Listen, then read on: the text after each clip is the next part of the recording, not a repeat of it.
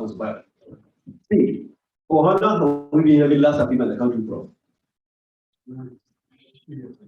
If this disease affects Europe, we can have vaccines.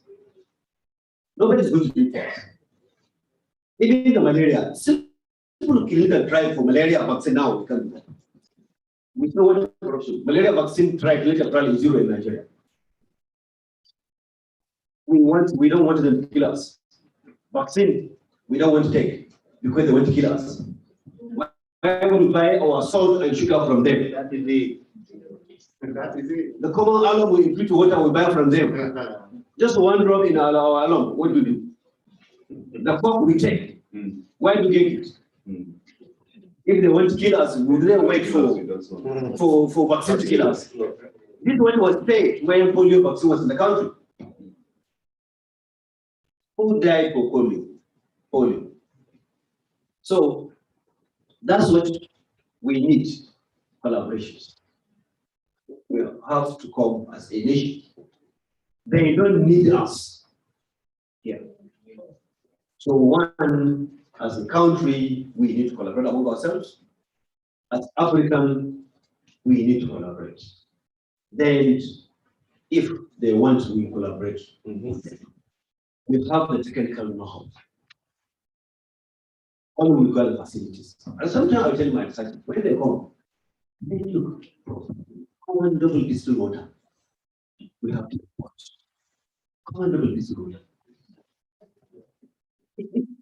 I was reading our chat in our group for vaccine. We're meeting tomorrow or next tomorrow. They were trying, okay, let's put from filters to get to a double distilled water. I thought our undergraduates, we have more than that in all the laboratories in the universities. Why are you going to look for? Remember your times in Zaresa. When this is what I can't understand. And we say we want to compete with them. Let's sit down, look at our diseases, define ways of how we can manage our disease, and probably then we start looking to them. Diseases that affect only us, nobody will do anything. Yes. Even the malaria vaccines, they realize there's money in it. That's what. Which one too? So we have the resources, the expertise, the experience, all of these tools together to survive as a nation, to be ready for the next pandemic. Then the palliatives. We must be transparent in managing the palliatives and also to be transparent in managing the fund that I suggested we shall have as we plan for emergency.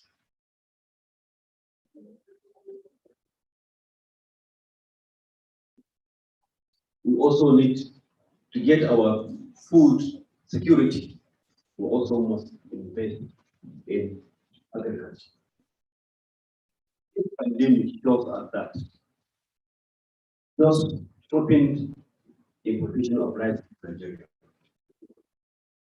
If Nigeria can produce the rice will come one of the nations. Up to tomorrow, why rice? I think one time government should go and say, please, let's not import anything. Let's eat sand and die if that's what we want. We need somebody who will force us to do something. We really need that skill. Current no longer work for us. Next slide, please. Please. We say this next slide. Thank you for listening.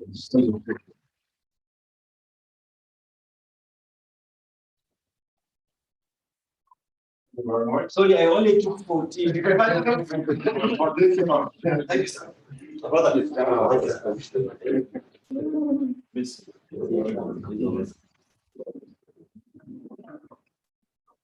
Thank you, Professor Bills, the VP of Mandafolio University, for that brilliant presentation. We did not expect anything less. Please, when we go for conferences, we go so that we share ideas. We learn from them. We also teach people. Only rubbing our minds. We learn from one another.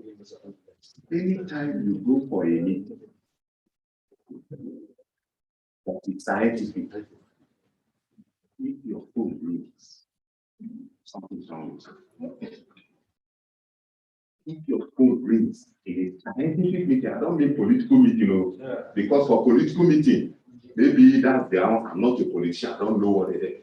But the ethics of a scientific meeting, if your phone rings, something is surely wrong with you.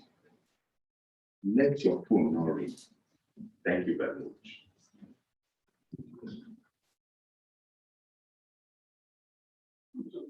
Thank you, Prof.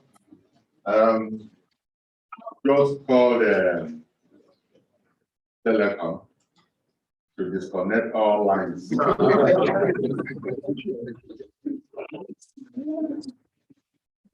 you, Professor Bibis, for that presentation. I couldn't stop my VC too much from I couldn't rush him too much, but I hope we'll enjoy it. Very well, very well. Dr. Samuel Egeye is around. Is he around or is the representative around? It's online. Online? Yes. Oh, okay then. So it means I have to bring him on. I don't think I have this profile here. It's there.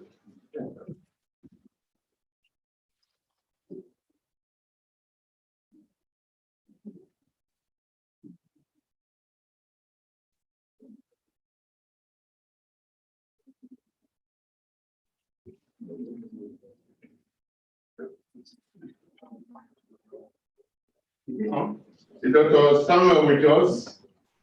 Yes, I am with you.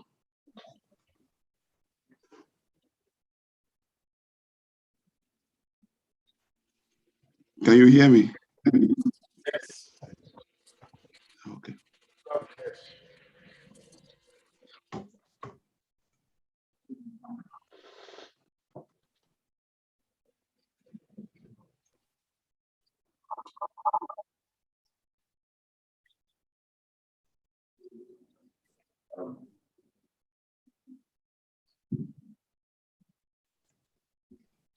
Okay, can we go on?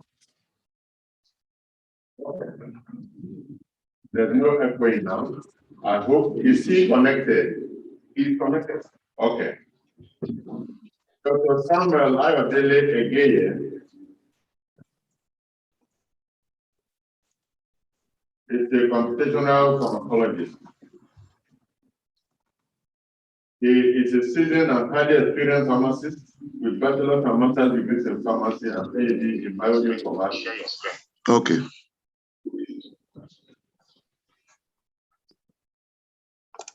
He also has a postgraduate diploma in clinical research and drug development from the University of Basel, Switzerland.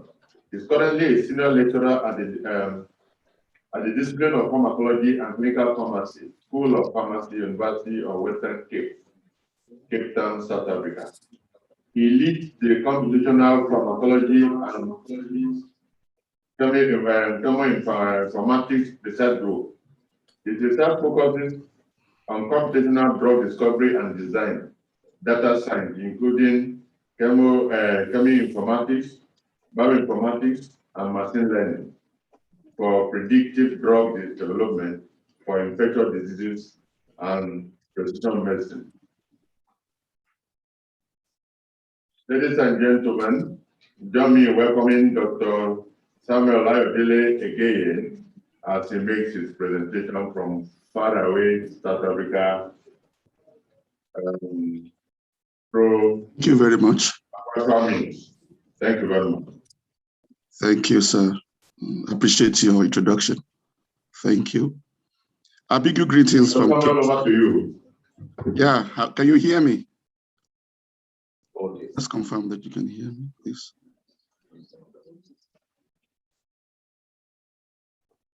Hello, can you hear me?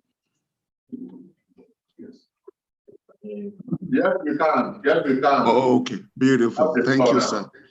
Thank you, sir. Okay, sir. All right, thank you for the kind introduction. Yeah, thank you. Thank you, Professor Martins, for the opportunity. I bring you greetings from Cape Town, South Africa. and I want to appreciate the organizers for giving me the opportunity to share a few thoughts with you. Okay, so in the next couple of minutes, I hope to talk about bioinformatics and natural products R&D and how that can enhance drug discovery for COVID-19. Just a brief outline of what I'll be talking about in terms of looking at natural products in drug discovery. Take a look at SARS-CoV-2 and the COVID-19 pandemic. Then I will delve into the drug discovery pipeline, comparing the traditional and the modern approaches. Then I'll look at bioinformatics and what it has done to change the landscape. Now, natural products, as we all know, it has contributed significantly to drug discovery over the years. In the slide that I have, I show a graph that shows from 1981 up to 2019, the contribution of natural products to the amount of drugs that were being approved by FDA, either as natural products themselves or as derivatives from natural products. More interestingly is the fact that natural products offers significantly new pharmacophores that have this unique stereochemistry that allows them to interact with biomolecules. So you have this, the ability to cause activities by interacting with biomolecules, especially in disease states. If you look at the space of COVID-19 in terms of the research that has gone into the use of natural products, just a quick search on PubMed using the search term phytochemicals revealed that in between 2020 and 2021, you could see on this graph the amount of research or publications that have come forth from the use of phytochemicals as one of the remedies to treat COVID-19. And a recent publication did a review, and they concluded from that review that there's enough level of evidence right now to start having some clinical discussions about the potentials of using natural products as adjuvants for the treatment of COVID-19. So SARS-CoV-2, of course, has been presented by many of the eminent professors in this meeting. Is something that has come upon us and that has brought the COVID-19 pandemic. And this stats is from as far back as 13th of October when I got the stats. But the most important thing from this slide is just to confirm that we have a pandemic upon us, and there's no denying the fact that this is here. And of course, the virus responsible is the SARS-CoV-2 virus, which is from the family of the coronavirus. Corona, because they have this unique spike, the word corona from the word coronation, because of the spikes they have on their head. And they use this spike to interact with the human receptor to gain access into the lungs. And they've been, of course, implicated in so many symptoms. I'm not going to go into the details around that. So on this slide, what I just want you to appreciate is the fact that if you've been in the drug discovery, you will have seen this slide. First and foremost, that the cost of getting a drug to the market has been estimated about 1.3 billion. Well, it's the value may change, might vary because depending on your source, but let's just take that as it is. But one important thing is that the process is a very, has very high attrition rates, and one of the key things that are responsible for the failure of drugs along this pipeline has been issues around toxicity, issues around efficacy, and issues around, we are not having a first-in-class compound anymore. Some of the compounds we're getting are the same class, so we're not really getting a breakthrough within that space. So the question now is, how can the pharma industry de-risk this process and actually get first-in-class products or drugs into the market? And I think that is one of the contribution that bioinformatics has brought into the space. Now, traditionally speaking, when you have a disease condition, you have or a biological system, what we usually do, you take a compound, set of compounds, and you screen it against that biological system. And from that, you get heat. And from that heat, you try to refine the heat, get lead compounds. You do a series of in vitro assays around your PK, that's your pharmacokinetics parameters, to try to optimize that compound. And that can go on over some sort of iteration for some time. Eventually, if you are able to succeed around that, you will have a candidate that you might want to take into clinical studies. Okay, now, with the advent of bioinformatics, that has changed that traditional approach. So what is bioinformatics? It's basically a specialist field now that combines biology, mathematics, computer science into this modern biological research. So basically it looks at your epigenomics that controls the opening and closing of your chromosomes, your genomics, which refers to the genes itself, the transcriptomes are the mRNA that are transcribed from the genes, the protein that are expressed from those transcripts. And of course, those proteins also interact with some small molecules within the body called metabolites. So if you look at all the information around this and designing the informatics, the data analytics, and the data storage around all this information we get from these fields, give birth to bioinformatics. Now, why is it necessary? Why did we start this subject? If you look at the genome, let's assume an hypothetical genome of an organism contains 25,000 genes. And if you look at the same organism and look at the proteome, I'm referring to the amount of proteins in that particular organism, it might be in the range of over 1 million proteins. Now, if we know the central dogma of molecular biology that tells us that every protein is expressed by, is from the gene, this doesn't make any sense. There's some proteome complexity here. Even looking at the transcriptomes, transcripts that comes from that gene is far no more than the genes. So how do we make sense of this? And that's what bioinformatics comes to do, trying to tie in each protein to the gene. And beyond that, looking at the role of each protein in the biochemical processes within an organism. Now, if we have that knowledge, we are specifically around functional genomics analysis, we can now approach drug discovery in a different way. Rather than screening a biological system and throwing things at it and getting a readout, we don't know what the compound is eating. We know it eats something, and we can now optimize based on that. Now, from functional genomics, we have a better understanding of pathophysiology.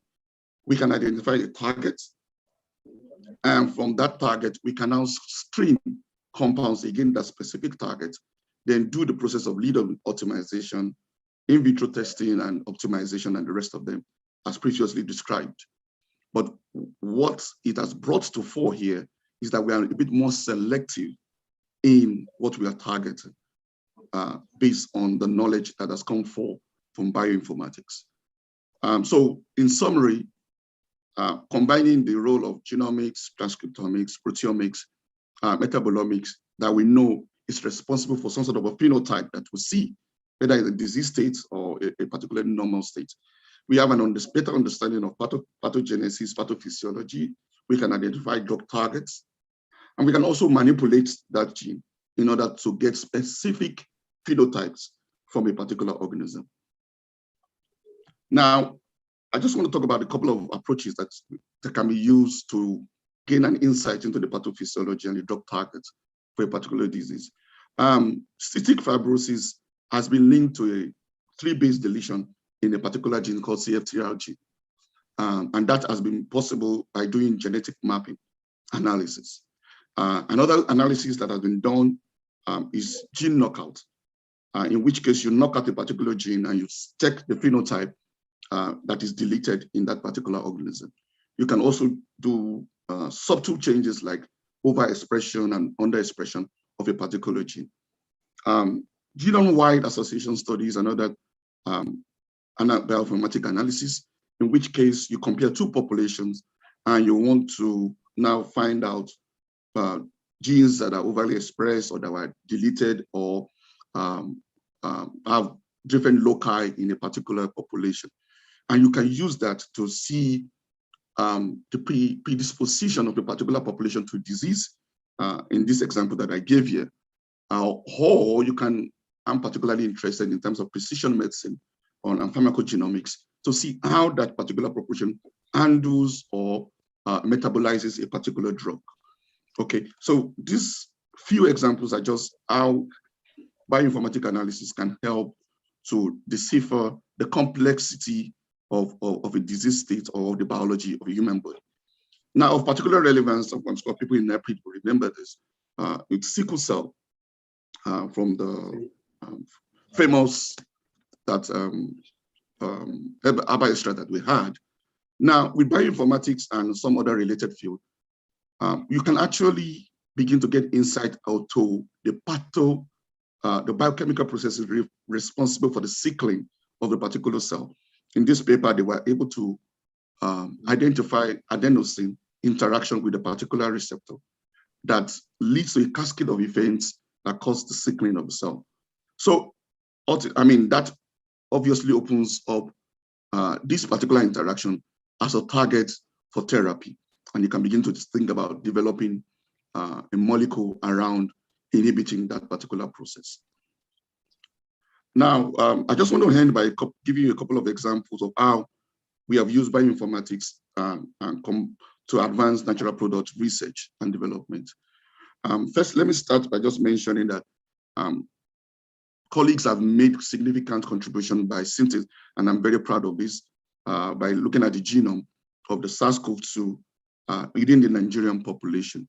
And this is quite novel and is quite commendable in the sense that we can now have a genetic mapping of the virus within our population. Then we can trace and we can map the spread of the pandemic within our own population. We can see the mutations within our population. And also we can also begin to do research around developing vaccine within the population that we have. A couple of years ago, what we have done is we were interested in looking at natural products, the phytochemicals within this natural product, and to see what are the chances for these phytochemicals to be developed into a drug. Can we find natural phytochemicals within our herbal remedies that are most likely to succeed within the drug development pipeline that I showed you? And because we know what it takes for a drug to fail, we know what it takes for a drug to succeed. So what we basically did was to, curate all those phytochemicals and profile this based on those factors that we know. And we are able to now develop some sort of a prioritization strategy that says, if you look at this phytochemical, it's most likely to succeed because it has this will fail because it has that. Then we can also propose optimization strategies to those phytochemicals in order to improve them and increase their chance of success along the drug development pipeline. At the beginning of the pandemic, there was issues around mask and the appropriate mask to wear. So in collaboration with some colleagues in South Africa, we use a natural product using in silico studies within the computer to design materials that can trap the virus based on the specific membrane that the virus has. And that was presented, and currently the agencies designing those materials in order to use them as face masks. Another thing that we've done is to use applied bioinformatics and natural products in nanomedicine. In this particular case, codlan, which is of course a sugar, polymeric sugar, was attached to a particular nanoparticle. And the idea was that this codlan has been known to stimulate a particular protein, and that leads to a cascade of events that causes immune response. And it can recognize specifically dormant states of Mycobacterium tuberculosis. And that way we were able to, based on in silico design, and computational studies shows the interaction of that particular nanoparticle that was designed with that particular protein. Then we evaluated that biologically and were able to stimulate an immune response to resting state Mycobacterium tuberculosis. With regard to COVID-19, what we've done in previously was to look at repurposing non-drugs. We've published that already, but currently, excuse me, what we're doing is looking at phytochemicals from that have been curated in various databases, and a lot of colleagues in Africa have done a lot of work in curating databases of phytochemicals from natural products. So we are screening those against the virus. Particularly, we are interested in stopping the interaction of the virus with the ACE2 receptor. And that's where we can reduce the infectivity of the virus. So we are currently doing this. It's not been reported yet. Finally, I just want to mention the role that artificial intelligence has played also in this harnessing the natural products resource that we have in advancing drug discovery. What we've done in the past was, again, to take natural products that have been tested, in this case, particularly against malaria, and we decided to say, okay, fine, can we use machine learning to build a model? And this model should be able to predict new compounds that will have antiplasmodial activity. Okay, and so we were able to do that, and that was published. And what the advantage of that is that if you have a new natural product and you're not sure of the bioactivity, and one of the things you can do is quickly run it through that model that we have, and we can tell you and profile and say, it will probably not have this activity, or it will have this activity before you go into the in vitro studies that you need to do. So I spoke about manipulating the genome. With the advent of CRISPR-Cas enzyme, it's possible to edit the genome. Now, if you think about natural products in the sense that these are products, secondary metabolites from very complex biosynthetic processes that is very difficult to replicate. And sometimes when we test about product, we find out that a particular set of phytochemicals are responsible for the activity we want. And they might not be in the amount that we want within that particular plant. Now, because we understand the biosynthetic way, and we know this biosynthetic way are controlled by the gene, we can manipulate the gene to enrich a particular phytochemical. And that has been done. We actually made a proposal to do some of these manipulations around a particular plant in South Africa.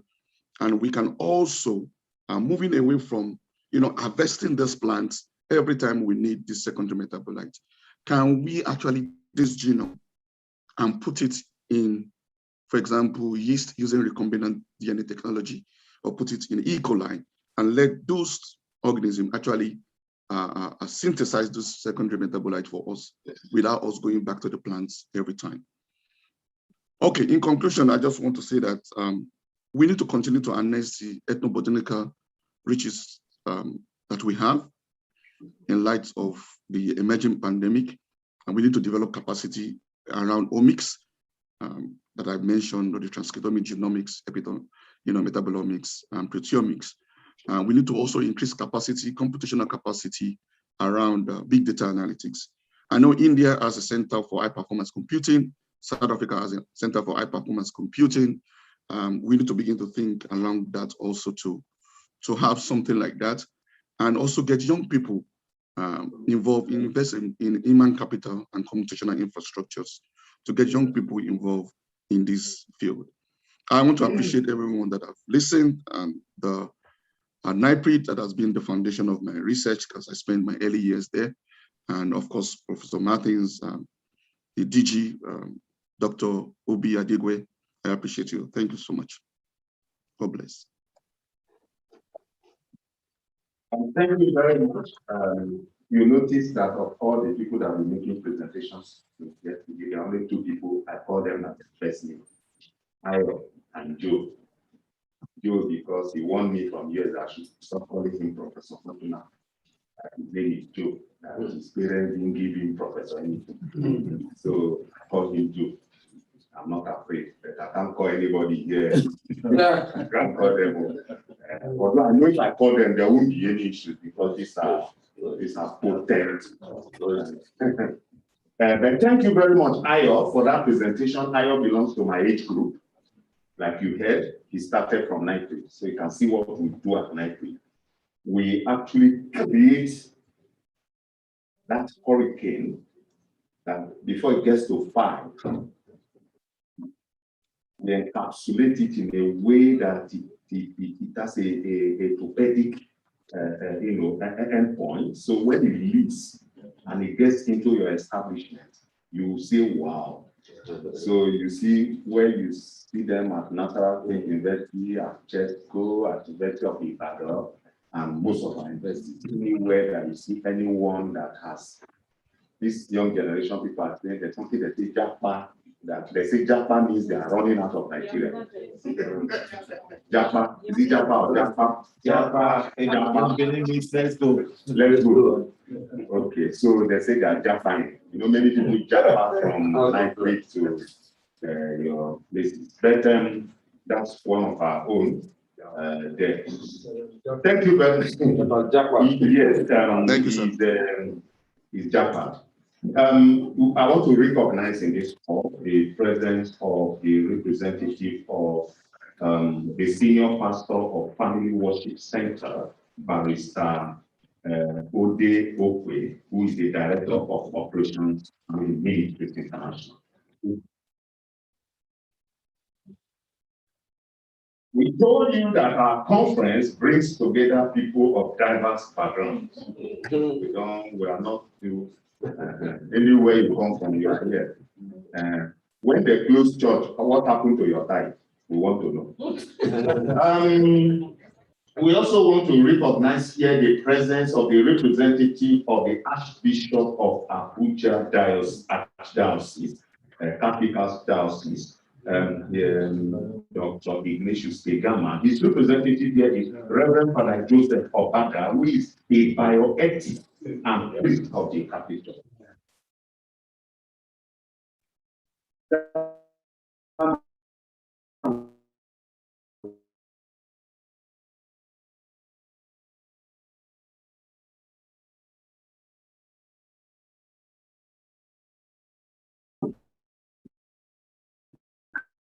Give me one second. I don't care if you like, you can laugh, but I'll say it. The only ambition I ever had was to become a Catholic priest. Catholic priest. You didn't laugh again. Yeah. Was to become a Catholic priest. So even in pharmacy school, while we were planning to, when we got to year 4, my ambition was to be a priest. It was in NYSC camp that I decided to be a priest again.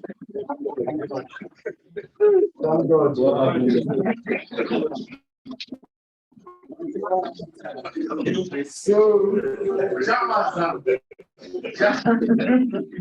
Professor, don't worry, say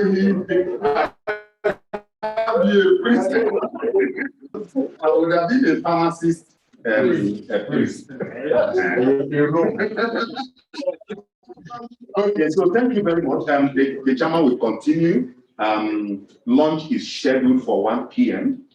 So prepare your mind, take a laxative, because what you notice that we refuse to give you water this morning. But I told everybody drink your water before coming here, because I don't want anybody to come and drink water here and not be able to eat lunch. Yes. So prepare your this is very well for your lunch. Lunch is scheduled for 1 time. Okay. Thank you.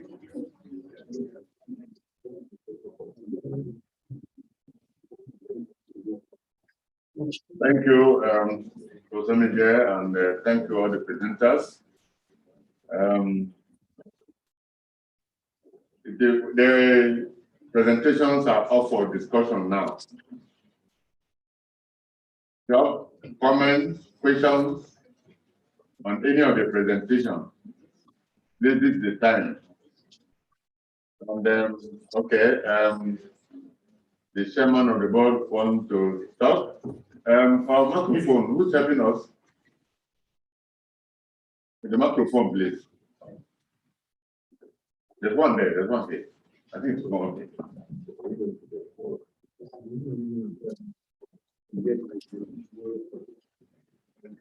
Sorry, please. Sorry, sir. If possible, when you talk, identify yourself and your institution. Then, if possible, tell us who you are directing the question to. But if you don't want to direct to anyone and you want any of them to comment or a cutting thing, you can let everyone go around. I mean, you can let it loose. After the chairman, then I'll start appointing others. I'll give you numbers. Should I give you numbers now? The chairman, okay. 1, 2, 3, 4, 5, 6, 7. Yes. Somebody was saying, I didn't point to you. I'm going to fight over number with somebody. 8. So please make it as brief as possible. Be precise, please. Thank you very much. Starting with the chairman. Thank you very much, Mr. Chairman. Let me start by, on behalf of the board of NIFRIS, to appreciate the DG and the members of the committee that put up these beautiful scientific conference that we're here for today. And I would like to give a special thanks to Professor Martin Seneje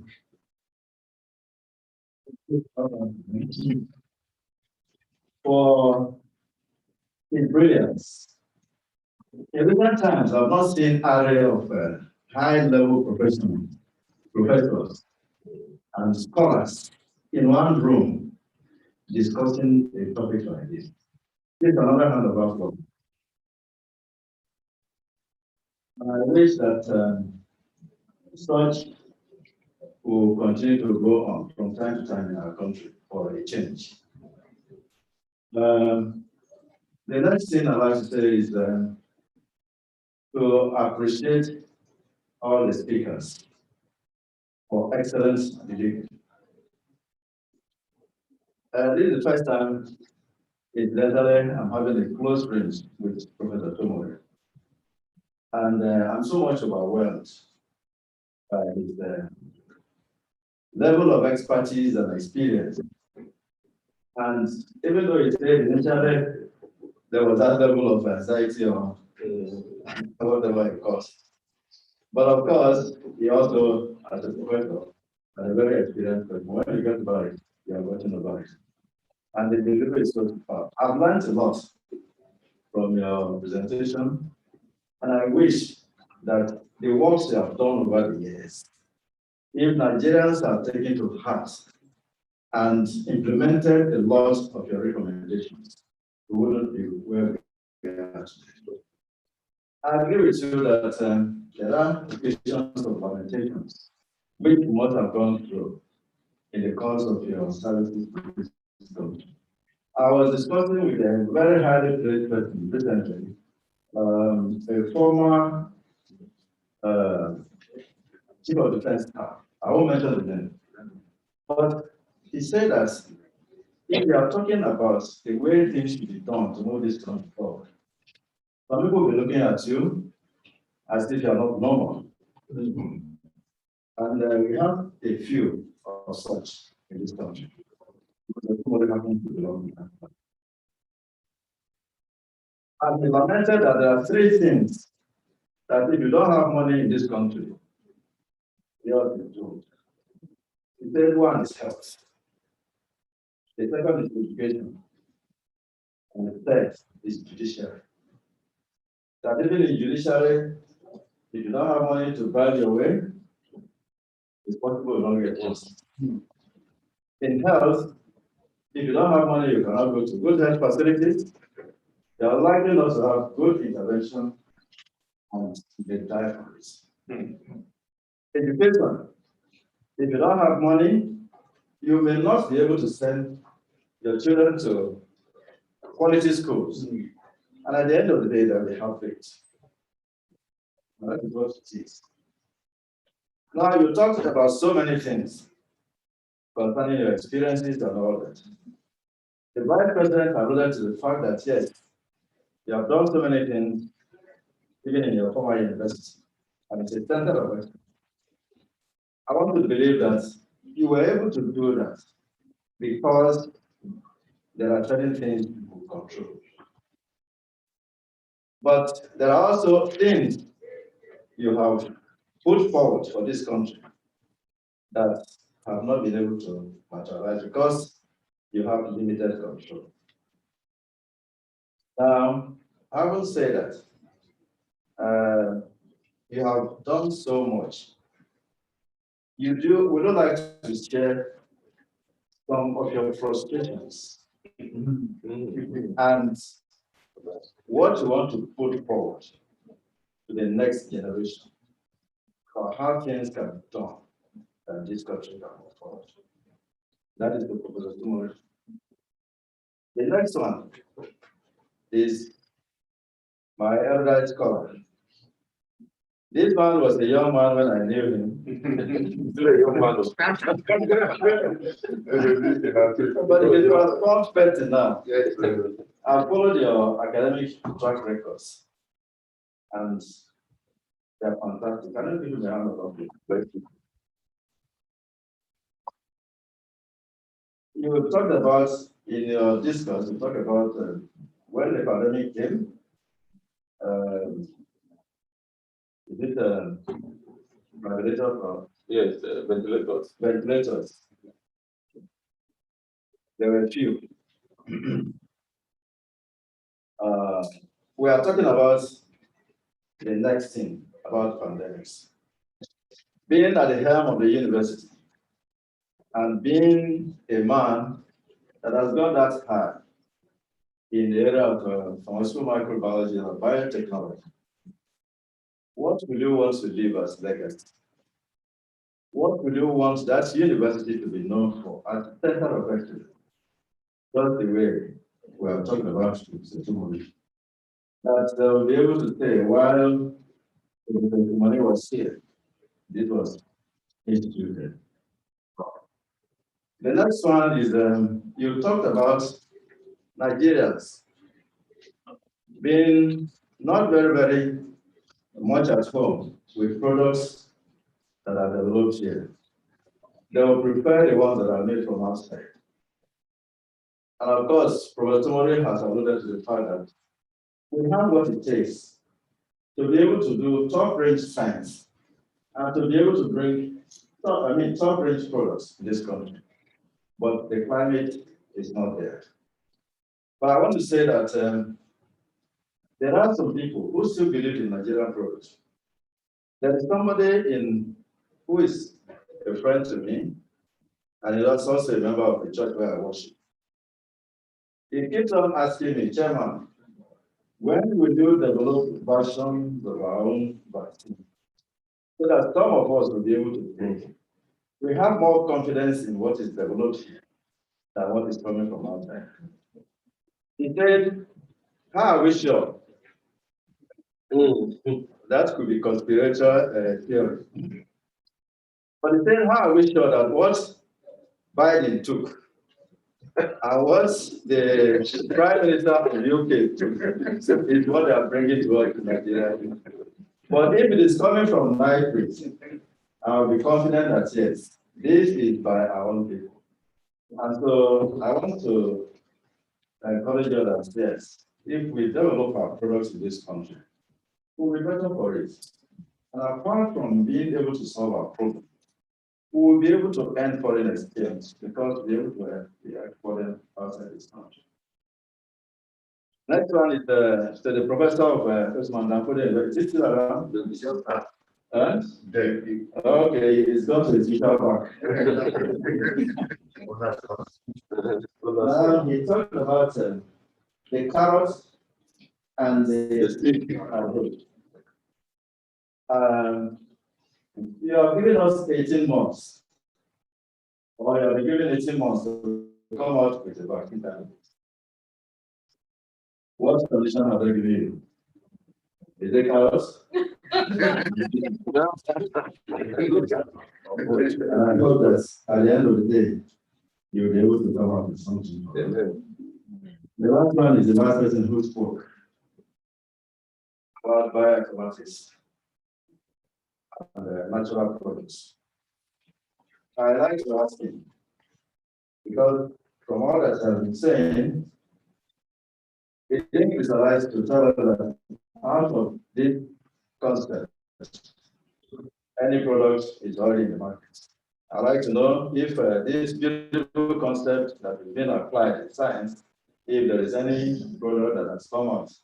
And if yes, being somebody who loves nitrate, nitrate is a center of excellence in Africa. And I want you to deploy that technology so that you can collaborate with nitrate, that we can also move forward. I will say that I'd like to thank all the speakers. And in particular, I also want us to give special respect to Professor Tumori.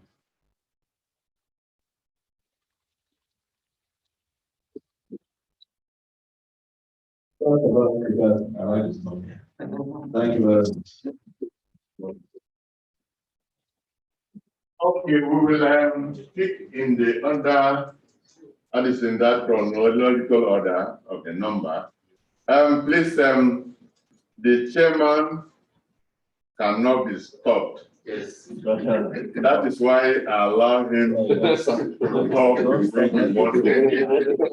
I have his authority to stop you if you are going too far. So please keep it to 1 minute, 90 seconds. 1 second. Please. Because they told me that once it's, you are not, to the way we're supposed to be taken along by 12:45, you can no longer enter. That's what they told me, and I don't know how true that is, but let's not tempt them. Thank you very much. And we also want to acknowledge the chairman for his scholarly contribution. Chairman, they are happy for you. It is not all chairmen of boards that will talk in just a scholarly manner. In fact, to even to have participated with us throughout yesterday, he was here. Yes. Since from morning has been here with another member of the board. Some board members will only come because they wanted to see the vice president, and as he's going, they are living with him. Exactly, sir. But he has been here to see the discussion, to hear the discussion, and you know, be able to interact and see the problem. Yes. So thank you very much. Okay, and that is very good. Thank you, sir, and thank you, board member. Thank you very much. So over to you. Okay. Good afternoon, everyone. My name is Moise from Lagos University Teaching Hospital. I want to appreciate every speaker.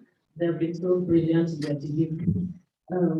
One thing I discovered that everyone talked about, everybody touched, was the fact that our problem is our problem. If we don't rise up to what our problem is, the reason why we have vaccines coming into the country is because they were affected. And it touched the economy and everything came down. So that's, they have to rise up to that. We have our own diseases, Ebola, Lassa fever, and all that. Everybody has touched on the fact that we have the resources, we have everything. My question is, are we still going to discuss here and then we will not rise up to the challenge that we have before us? What are we going to do? Silent directed to Professor Tom, since everybody touched on the thing and everybody is not going to answer the question. What do we do going forward from here that will step out of this place and we're doing something realistic on ground? We're not just hearing and taking the knowledge home, that we're not filled with knowledge in our heads and then In the next 20 years, when I hear 60 years, we have not done anything. That means we're 60 years behind. I mean, we have been 50 years, we have not done anything. Going forward now, what do we do to make this thing a reality? So that we don't just keep talking and then putting our heads in knowledge. Thank you very much. so very much. Number two, number three. Good afternoon, all. I want to just appreciate all the journalists. Identity. Okay, I'm Delia from this University of Africa. My question goes this. There has been the occurrence of several viruses, from the flu to the Lassa to the HIV and the coronavirus. And most times, this virus come in state of 3 years, 4 years, and the like. And then a few times when we have them, they go from being an epidemic to a pandemic. And each time we have them, there's always this community spread of the virus.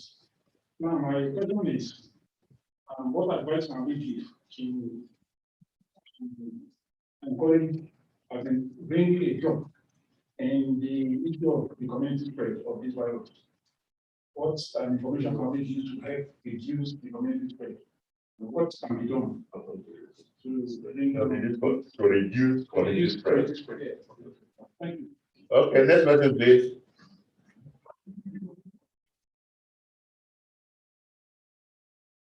I think the time you are talking is the best time to have your mask on.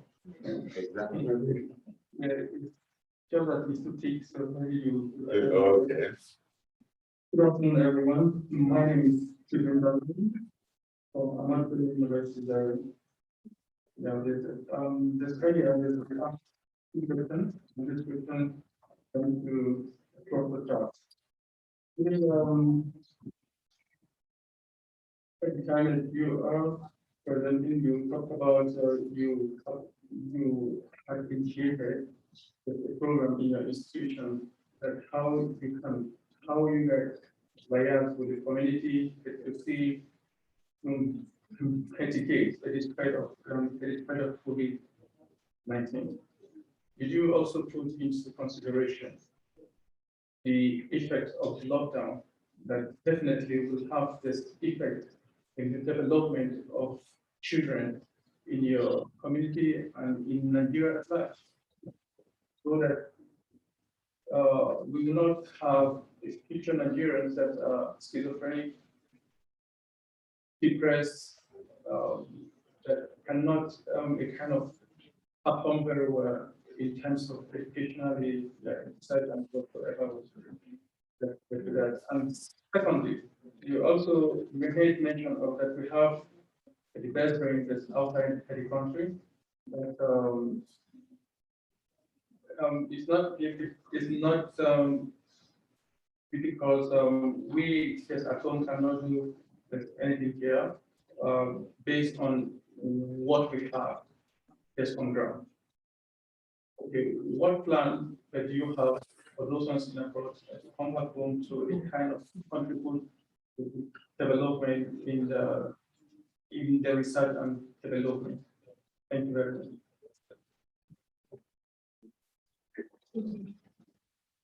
Thank you very much. Good afternoon. I think I'm privileged to be in this conference. I want to thank Professor Martins for making this point. I know he wrote me the first time on Shakespeare.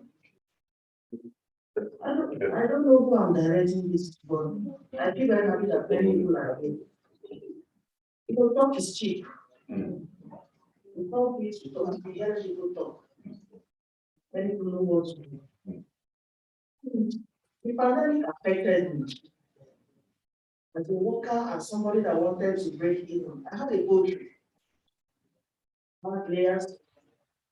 I used to have 13 to 14 crates of eggs every day.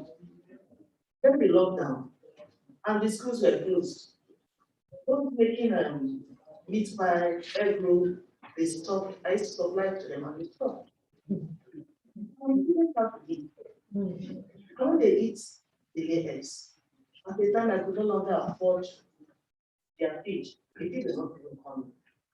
If I was the government worker, I would have suffered. But there were those that depended on that for their livelihoods. And up to today, I don't have one single fowl in my house. At the time, they stopped feeding well and they stopped laying. And it was a problem. And I was looking for people to give. But I needed money. And up to today, that poultry I used to have 800 chickens, there's no single fowl in it. And we're talking about health beyond COVID-19. I see a lot of things coming out. Because in that house where I live, I see people writing things on the background. And these are the same people that eat rats. And then the headers will come as complete. I was very happy during that and then because something happened. We used to have a lot of land and people, instead of staying indoors, they were farming. But all the gains of farming and everything went because the cows will come and eat up. And it was a big problem. And everybody went back to square one. You know, there is no, I'm convinced that there will be the outbreak that will not involve everybody because of the way we dry our food. On the background, all the alcohol, everything is on the, even the melon. And at the end of the day, they get to the market. And the health officers are not even for that. None of us buy it from there. So if anything comes up, it will go around. And we want to talk about science, go to the lab, go to the lab. Most of the time, we don't have light. And even the more something that comes to the parastatals, they go into fueling the generators, maintaining them. And it is a problem. So much as they say, go and do science and then go and do it. I'm happy that we were lucky that this affected everybody, that people could no longer go abroad for medical treatment. That was why they had to, that was why those hospitals came up. If it was a local problem for those of us, the lesser mortals would have suffered. And as everybody was talking, I thought about children. The popcorn can no longer hear the falcon. Things fall apart. Fall apart, I will have fallen apart. The gap is widening, whether we like it or not. If there's any other health problem that will come up that will affect only the lesser mortals, we will speak about. Those that can afford to go abroad, we will. So I want us, I don't know who is here that will talk about how we drive it on the ground. I don't know who is here that comes from such community. Let us evangelize them and make sure that outbreaks that will lead to epidemics that will not be pandemic will not kill people in Nigeria. Thank you very much.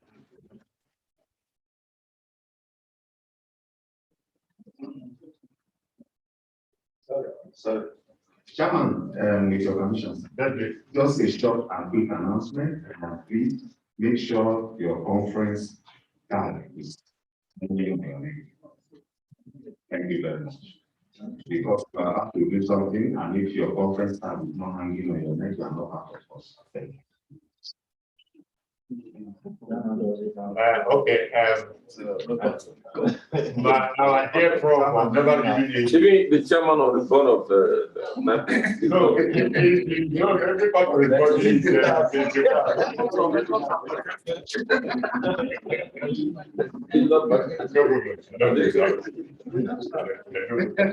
Okay, please. Thank you, Chairman. I'm Patent of Medicinal Research and Traditional Medicine, 19. I'd just like to buttress what Professor Beauty said. We've been saying, thank God, we lost Nigeria. That's why we don't have much death and all that. What if there's another pandemic? What are we really prepared? I'm saying this because we say the Western world, yes, they are giving us vaccines because they want to protect themselves. And I want to give an example of the United Kingdom. Like last month, before they change their policy. If you go to the UK, you are going to do 2 tests, at least 2 tests, on your day 2 and on your day 8, while you quarantine for 10 days.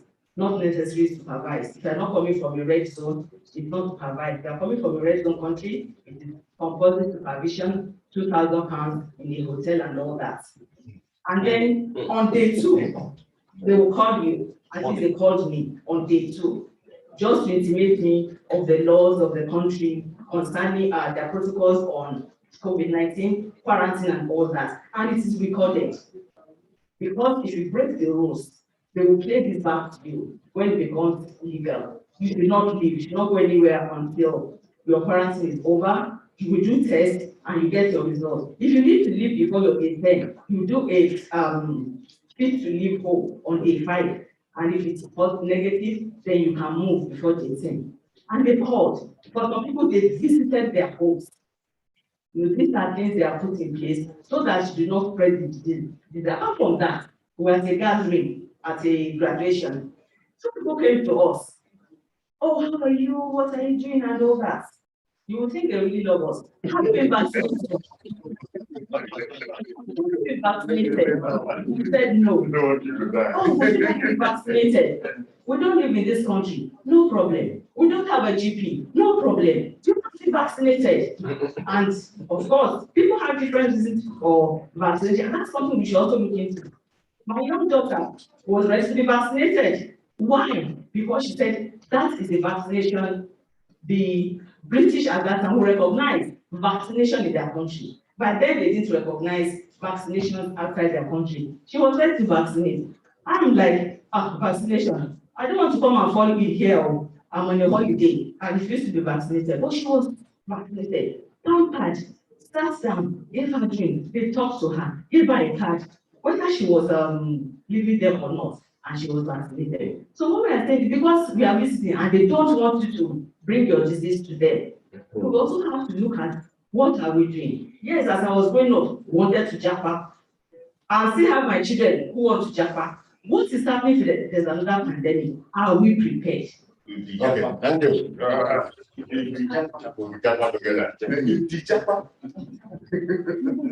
Good afternoon, everybody. Thank you very much.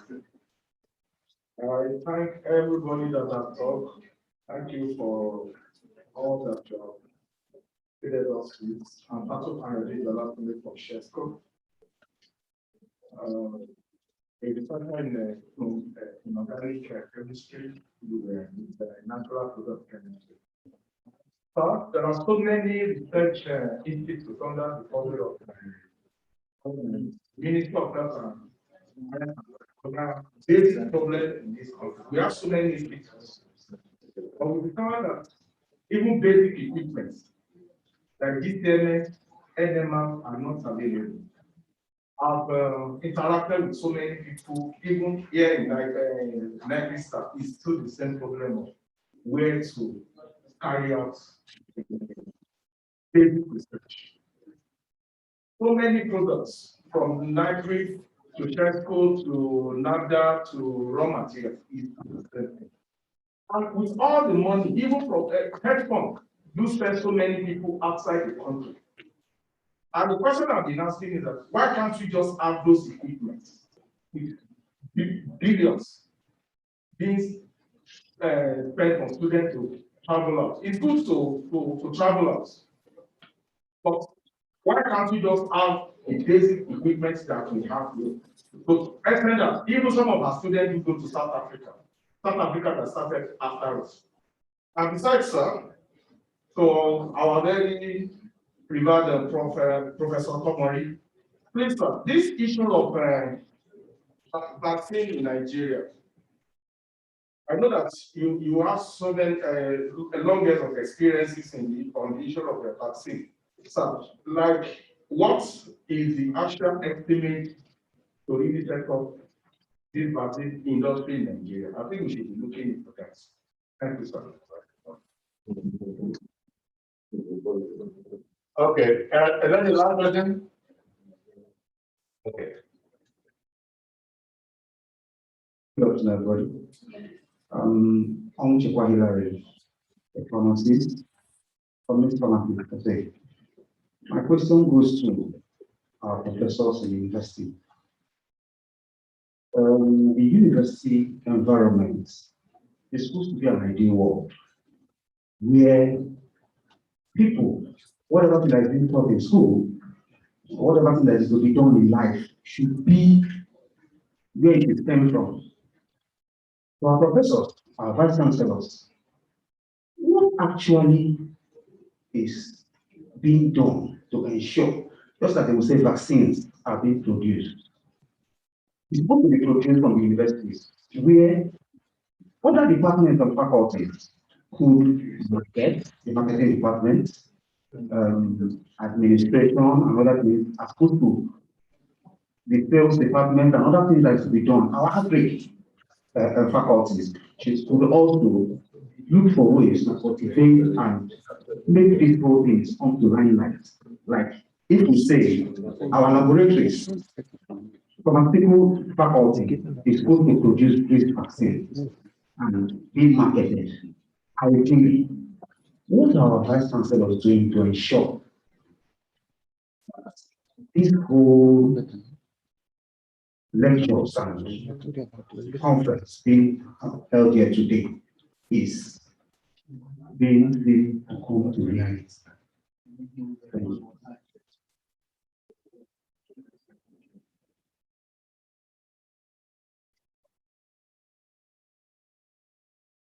Good evening again. I have a comment, it's not a question, and it goes to Emeritus Professor. I think days or weeks ago, the World Health Organization announced that the malaria vaccine was not accepted for use. And the World Malaria Report showed that a quarter of the world's body of malaria is contributed by Nigeria. Also, if you look at the history of the development of the vaccine, most studies were done in countries that are not as burdened with malaria as we are. We discussed this a few days ago, ASICC-19, and it was not very palatable. The country, ministry has announced that they are ready to secure. I know that at my level, I may not have the opportunity to be at maybe high-level meetings where constitutions is taken. But I believe this international conference gives some of us a voice to air our opinions. And I think, as I would say, as policymakers here, we should be stopped and we should take a stand on what we want to do going forward, especially with regard to this vaccine. I feel that we should, moving to just right for time, well, not very perfect. So any solution will be good enough for us that, we'll take the vaccine even without long-term studies and all that. But malaria did not take us by surprise. And it's not a disease that will kill indiscriminately without the vaccine. So while we still pursue treatment among our population, I think we should insist on doing proper studies in the country. We should not just be in a rush to try and start to use. Do studies while we see how we can domesticate this vaccine for use among our population. I think doing so, I think it's a test for us to know how we can, react or respond to other health challenges they have. Thank you. I think that's the last. Yes, Chairman, sir. Yes, please. Before my chairman takes over with his panel, let me just say that maybe one of the things that is yet to be clear to some of you, because today we will have a full day tomorrow, so I need to say this so that you can prepare your mind. I know that most of you here, or many of you, or some of you, when you go for conferences, you may be going there with some bitterness, you want to go and these people, they are having conference because they got some money to spend. It's false.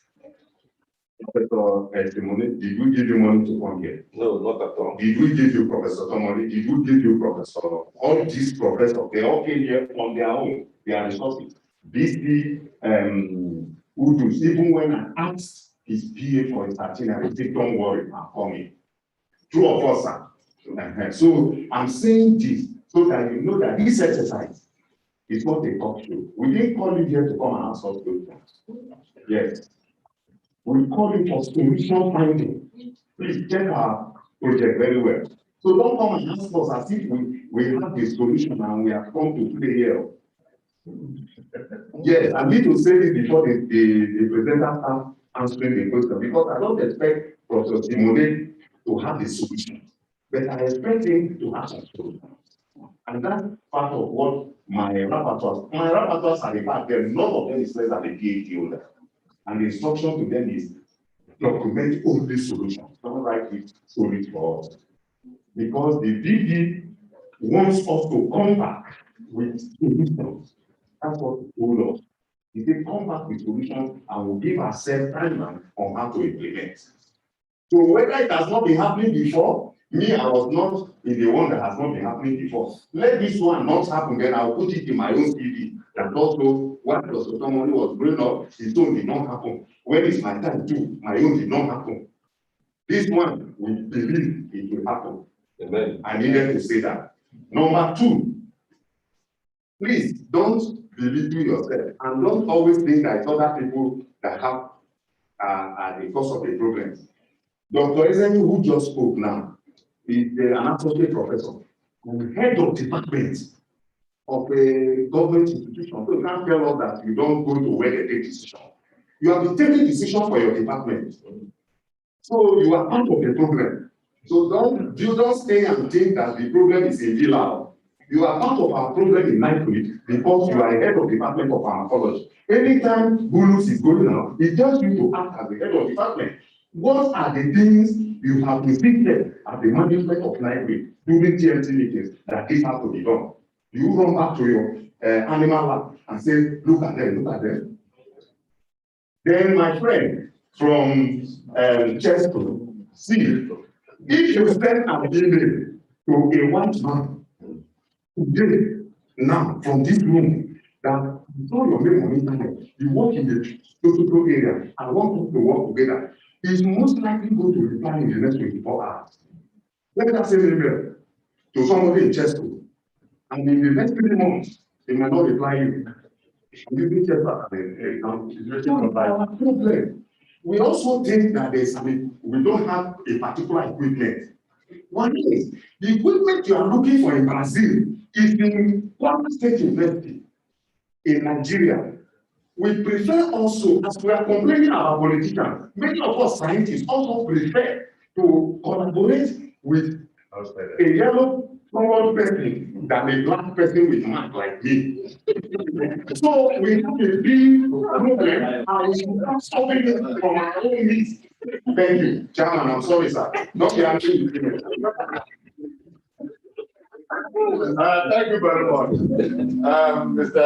Professor MJ has summed it up. Our problem is a national problem. It's a systemic problem. It's not caused, I would say, not by outsiders. If outsiders are able to infiltrate, it's because we have allowed them to infiltrate. I used to work in BOM. BOM was established in 1927. And up till the people, the crop, okay, how will I call them? I don't know how to describe them. They were producing vaccine, but the animal vaccine and exporting to the whole of African continent, and sometimes beyond Africa. But then, on an increasing basis, as Nigeria continued to get older after independence, the production continued to reduce until it is virtually zero. The same thing with 18 Yaba or the other place that is producing human vaccine. So our problem is system. What is fit in us that we can be very productive outside this country. And when we're in this country, even when we always complain of people in government, it is true that they may have their, in fact, they contribute to not making the environment conducive. But even then, as individuals, if we are doing what we are supposed to be doing as individuals, I think we should have developed much more than this. With that, I'll conclude a little bit to people who are spreading Gary around, on the road and everything. We used to have sanitary inspectors, and what other names you might call them, that will ensure that the environments are clean. You don't spread things around the road. But we don't, in this country, we don't develop forward. We seem to developing backward. What I thought is that they should have perfected those inspectory versions into something more modern, to be more efficient. But instead, I don't think it even exists anymore. I used to like soaking Gary when I'm eating beans. But for more than 3-4 years, I stopped eating Gary, soaking Gary, because when I think about the people handling Gary, where they spread them and everything, then I drank. So until I had to develop something. And one thing I developed was, and now they are already with my wife. You have to refry this Gary. So we refry and we are sure that they are still thank you very much, ladies and gentlemen. We are going to start with the person outside the country, the president, Dr. Samuel. Please, are you still there? Yes, sir, I'm still here. Dr. Samuel. Yes, sir. Okay, no question was directed at him in particular. One. Okay, there was a question directed at you. Yes, sir. Would you like to comment now?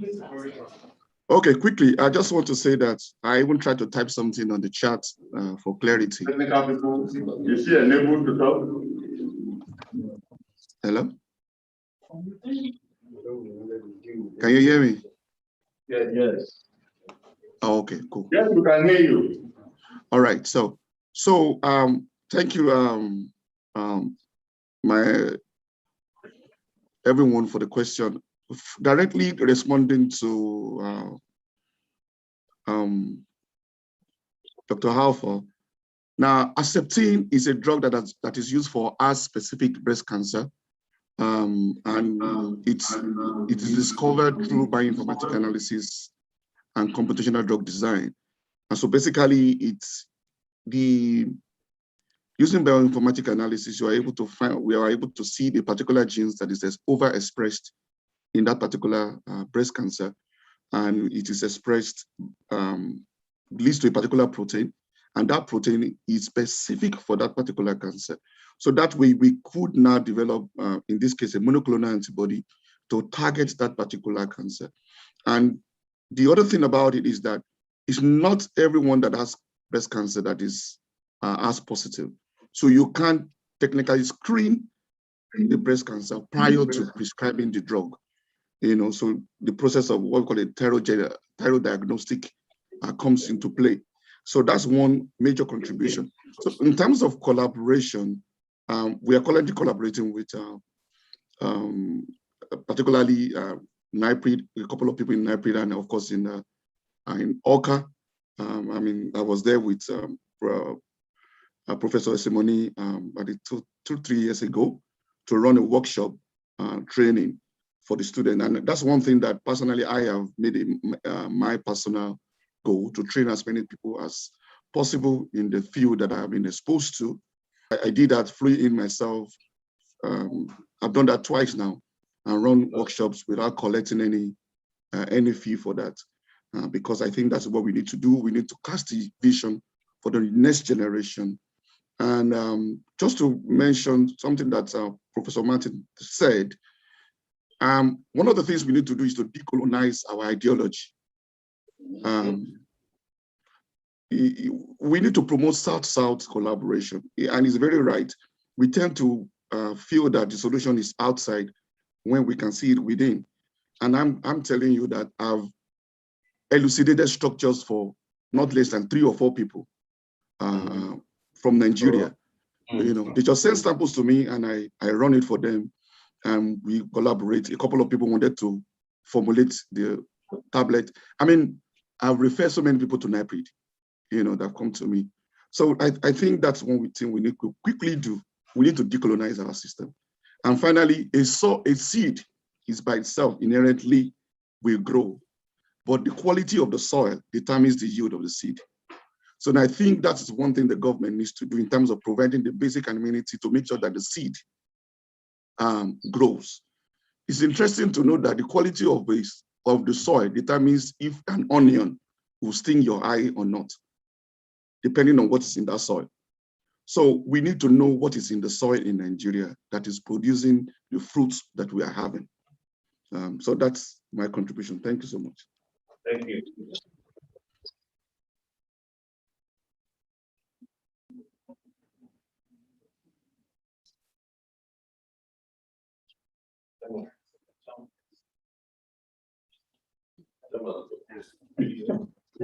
Yes, we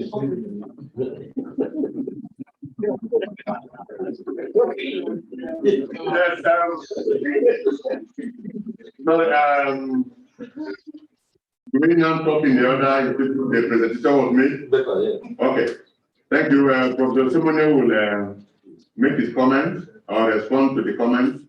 Then Professor Tomori, and then Professor Bibius. Please be as brief and as precise as possible. Thank you.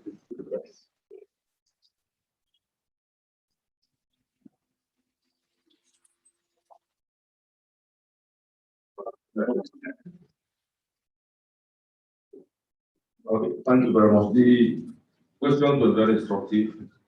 First, I want to start with our community area. The Tomori answered one of the very basic questions you asked. Those in diaspora, the ability to come back here honestly depends on what facilities we have on ground. Because if they come the way we are, they'll be frustrated and they go back. And practically, a couple of them have actually come back in my institution. Encourage a lot of them to come back. And after about 1 year or so, they'll go back because there are no facilities to work. And that is that bad. I have a collaboration with about 4 or 5 persons in the US. Well, I've been coming since 2009. Even the current DG of NAFDAC was one of my visiting professors in 2009 when I went to establish the Faculty of Pharmacy at ASICC-19. She was coming at that time for capacity building program.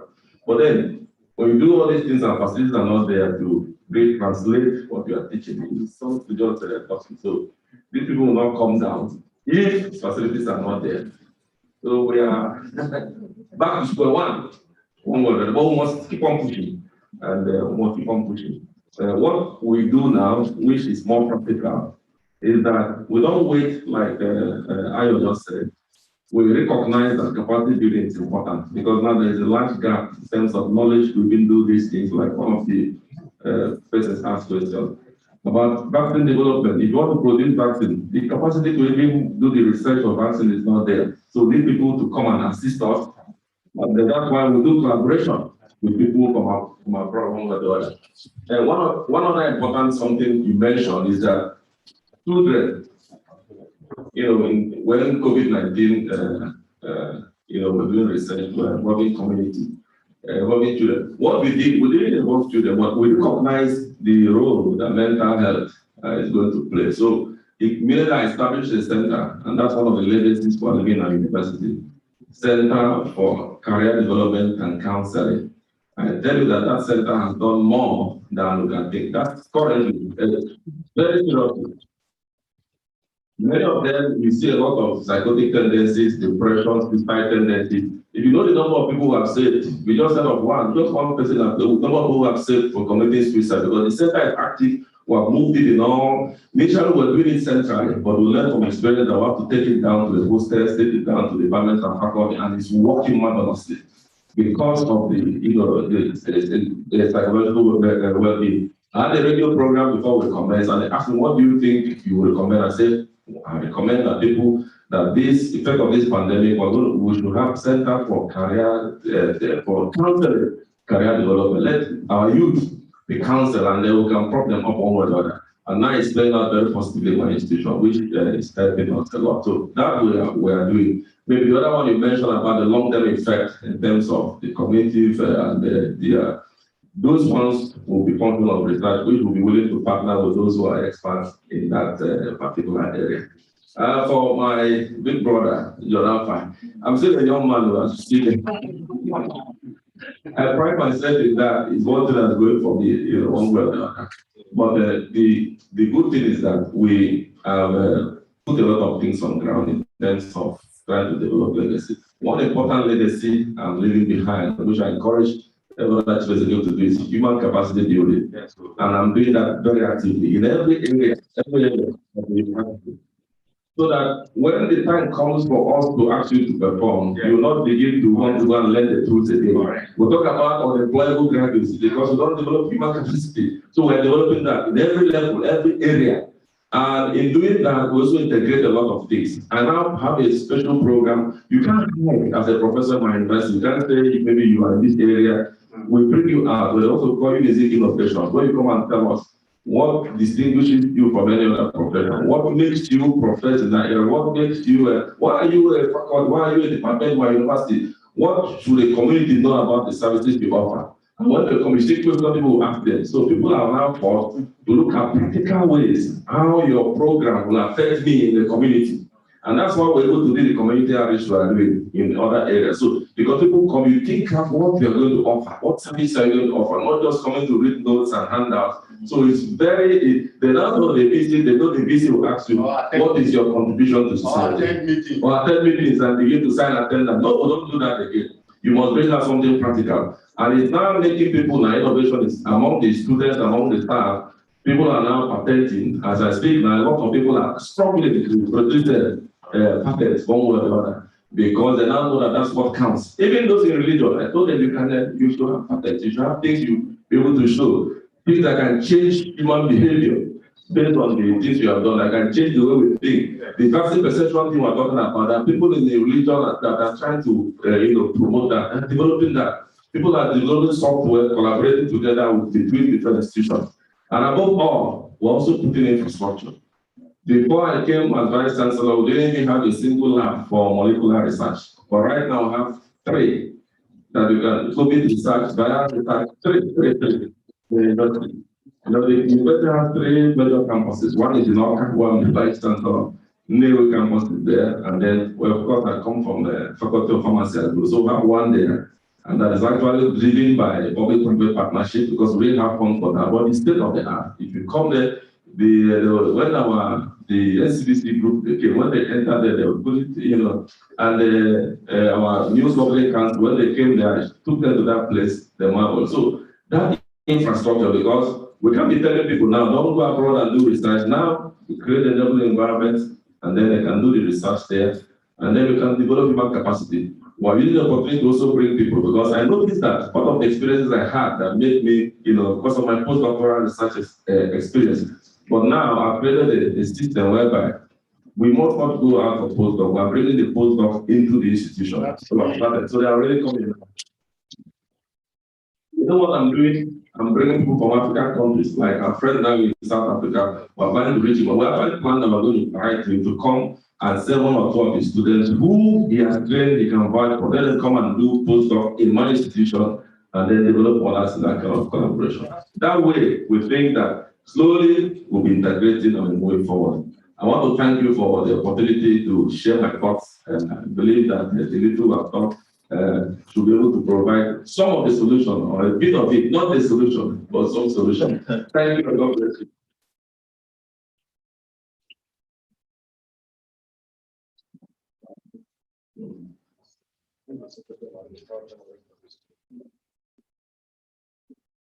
We thank the Vice Chancellor, Professor Simone, for that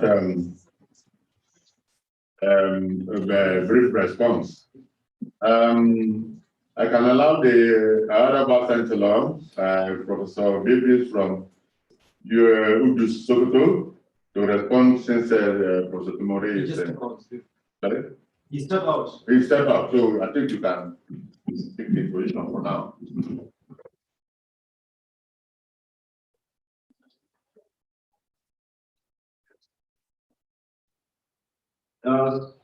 Mine is just a quick one.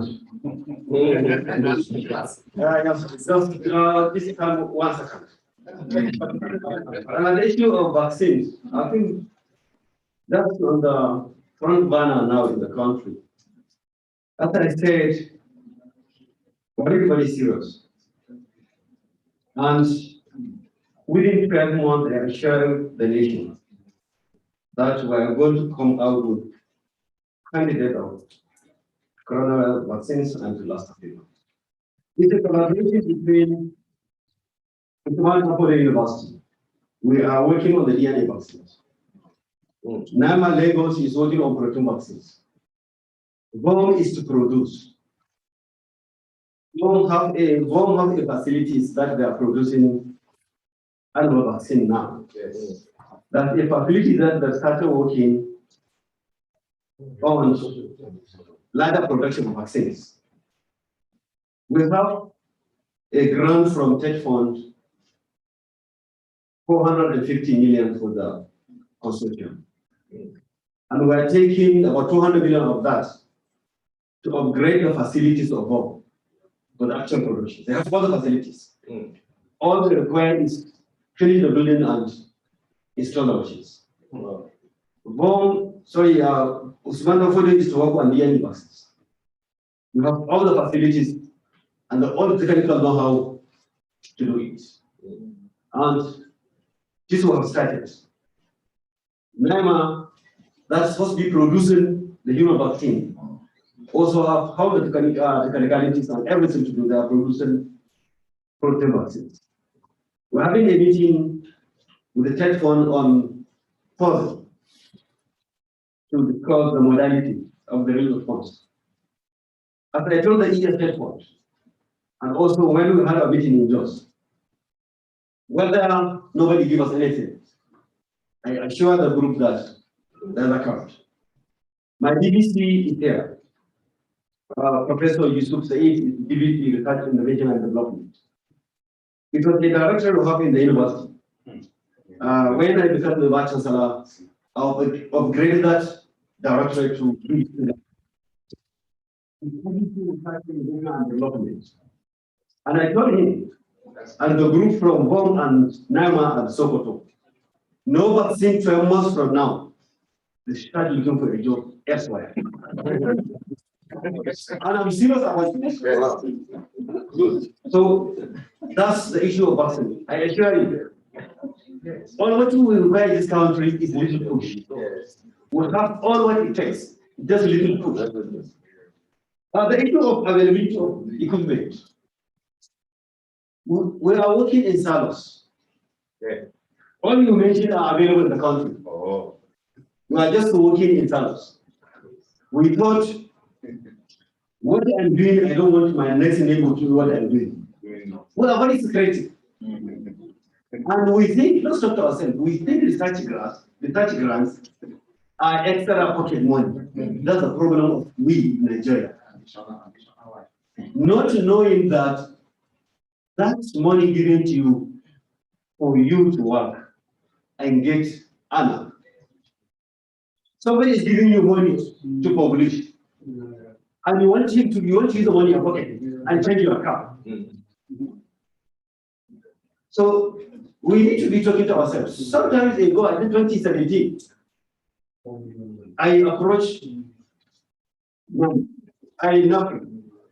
That let's have a workshop of all Nigerian scientists working on malaria. Let's work toward coming out with Nigerian medicine to malaria treatment, where being produced by Nigerian scientists from Nigerian laboratories. Unfortunately, we are able to do that before I finish my term as president, and all the former DG of also NAPRA. What we should do is let's work together. This is an opportunity for us to exchange addresses and see how we can work and collaborate. Everyone will be in this country working together. The issue of malaria vaccines. I'm sure Professor Our guy on the top, somebody will tell you. The malaria vaccine they are tested, Prof. I'm sure you know that a very big question mark. We all know that. The first malaria vaccine produced malaria vaccine. That's the big question. We can do it. We just need to be pushed to do it. That's what. We can do it. I assure you, if we want malaria vaccines, what is it in malaria? We can follow the evolution and mutation of malaria for a supplementary after that, and we can come out that. Norega vaccine is done at 1986. At that time, it has efficacy of only 40%. The mistake he made, he donated that to the WHO. And no patent. I wrote to a personal letter. I said, this year vaccine will not stay anywhere. Why not use your country if it can protect 20% of their kids? Because nobody is going to make any money out of it. The one I said now is only because of 20%. That will not be released to the market. It's also only 40%. And what have they done? This technology to produce vaccine, the RNA vaccine. So it has been with us for how many years? For decades, simply because it's being used for animals. Without Corona, tell us that this is also possible. We just need somebody to push us. That's all we pay. The 450 Tesla is given us. I told them, with that money, or without that money, that vaccine is coming. It's nothing in terms of it's nothing when you go into $8. Because we have the basic equipment. Between the three institutions, we'll have the basic equipment. We'll have the experts. The money is to you only to use for consumables. It's only in home that will leave their own to finish their buildings and install their equipment. I assure you, God willing, 12 months from now, we should be able to present to the nation the candidate vaccines from this collaboration.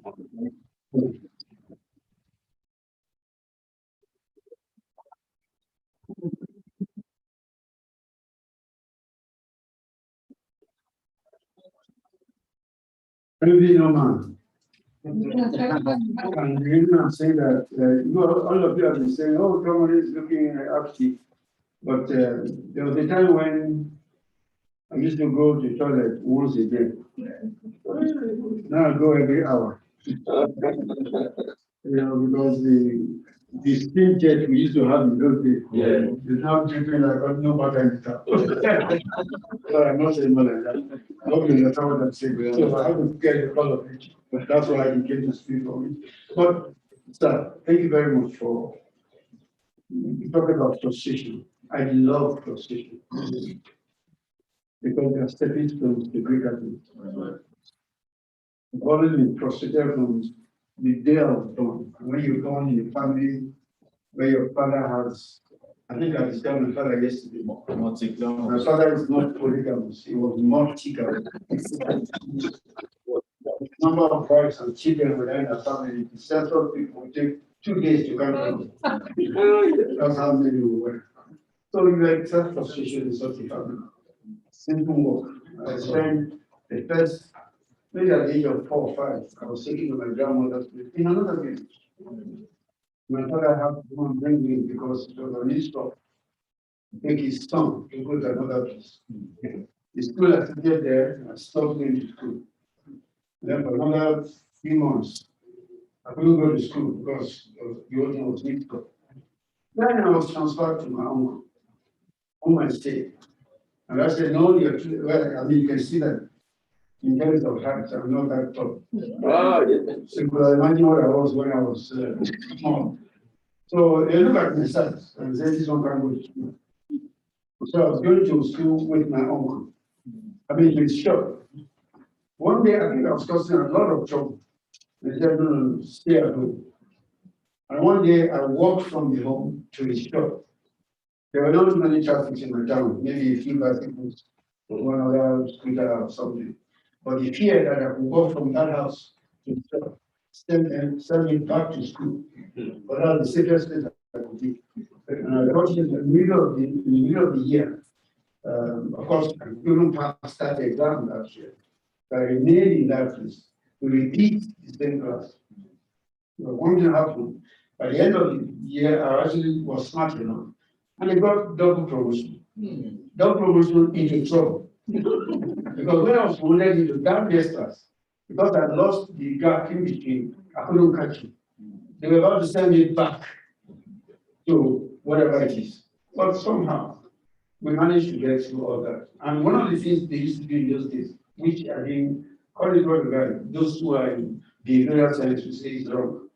Every Friday, when we do the normal weekly test, those who pass, the teacher will call them your class, we just your class. Those of us in the last three, they put us aside after the finish class. And the whole class will now sing for you. And the song was Olo do, those who understand the God. Olo do, Jijo re milo nigo afibisho. The one that is you that is getting 0-0, who makes it difficult for somebody, I mean, who frustrates your helper, come and dance in the class. So we got there and we danced. But you know, those of us who were shy, those who were shy, will not dance. And then they get king. You were shy at that time. Nah, forget it.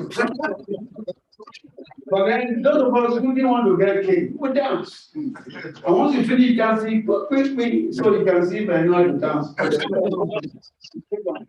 So immediately you start dancing, later you go and sit down. The one that refused to dance gets cane in addition. And he was also danced at the end. So those are the kind of things I do. Until I became working. But then, you know, some frustration became a stepping stone to everything. And you manage to overcome some of them at different times. Frustration will always come because of the kind of world where we are. And I've had my best with frustration from secondary school to university. I was quite strong as a senior university. Almost got expelled from ABU. So the one you're looking at me, I'm talking now. If you don't like history, you won't clap me. So, you know, get out all those frustrations. But we go through all that. Went to school. I don't know how many people know about the history of Nigeria. I got to Zaria September 19. I remember that day, 1962. 10 days later, the first Arab in this country started on the campus of the I don't know those who know what Arab is. So, no. You know what Arab is? Right on the campus, the engineering building was just coming up. Yes. A lot of the workers were from the south. And every morning on the St. John's, when we woke up, people were being killed on the APU campus. We didn't make up our mind. You run back to the south, or do you stay? I was doing veterinary medicine. And it was like, APU was the only one doing veterinary medicine. If I was doing veterinary medicine up to preclinical, they still have to come back to APU. And I said, so if I run to ABU, I'm still coming back here. Yeah. Then the guy used to the trouble. I stayed. By the grace of God, I finished ABU. You know, then I went back home. Got home to my state, which was, and having gone to school at Delta ABU, I thought I should go home and work. Got to my state, and minister said there's no vacancy for me. So what do? I said I have to go back to the north where I was running away from. But as luck will have it, because I got a federal scholarship, the University of Ibadan offered me a job. Actually, not the University of Ibadan was a problem. And so I escaped having to go back to this thing for federal business. But eventually, when the academic started, they started with enough. I started to go back to enough. So really, prostitutions are good, whether you like it or not. And the only is what you do with the prostitution that makes a difference in your life. Absolutely. And I look forward to frustration. I wake up, when I was vice chancellor, I didn't know what was going to happen. But every day I was waiting for one trouble to come. Then what would I do? How would I overcome it? I tell you trouble. I love frustration. Because then whatever, in fact, as I'm going now, I'm thinking, what problem I'm going to get? You remember I kept saying the slides didn't show. You know, I came very early and said, please let me do this. So I always had to is your frustration working? Whatever, we overcame the frustration. Because your strength, you did it, you prepared it like thank you. When we overcame the frustration, we had a presentation. And I was happy about it. And you were happy. Yeah, I was happy. But it was frustration. Yes. We overcame it. So there is frustration in this country. So let of us go to this thing. You think I'm alive and healthy because there's no frustration.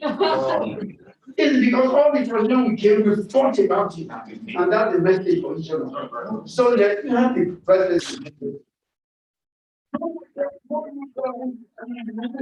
You saw in the presentation, I said, those of us who want to never give up. Yes. No matter how long it lasts. Yes. We will get to the end. Yes. We will make it. Yes. But for the sake of the children that come in, let me also say one thing. Each time I talk about Nigeria with.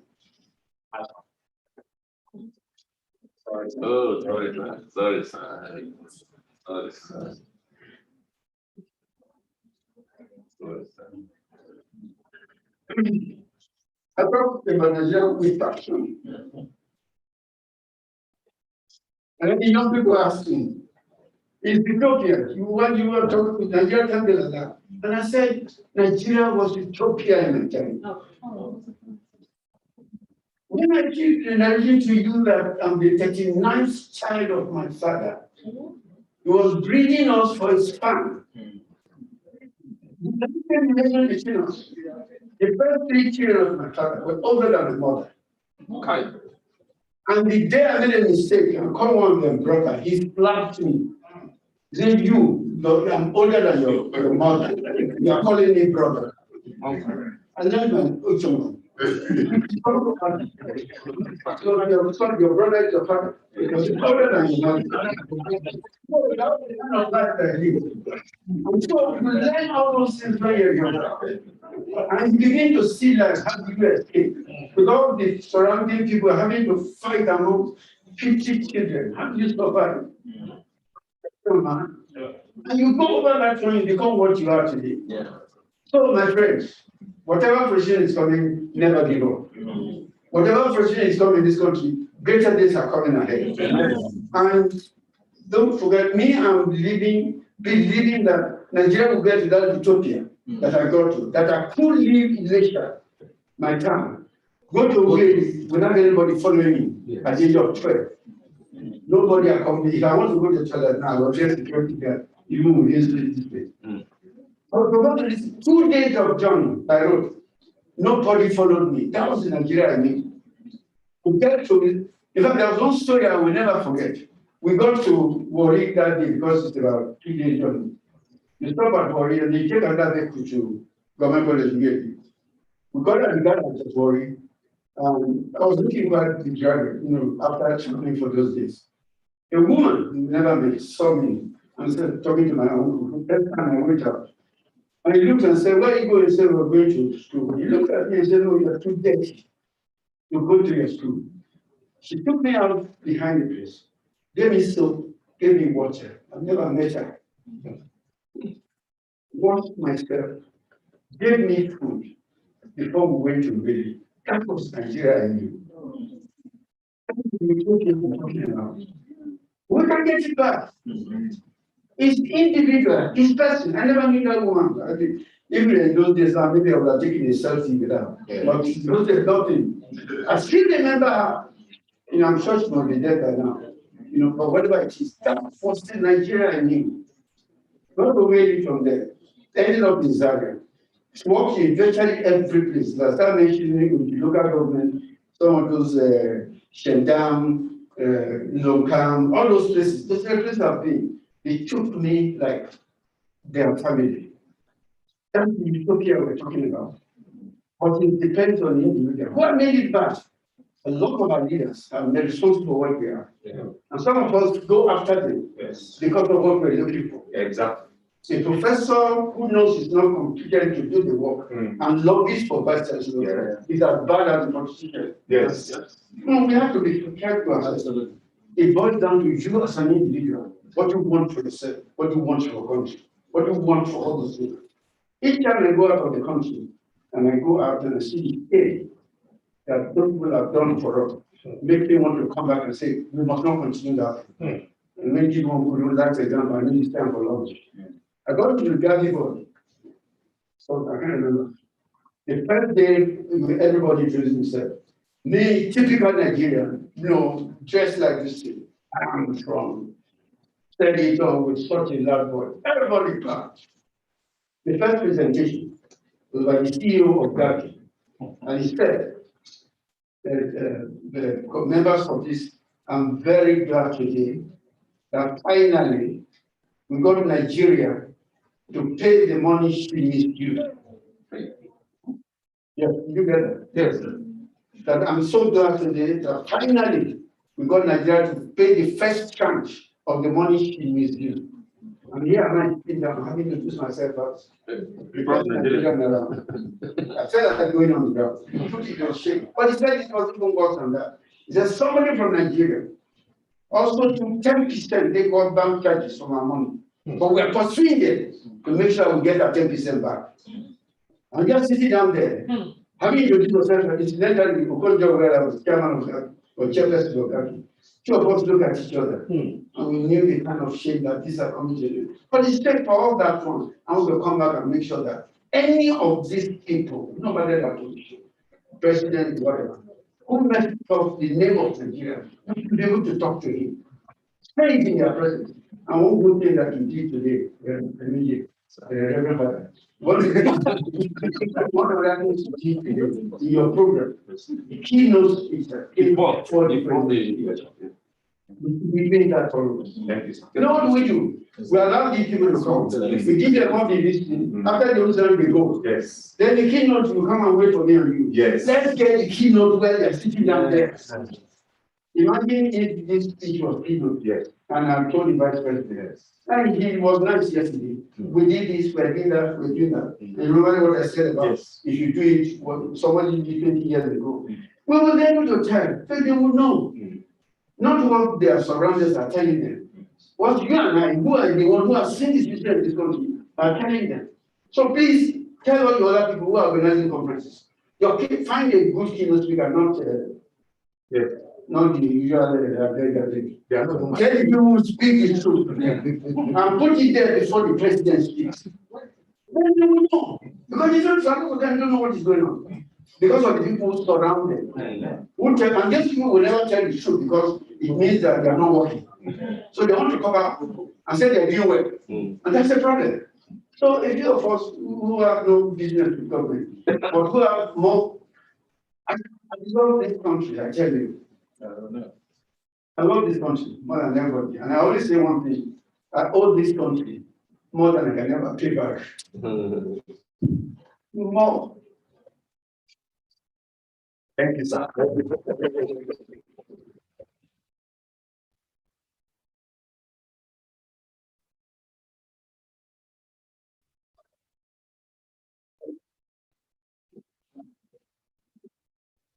Okay.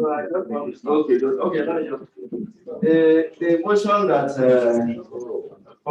tomorrow is today, I now remember when I was still in the National Assembly and the bill on CDC was being passed. I think you were there. He also expressed his emotion and cried that he's happy that this is happening in his lifetime. And so that is the kind of person we have. Please, another round of applause.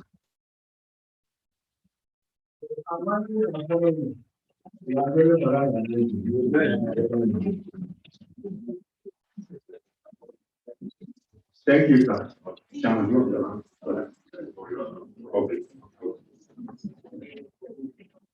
All those that spoke, please come.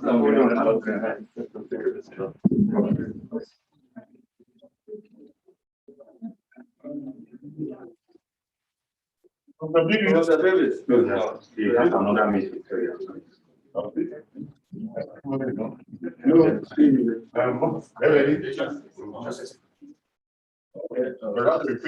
Yes. Okay.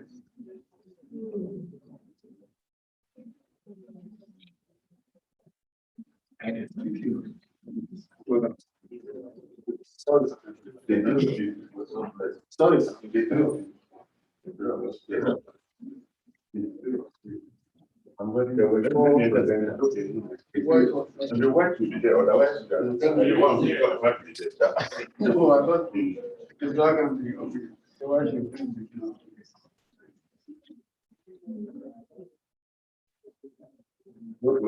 Thank you. Okay, wait.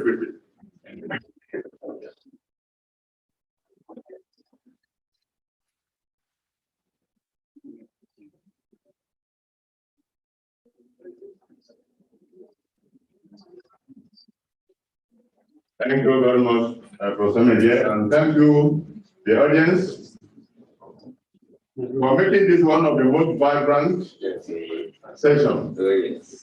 And I don't want to be, how would I say, to be humble about it, that this is going to be one of the most vibrant. But you can agree with me that our learned professors that we brought here this morning, now afternoon, did a good job. And we thank God for the knowledge they shared. We thank them for their love for their country. This is the reason why some of us have decided to adopt people like Professor Tomori as our role model long time ago.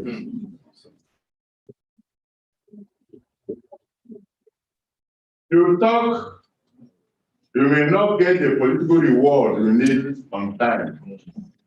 But getting a political reward is not the end of the world. You don't have to be holding a position. Even when you are not happy, you are holding one. You are complaining about the system you cannot change. You go in there and become like one of them. It's better not to be there. If all of us will decide to do the correct thing, starting by doing our own job well, and then speaking the truth when we need to speak the truth. Like you say, many of us are, whatever we have today, frustration contributed to it. I want to tell people, I want to appreciate all those that have assisted me positively.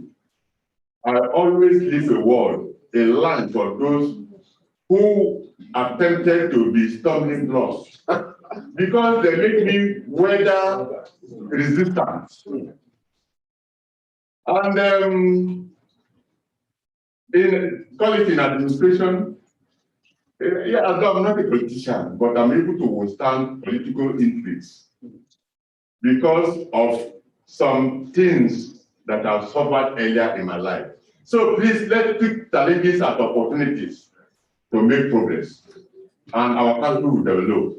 We don't have facilities, not enough, I would say, but whatever we have, let's collaborate with people and maximize those facilities, the use of those facilities. And with that, other things will come in. Thank God, Tech Fund is already funding funds of research at different levels. And we hope that if you are able, like I used to tell people, make the best use of this little level, you create a name for yourself to be qualified for the next level. And before we know, we all will have facilities all over our institutions and doing the best kind of research that we always dream of. Thank you very much for cooperating with me and for the good time you're giving us this afternoon. Thank you.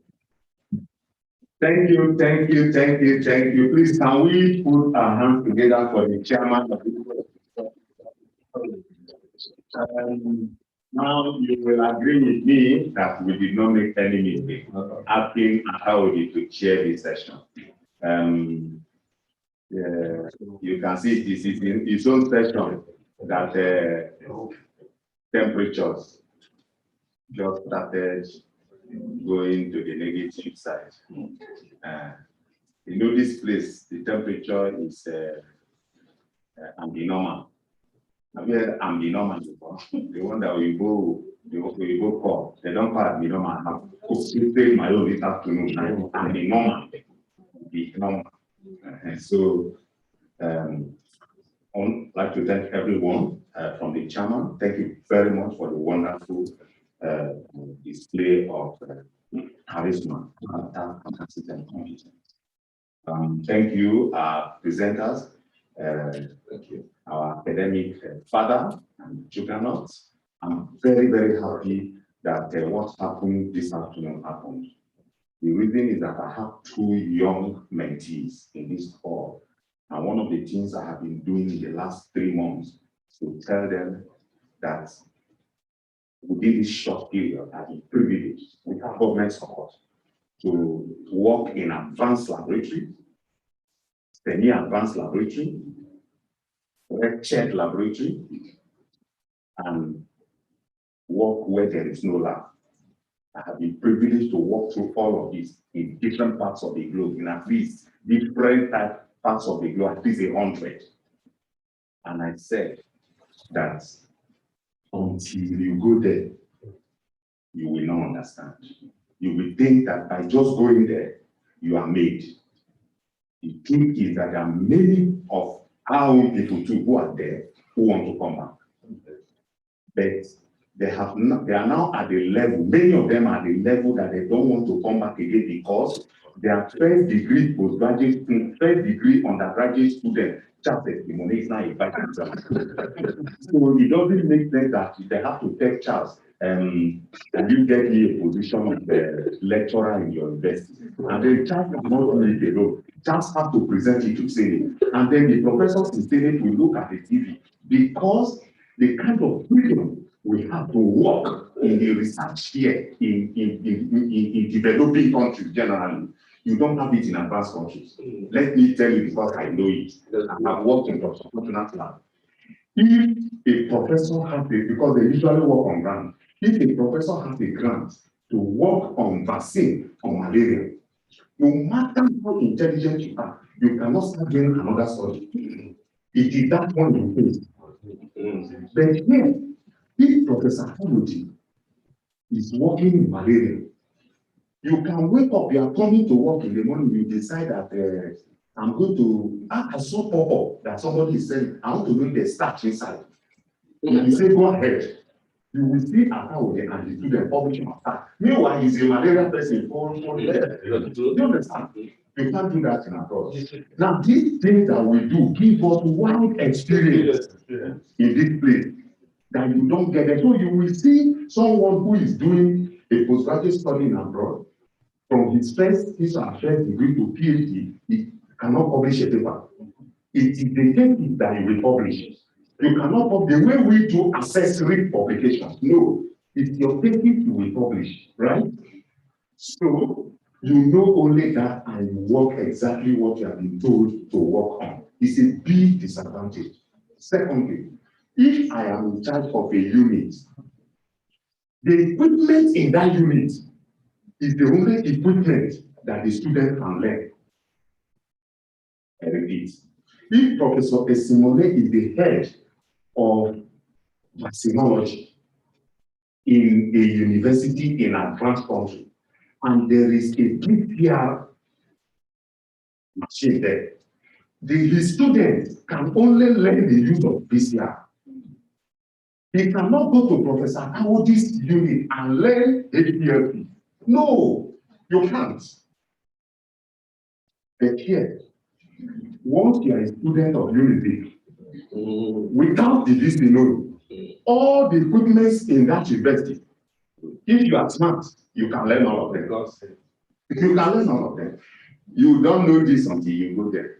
Now, but the truth is that there's facility, there's light and all of that, you will enjoy it. Okay? So, but when, by the time you are not strong again, that's when you will know that, okay, you actually came here as a 21st century slave. Therefore, it is important to slave where you were born.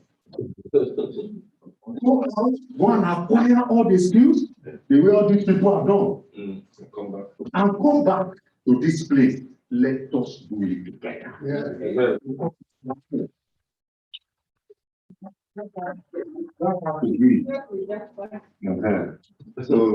So thank you very much. We shall be, Professor Morige, is the lunch ready? Okay. Okay, so thank you. There's a big point that I want to reiterate because but people are here. Because board people are here, let me say this one. They know me, if you like, give me question. I will answer it.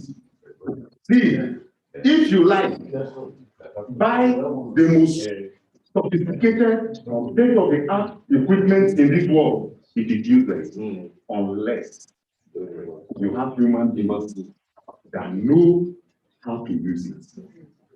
I'm responding to something that Professor Simone said here now on human capital development. Politicians prefer to buy equipment than have human capital development. It is wrong. I don't know what they get to, but they prefer to buy equipment than have human capital development. Let me tell you, human capital development is better than buying equipment because using equipment is an art. It's not science. In 10 days, no matter how sophisticated, it took me 10 days to learn how to use an 800 megahertz NMR. I'm in pharmaceutics, I'm not in chemistry. But dare me with NMR and see. I will tell you which of the NMR you use and why your result is like that. Because in pharmaceutics, when I use ionic solvent in my NMR analysis, some people who have PhD in chemistry did not know what ionic solvent was at that time yet. So that is because use of equipment is an art, it's like mechanic. And that's why our people, Nigerians and Africans, check it, when they go abroad, they are always ahead of all those people. You people know why? Because people overknow theories from here. The equipment, they don't, if a Nigerian start describing this spectrophotometer here, you will be there, you will think he's the manufacturer. And he has never seen it. And he has never seen it. But the day that boy or that girl sees that spectrophotometer, give him or her 5 days. With the one he knows theory before and that they are seeing it, you can't hear that person again. That's what happens to us. That's why today we are. That's why when I was doing a proposal for nanomedicine center and I was busy talking of XRD, they didn't even know my area of specialization. So please, then and I have taken this, let everybody put it into our pocket and be brain, the occipital side. Frustrations are good. Frustrations are good, Professor. Frustrations are good. My mentor in UK used to say that every day of her life, she hit a problem where there is no problem. That because if there is no problem, she feels unfulfilled. And if we cannot be solving problems, then we are useless. Thank you, sir, for you will not understand what you have done to us this afternoon. You know where I come from, in my village. There's a what an old man sits down and he sees that a young man, if he climbs the tallest tree, he will not see it. If we have this person, I don't want to believe that anybody is here that doubts that if tomorrow want to jeopardize today, so that he needs he should just go away and he stay here and crying. Like, yeah, I have followed tomorrow already. I met you. So thank you, sir, for that. One of the things that I also believe is about to happen now, which you are recommending already, but which I saw in the newspaper, that was after my DG told me anyway, is that the current head, is it DG they call him, or chairman, or tech fund? The current executive secretary of tech fund, Professor Boguri. I mean, I'm going to go to see him with my DG. He's an R&D person. And one of the revolutions he's been struggling to bring is that, you see this previous idea that it is only those of you who are in the university that should be collecting that money and doing research. He said that that is one of the things he needed to change, that he knows that if he change it, that's something better. He has just started it. Just that I think you are in that committee. Yeah, that's in that committee. Yes, it was in the newspaper 2 or 3 days ago when he said that there's what he called mega research support for some institutions.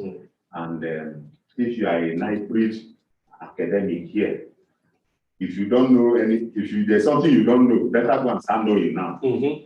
Because he made it very clear that NIPRID was going to coordinate the R&D activities. It's already in the newspaper, October 8th. October 8th newspaper. It's already there. You can check. So, thank you, ladies and gentlemen. As we draw this session to a close, let me announce that the lunch is taking place at Oriental Restaurant. Am I correct from somebody? Yes. So, Oriental Restaurant is downstairs. M1. So it's just one step down. Oriental Restaurant. Please, put this the way I have my own. Yeah. Have your own. Because this is what even me I get to. So that I am an organizer does not mean no. It's not people like you that should be asking. We will give you your own yourself. We will give you. I gave these people, you will give you your own. Okay, so that is all. There's going to be a group photograph. Where is the group photograph taking place? Where? Well, it's on the 0th floor. We'll go to 0 again and come and eat food again. Okay, we should go to ground 0. When we get to the 0th, we also arrange ourselves on the staircase. Okay, that means all of us are going to ground 0 now for group photograph. Then we go back to M1 for lunch. After lunch, we'll come back here for the afternoon session. Let us know. Catholic Church, I'm a Catholic. Catholic Church, how did you get all the offering? You know, one of the things about Catholic Church is that all these Reverend Fathers, they'll say first offering, second collection, third collections. Then the other people, the barrister, their own, they will say, if you don't pay tax, you will not go to heaven. So this period that COVID-19 came, and we did not do those things, the people that died that time, where are they? Number 2, how did you really cope? How did you cope? Then number 3, very important. I know that there are some indigent people that depended on the assistance the church was giving, or the mosque, the religious organization were giving. At that time that you did not get from people to give, what did you do? Now, what is your opinion next time when there's a pandemic, the one that is about to come, when it comes? How do you think we should behave? That lockdown, what form of lockdown do you think should happen? What is the mental health of people in the church? What is the attitude of people towards God now? Have they suddenly realized that you can actually do worship of God using television? Because in my church, madam, you know that in my church, if you don't go to Sunday Mass, it's a thing you should go for confession. But now, we are giving you people who don't want to come to church. Did God change his standard? Thank you. We'll discuss all of this at the afternoon session.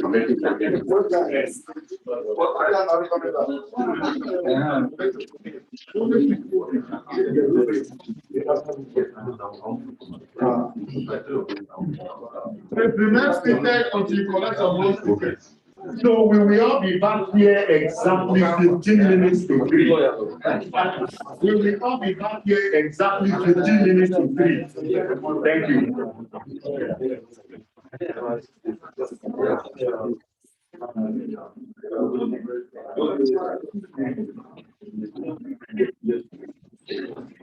Can you see that? Yes.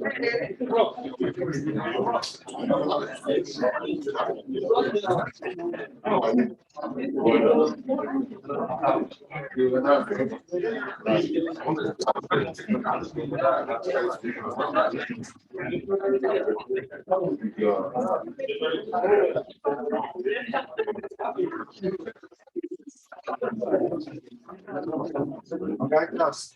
Go take picture. When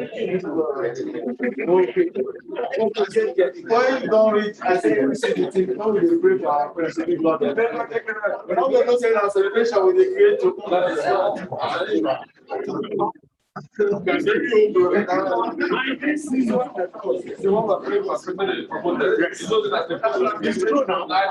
You know now.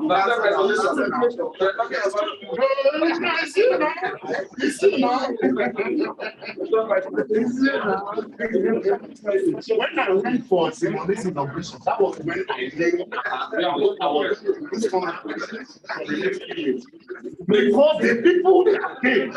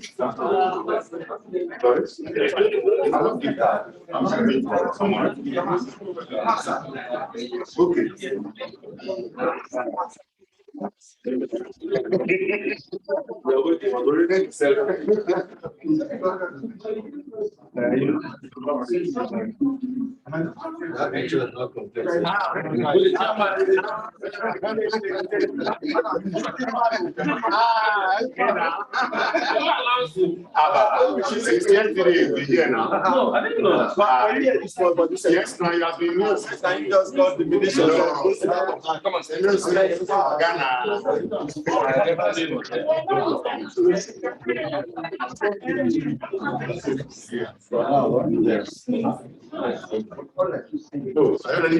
All of us is fine. Hold on, please.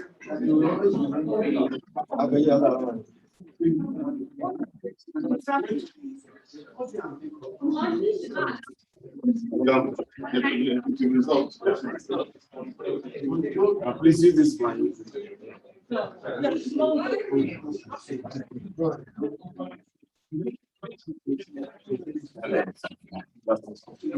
Oh, okay.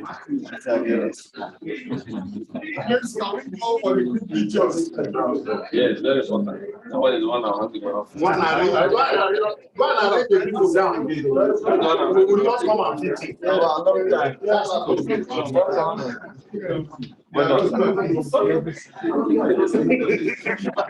Yeah, we thank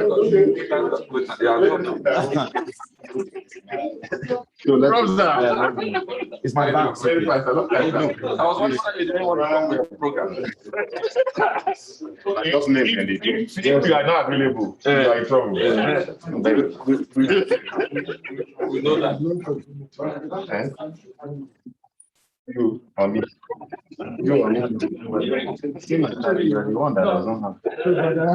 You have food. You have food. You have food. Let's go. Let's go now.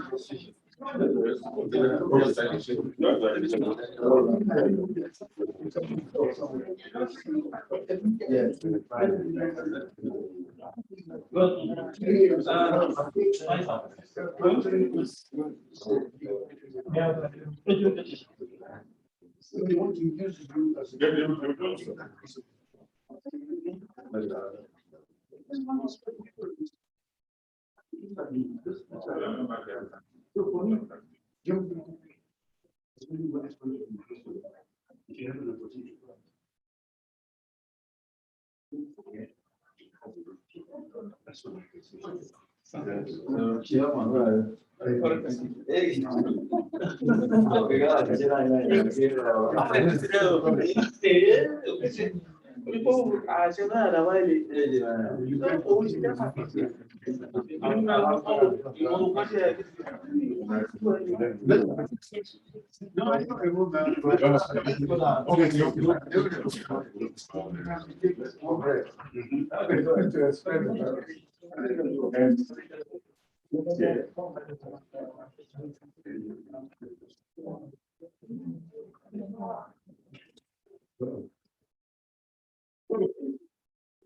want me to cry? Is it,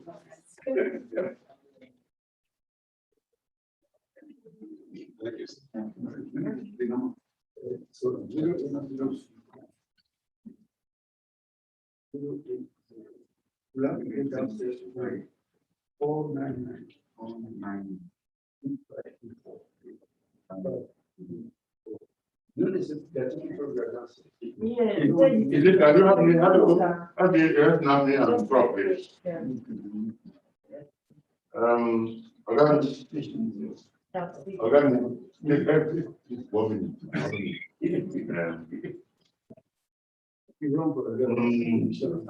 is to not book your own. Okay, please do. No, I never do my job.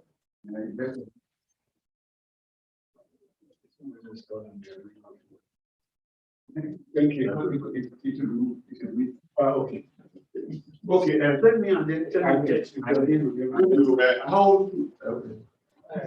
Yeah, we're waiting for you. Yeah. No, Downstairs. just fast. Okay. But there are other people to translate. Please come meet you. So. Can we meet you? I'm here, I'm meeting. The You are name. someone. I'm here, this is that. Question number one is, what are the greatest impediments to achieving self-sufficiency in medicine? In medicine, Yes. part of it is, to me, I think is the environment we have in it. What's called, there's a lack of an enabling environment. There are talents, there are people who are well trained, but then they need to have the environment to perform, to function. And if you don't have that environment, your talent is something you say about. Question number two, how difficult is it to get approval for new drugs? New Drugs. Well, the guidelines are there. The problem is not the guidelines. The problem is with people who are operating the guidelines. They are something else. The guidelines are there to make sure everything is done properly. But when it comes to those who are implementing, they are the ones creating the problem for us in this country. Because they will not do things the right way. That's all. Exactly. How much is the government support? How much of financial support do you get from the government? But for the vaccine and so far, what has happened was that government got together with many people to set up a private company. Government has 49%, has 51%. It's about 1 point, the government shares about 1.2, 1.3 billion in terms of naira, but the asset was valued at about 1.2 billion. Then made of the rest. Because we're going to need much more money than that to start vaccine production. We're not depending on the government. If the government comes in, we no problem. It helps. But actually, we're going to look out for funding outside. My pleasure. Let me see that. Let me see that. We'll see that.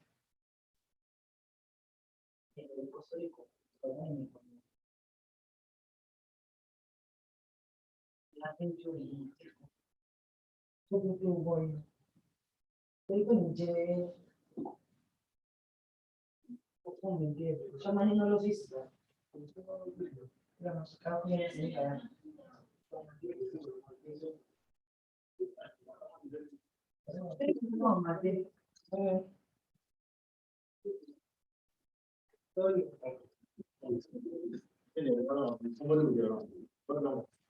You'll be around, right?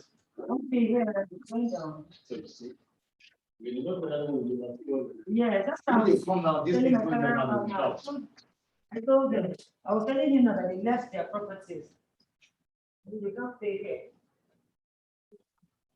See the selection. If you come, this is not gonna be, you put everything. They tell you not tell anybody. So, the only thing we are, come on, come here,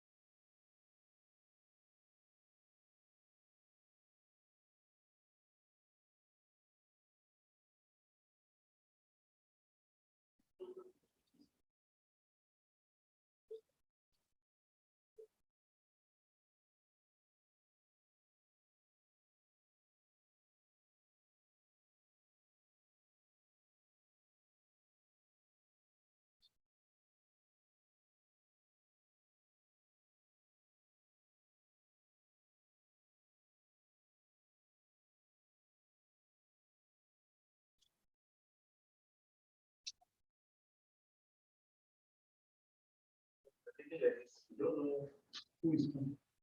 Who's the one of them, the one of them. People get all the time about civil. And so everybody is complaining. Going to complain. Thank you. The level is there. We want to show it.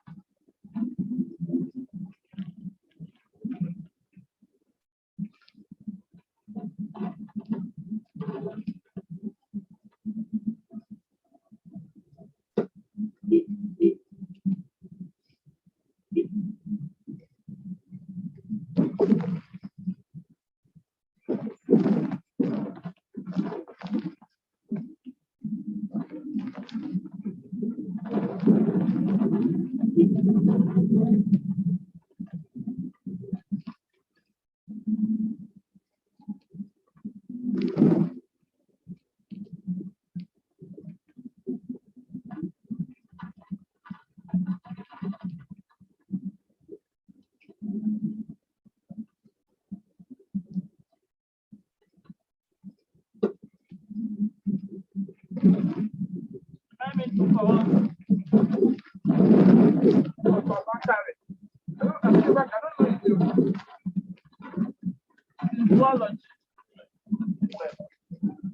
There's in biology something. I'd like to see maybe tomorrow.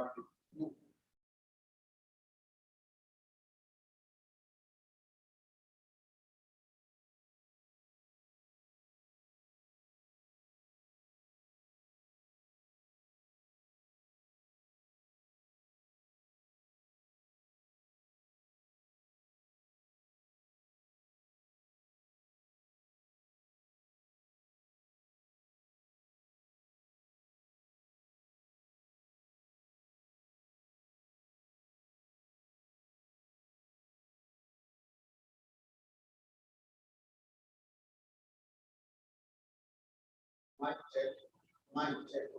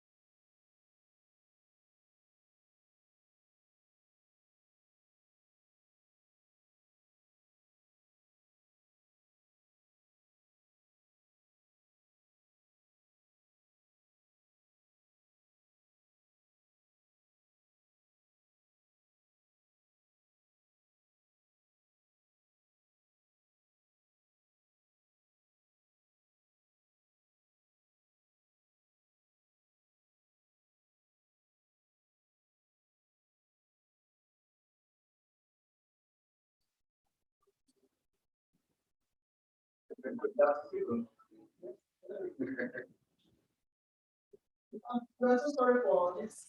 I really cannot explain what. You know that, you know. Now I came and restart this one, it has seen it now. There's something to just speak.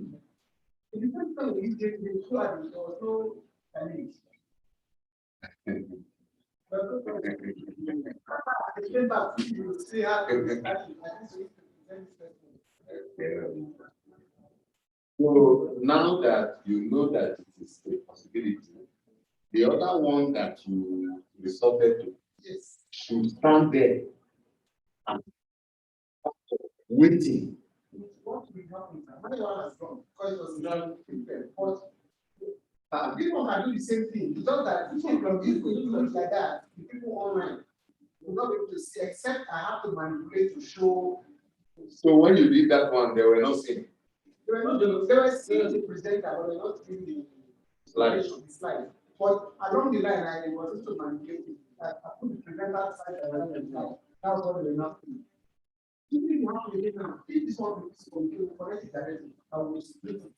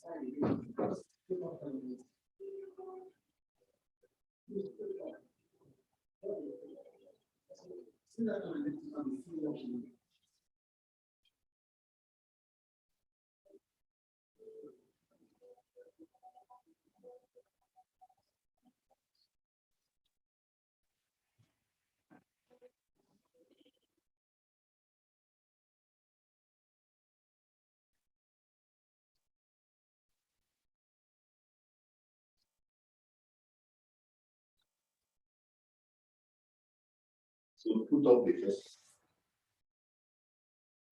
first one, let it be shown. The first person is there are 3 presentations. Right? So who is the first one?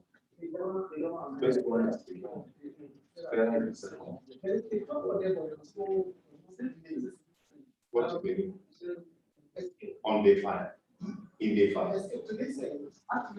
No, not session. Is it in day 5 I will prepare this one?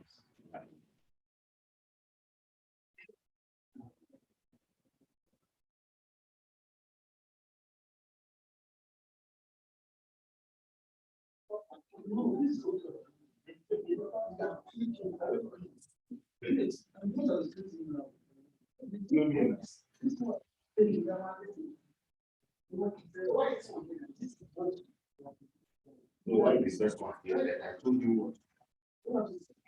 Don't let you I said when a new one.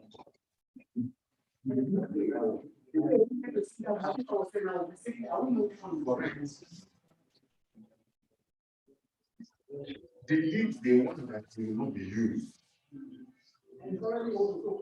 Why are you deleting from Amazon?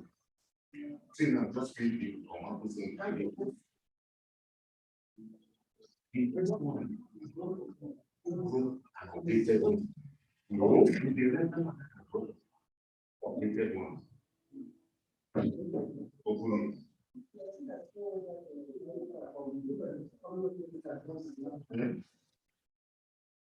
Then I put updated one. So you people, we are here. Many people are ready.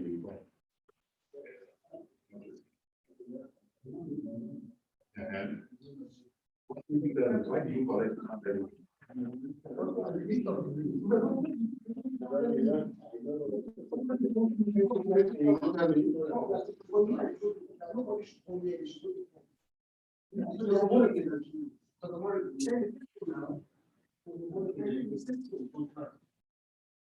Was it on that did this? Let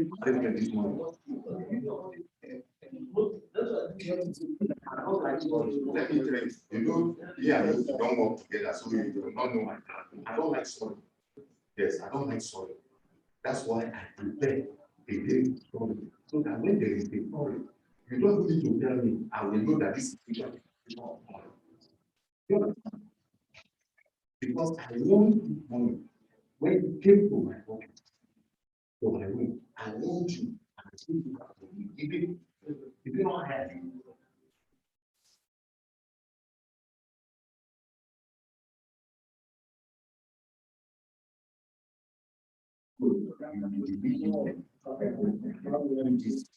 yes.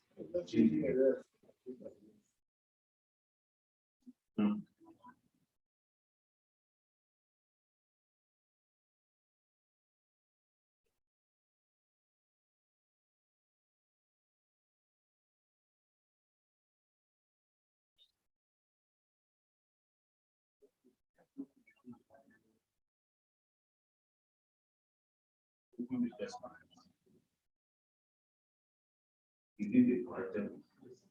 This is the last one that I sent you.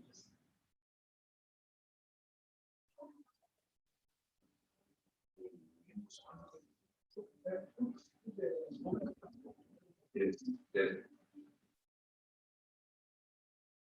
Thank you.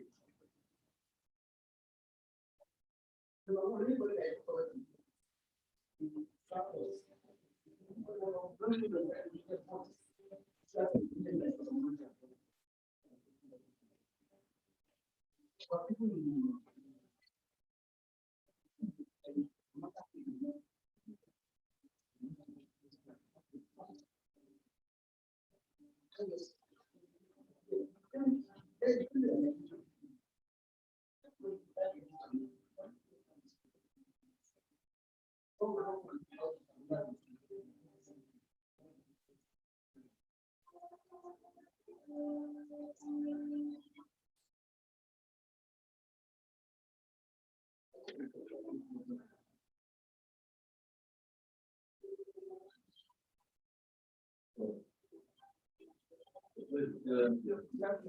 afternoon, sir.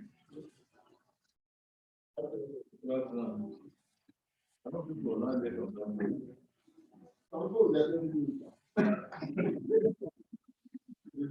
That is the reality.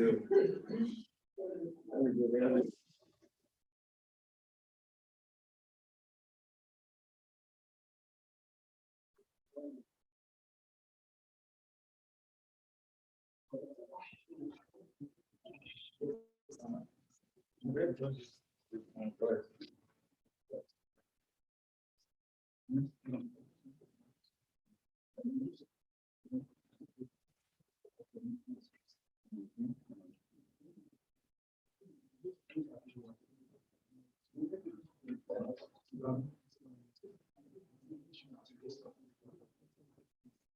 So, as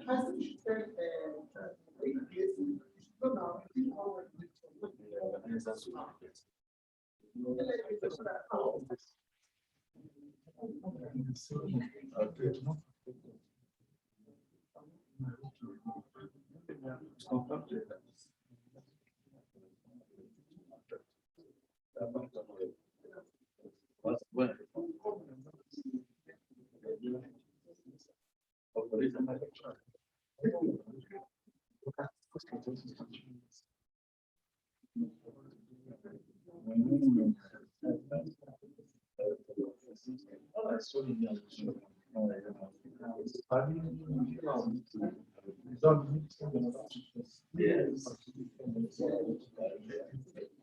said,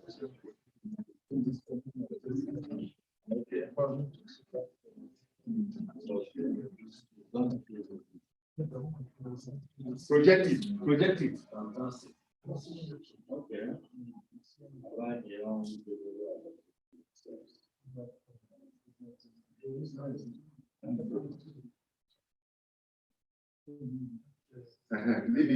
Leave it like that. Leave it like that so that online people will be seeing it.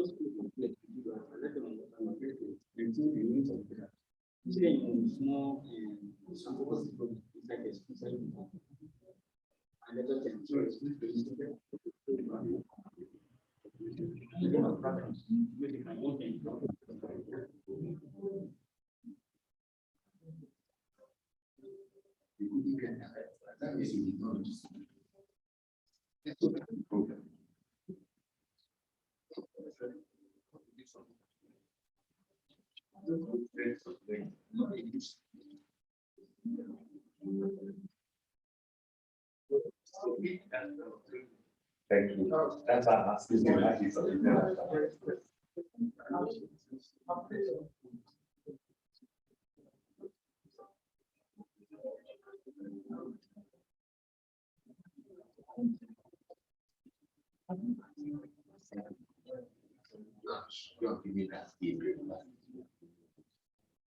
Check your phone.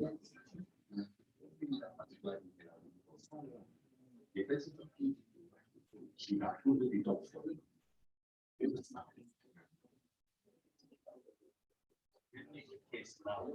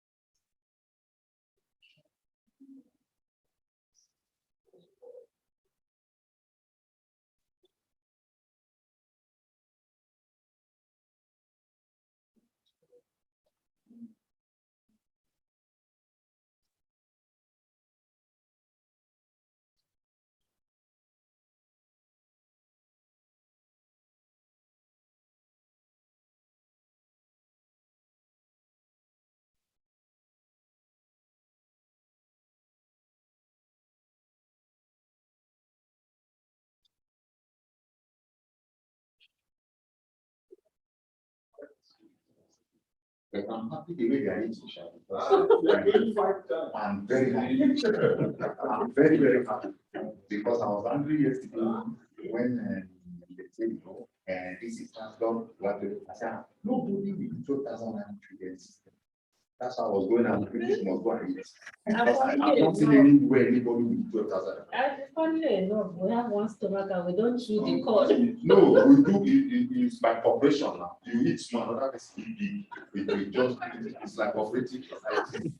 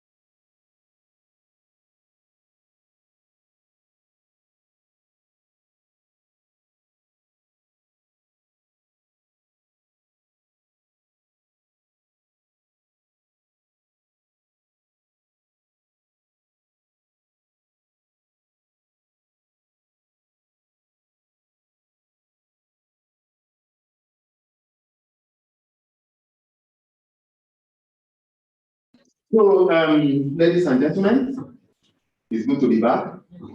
Please, if you know you did not eat well, go back and eat. Thank you. Actually, when you saw me in the restaurant saying go for second round, it's because yesterday, I provided 2 yes. And I don't know the name of that thing, but I provided you people, you went out 2 times. Yeah. So at night, Professor Morgan came to my room and said that people are worrying him that why didn't they eat lunch? I said, they want their ate is what? He said, Prof, it's tea break. And I said, that's not how I know about tea break. Tea break is tea. You cannot drink tea, eat donuts, eat meat, eat pom-pom, eat short cake, eat long cake, eat medium cake, then you still call it tea break. What kind of tea break is that one? So there was no swallow. So we now said, okay. I said, okay, so what do we do? He said, okay, let's provide lunch tomorrow. Okay, I'm not going to be able to go back to the DG to change the budget. So I'm going to the hotel to tell them that I don't want those tea breaks again. Combine my money, let me know how much it is so that I can give lunch. So I went. They told me, no, the person I met said, no, this is transport. We have our own, what did he say? Standard. We have our own standard. When he finished, I listened to him. When he finished, unfortunately for him, I went to tomorrow. Because if it was tomorrow alone, he would have survived. He would have succeeded. But I went with tomorrow. So I told him, this is your standard. Are you the one eating the food on the own? You are talking about standard. I'm telling you what I want to eat. You are talking about the standard. He said, I said, no, we don't want tea break. How much is your tea break? 6,000 naira. How much is your buffet? 12,000 naira. 2 tea break is how much? 12,000 naira. 1 lunch is 12,000 naira. He said, but we must provide water. I said, which water? The water you get in the morning, did I pay 1,000 naira for each bottle of water? Yes. But this is the man telling you. He said, but people have to drink water when they are there in the morning. I said, is it your people? Why are you suffering for my own people for me? He said, but by our standard, we cannot start buffet without water. I said, my water, that's my morning water. Go and put it in the buffet. That's why you could not drink more than 1 bottle of water. And that's why you did not see water here this morning. But is it not better? It's better. Thank you. That's what you call dealing with frustration. Thank you.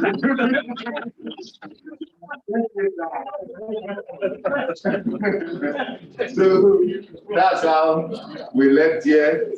We left here yesterday, very happy, and they now saw me today. I know they don't like me very well, but I don't care. The problem with me is that when people start liking me, I'll get sickness. So it's better. My mama knows it now. My mama knows anytime I start talking, they say that means people are liking you now. So I don't like likeness. 1, 2 people just like me, others just okay. Okay, ladies and gentlemen, we are going to start this session now. And this session, we are going to close early. We have 2 presentations. Yes, we have only 2 presentations.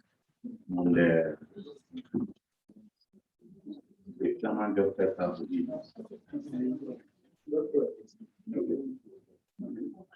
So I'll call. The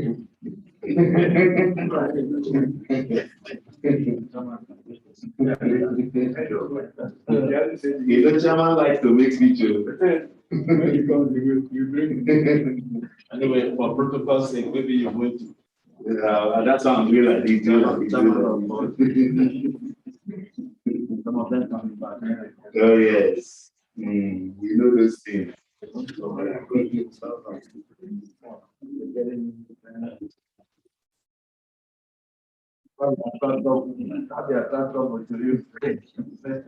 So,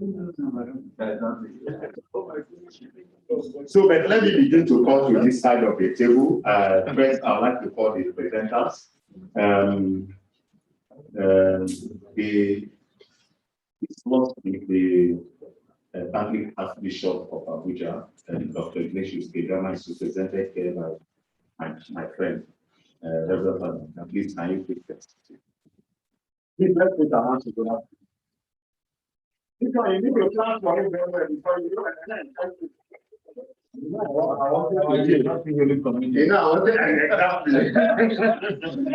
Before you not say, that's problem, nothing communion. Okay, so then I would like to also invite the representative of the senior pastor of Family Worship Center, Pastor Omaku. Please, Barrister, you're welcome to.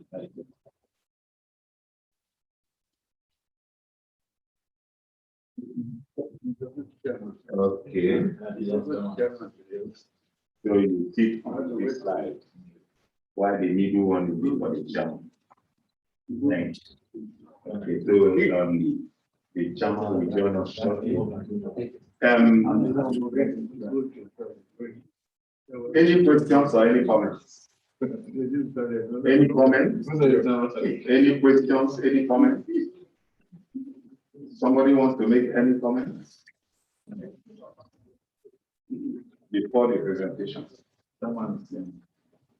Okay, so I have the honor and privilege to invite to the only vacant chair on this other side, the chairman of this section, who is not chairing this session as the chairman of Board of Knighthood. He is not chairing this session as the chairman of Board of Knighthood. He is chairing this session in his capacity as a scientist, as an intellectual, and currently an associate professor of pharmaceutics with Bingham University.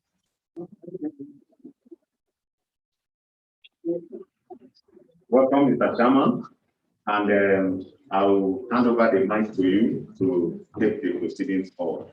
Thank you, sir.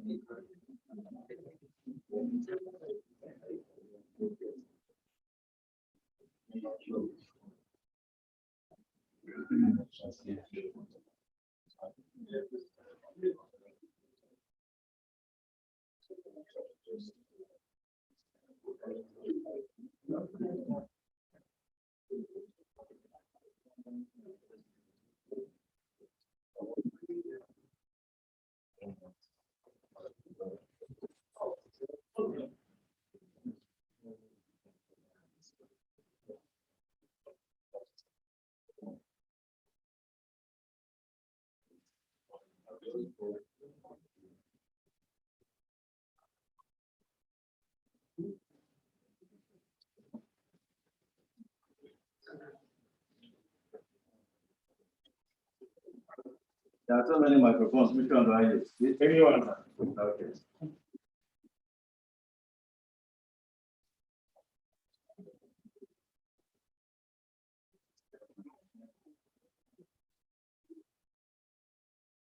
Hello. Okay.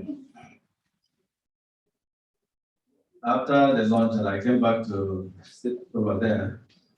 I looked at my bag, and the hall was still vacant, and I was asking some people, are they really coming back? And somebody said the truth is that some people will leave from there. Well, anybody who lives from there, Martins, I don't know, it's certificates. No problem, sir. I know what you can do. I know the solution. Okay. This afternoon session, we are going to discuss culture and religion, practices in pandemic era, faith, policies, and practice. And the three people who were originally slated for this program include most Reverend Dr. Ignatius Gama, who is ably represented here by Reverend Father Obada. Can you give him a hand of applause?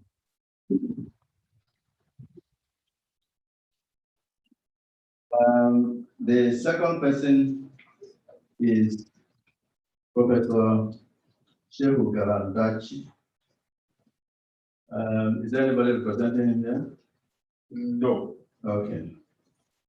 The third person is Pastor Sarah Amaku, who is ably represented here by Barrister Ode Ogwe.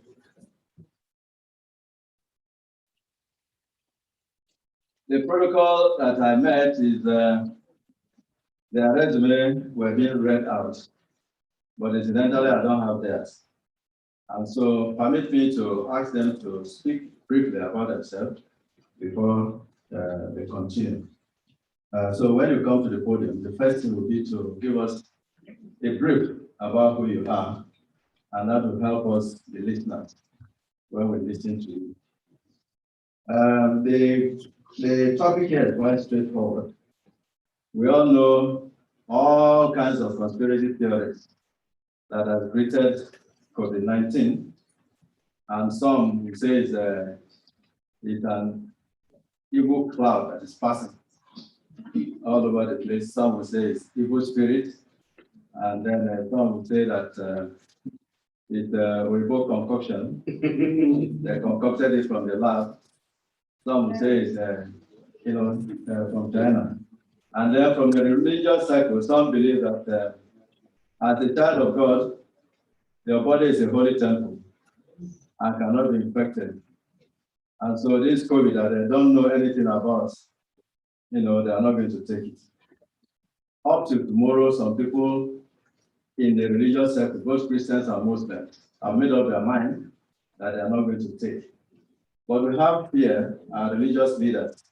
They'll tell us a lot about what culture, religion, practices in pandemic they have experienced with their congregation, and what they are also doing. First of all, what is even their own belief, they'll tell us. Whether they believe in the vaccine and other interventions. And then I think that's where we'll take it up from. And so, ladies and gentlemen, so the first person that will take the podium will be Reverend Father Obada. Can you give him another hand over?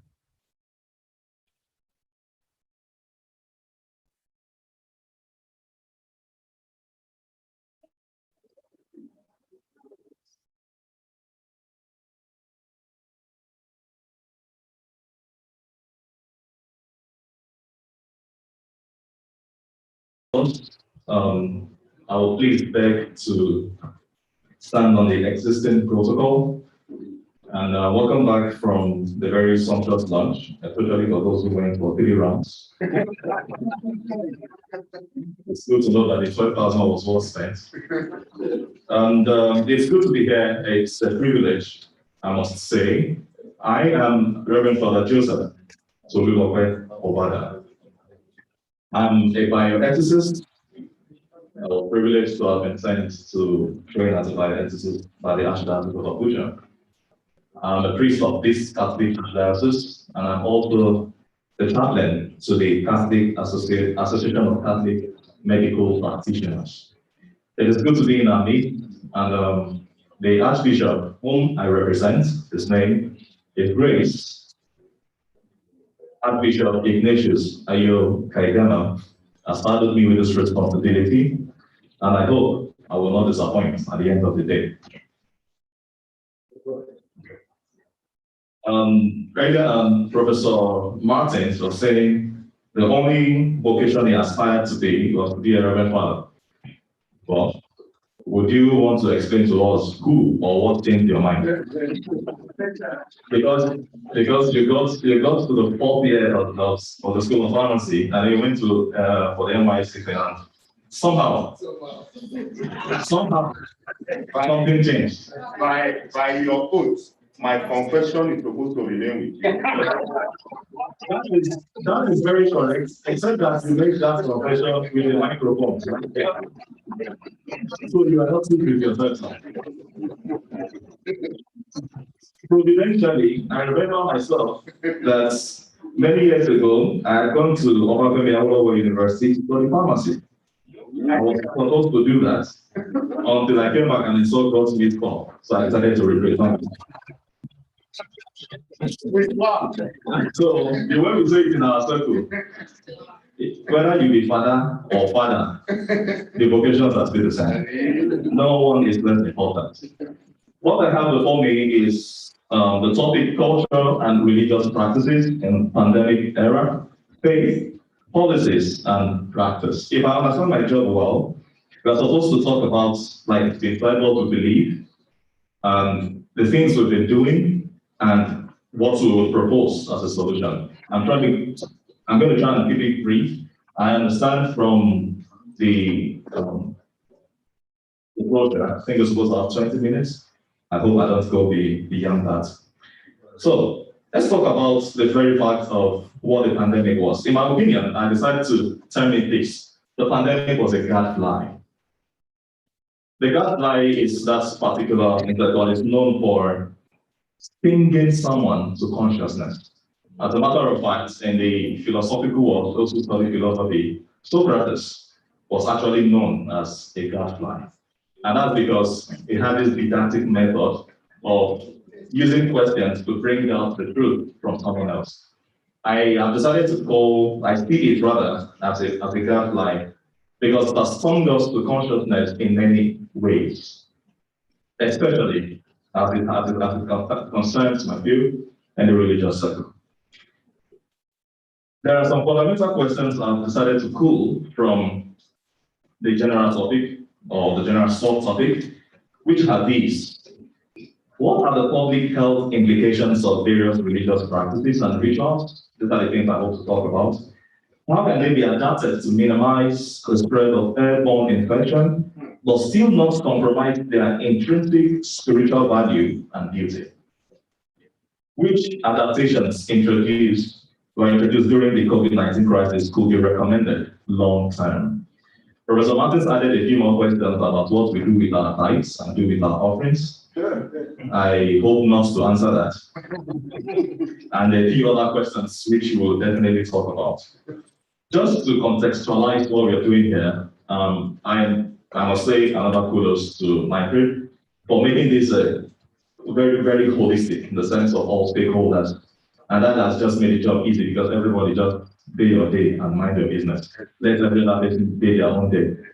Well, prior to the pandemic, the Nigerian economy was unstable as the country was already dealing with a non-COVID-19 related insecurity, high oil prices, trade restrictions, and public deficit issues on top of long-standing development challenges like inadequate fiscal economy policies, unemployment, inflation, and all of those things. There are stakeholders here that will either talk about it or will be talking about it. And so that's why I just decided to conclude by saying the pandemic worsened all of this and even added a few more challenges to all of this. So let's go to the realities of the pandemic in context. By context, I mean in the religious sphere. So a few things happened. One of them was this. During the COVID-19 pandemic, research showed that mass religious events linked to worship and holidays played an important role in the initial spread of this virus. So yes, we take responsibility initially. The initial spread of it, the very fact of mass religious events was no. Cool. There were also, when the health authorities introduced social distancing and restricted mass gathering, some of us continued worship. Because at the time, everybody was in a panic, everybody was not sure of how to go, and we're hearing a whole lot of recommendations from here and there, and all of those things. Certain groups even went into direct conflict with the civil authorities, suing them for violation of their religious or our religious rights. I don't know to what extent we can be blamed. Like I said, everybody was guilty, but as we are beginning to understand, some of these gestures served as culprits. They were actually responsible for something for the spread. In addition, this caused tensions within the community, bringing over interpretation, rumors, stigmatization, marginalization. Further, this created suspicion to religious leaders and even gave rise to conspiracy theories. We had a host of them. We'll talk about them very briefly. During the general audience on the 6th of September 2020, the Holy Father, the Pope of Francis, acknowledged this inherent problem by stating that gossip closes the heart of the community. This is in reference to this. Closes the heart of the community, closes the unity of the church, and gossip is a plague worse than even COVID-19. Now, may I add here that what the Pope was referring to as gossip, don't forget, he wasn't speaking English, he was speaking Italian.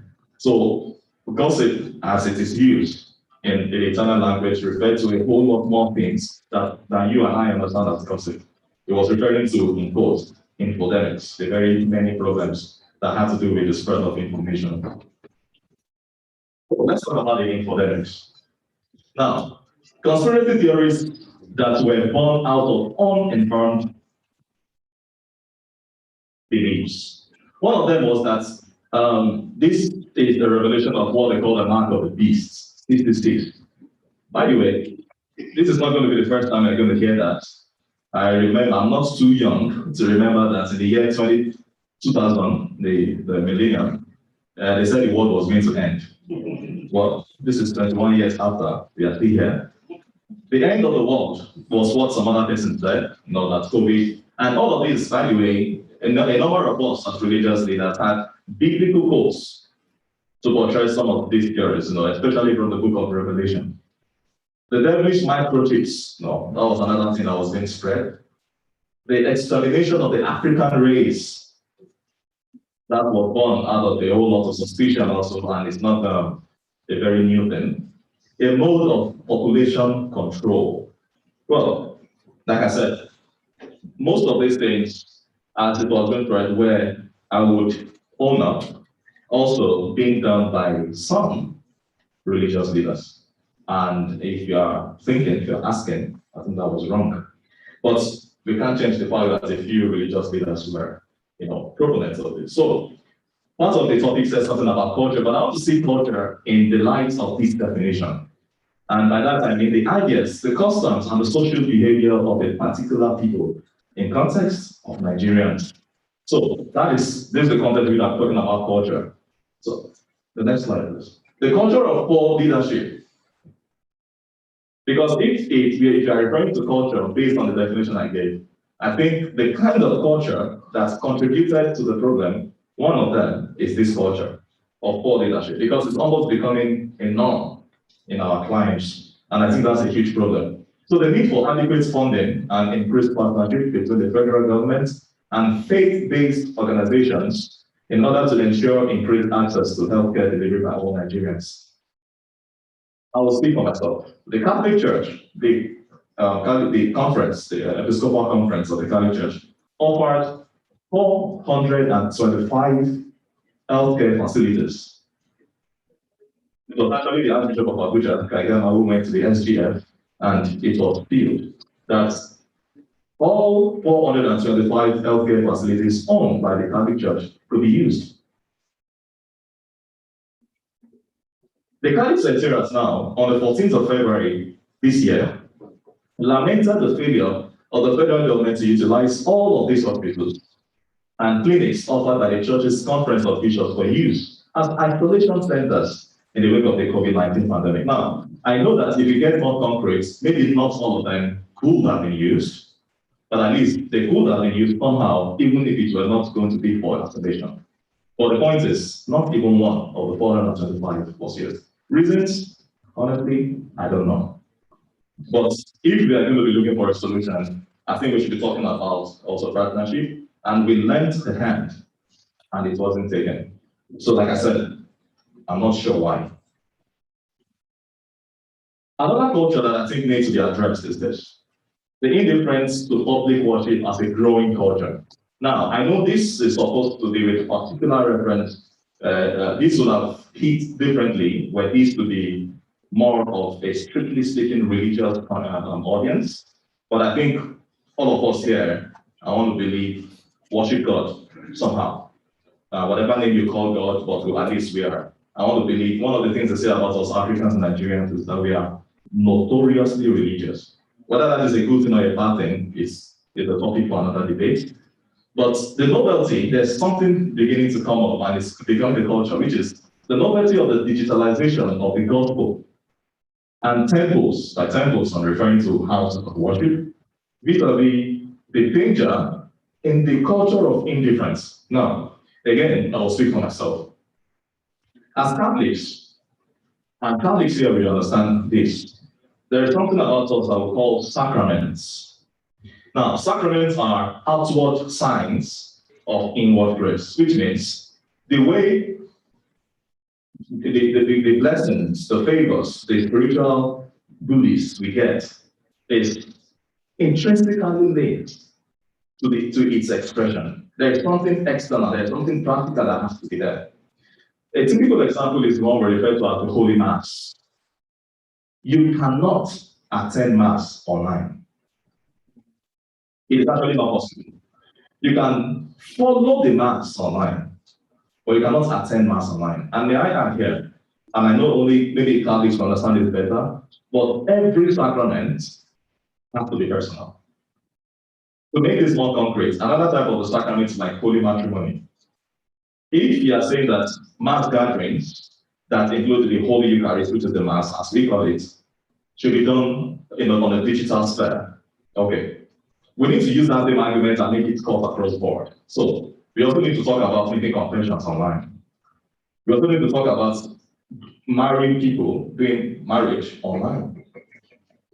We also need to talk about baptizing people online. Procreating online. Exactly. And it goes on and on and on. Now, does this mean that the very fact of asking people to stay at home was wrong? Not necessarily.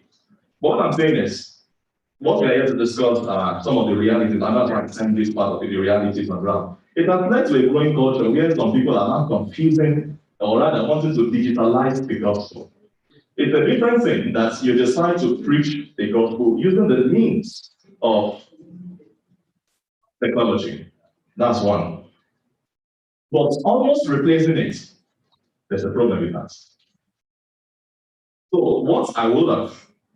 what we suggest, or we would have suggested, were we to have been consulted, was going to be like, yes, even the Pope, by the way, asked.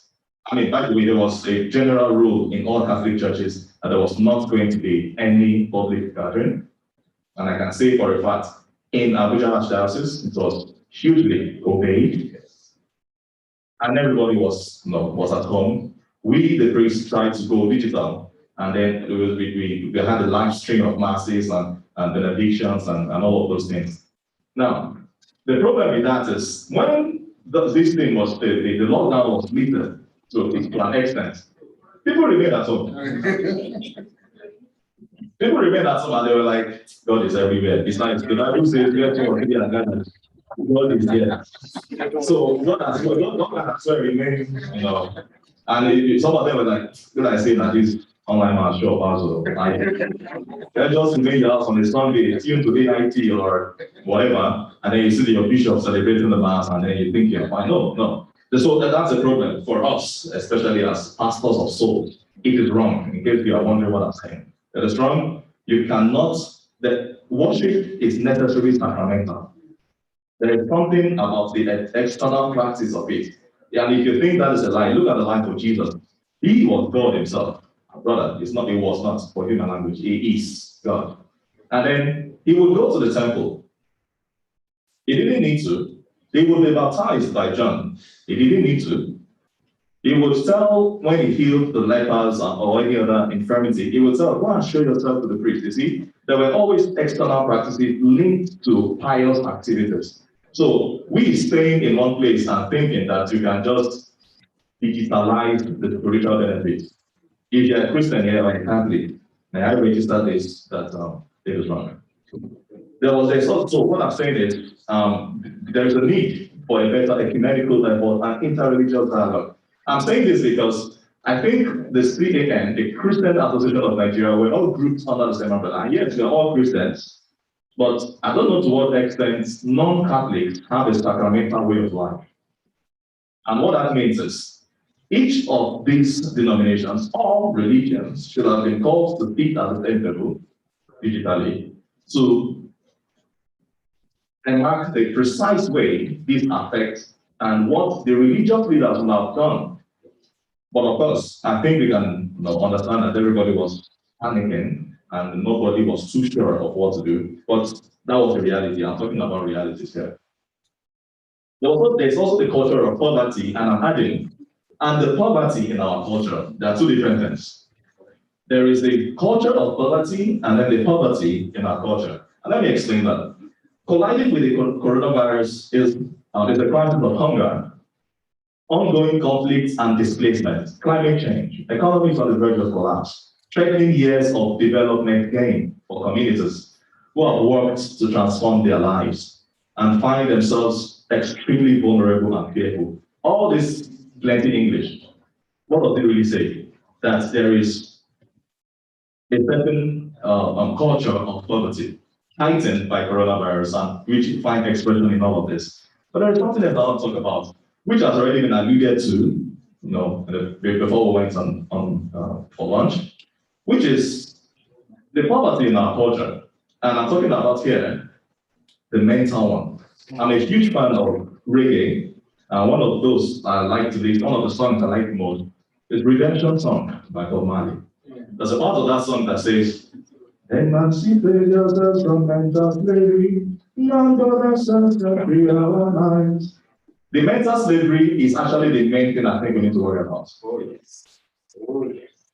And I say this because, just like it was said here, I think Professor made the question of human resources. It's not just in the scientific world. That's something we need to pay attention to. It's not just in the scientific world. We need to begin to pay a lot of attention to the originality that comes with being African and being Nigerian. I'll talk more about it, I think, in the next slide, or furthermore. There's also the culture of greed. The culture of greed.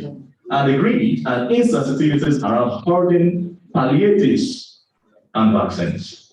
I mean, I want to believe we have not forgotten too soon what happened, as we saw on national TV, where palliatives that were meant for the populace, some people thought that their own personal needs should come first until it became looted. Now, to talk about the morality of whether or not it should have been looted is another topic. The point is, was it supposed to have been hoarded in the first place? Because people were literally dying of hunger. And I know this for a fact. Usually, people will come to church and say, "Father, beg, I want to do this. Can you give me some money? Or can you do this?" We have the charity organizations in all our churches. So we usually refer them to the charity organizations. But it got to a time, they were no longer coming for money or for assistance or for anything. Do you know what they were coming for? Food. Just food. And I'm saying this even up till now. Some people just want to be able to feed. They're not even asking for food for themselves. They're saying, "What will my child eat this night? Tomorrow will take care of itself." And some people hoarded these palliatives. For whatever reason, only them and the devil know. Then there's also the question of the vaccines, as it's beginning to be the case. A lot has been said about that on the scientific level so far. I'm still one of those no experts in pharmacy, but I just have this, I would call it that the solution, the vaccine, or whatever solution it is to this coronavirus, is probably one weed lying here on the streets that has not been properly discovered. I don't know, like I said, I'm not an expert, but I just want to believe that we are too good, or rather, we are too blessed to not be a blessing to others, or be a blessing to ourselves. That's what I believe. And thank God something was said about it, about making these things global. And I know for a fact that we have more than enough brains. That's more than enough. So I think the greed also has to do with the fact of some things some people are getting from the international scene that is making them not to want to respect our locally bred, brands. I remember the monastery in Ewu Monastery in Edo State came out with one particular one, which for some reasons nobody heeded to. The Coxon, it's called Coxon. And I know this for a fact because I've been taking it myself.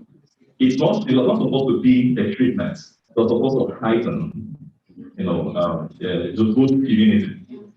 And it did. I'm a testimony to that, by the way.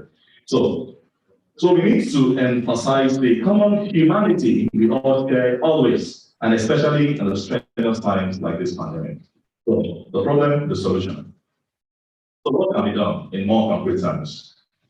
As COVID-19 continues to wreak havoc in countries decimating people's livelihoods and living health systems, struggling to provide healthcare and vaccines for the entire population, governments and donors should look to the church as a partner. The essential church networks, trusted and rooted in local communities, can reach the most vulnerable people and remote places where governments often struggle to reach. We are not saying that you're going to manufacture these things ourselves. We are saying that, and when we talk about reaching out to people at the suburbs or even in the main city, it's not just a question of the vaccines, we're talking of information. We're talking of anything at all. That there are some people that whatever it is we are saying about, especially those in the rural areas, there's no rural area. Let me speak for Abuja. In Abuja, where you will not find a Catholic church. None. You can try that if you want to. But the priests who are there remain connected to, of course, the international. They know what's going on.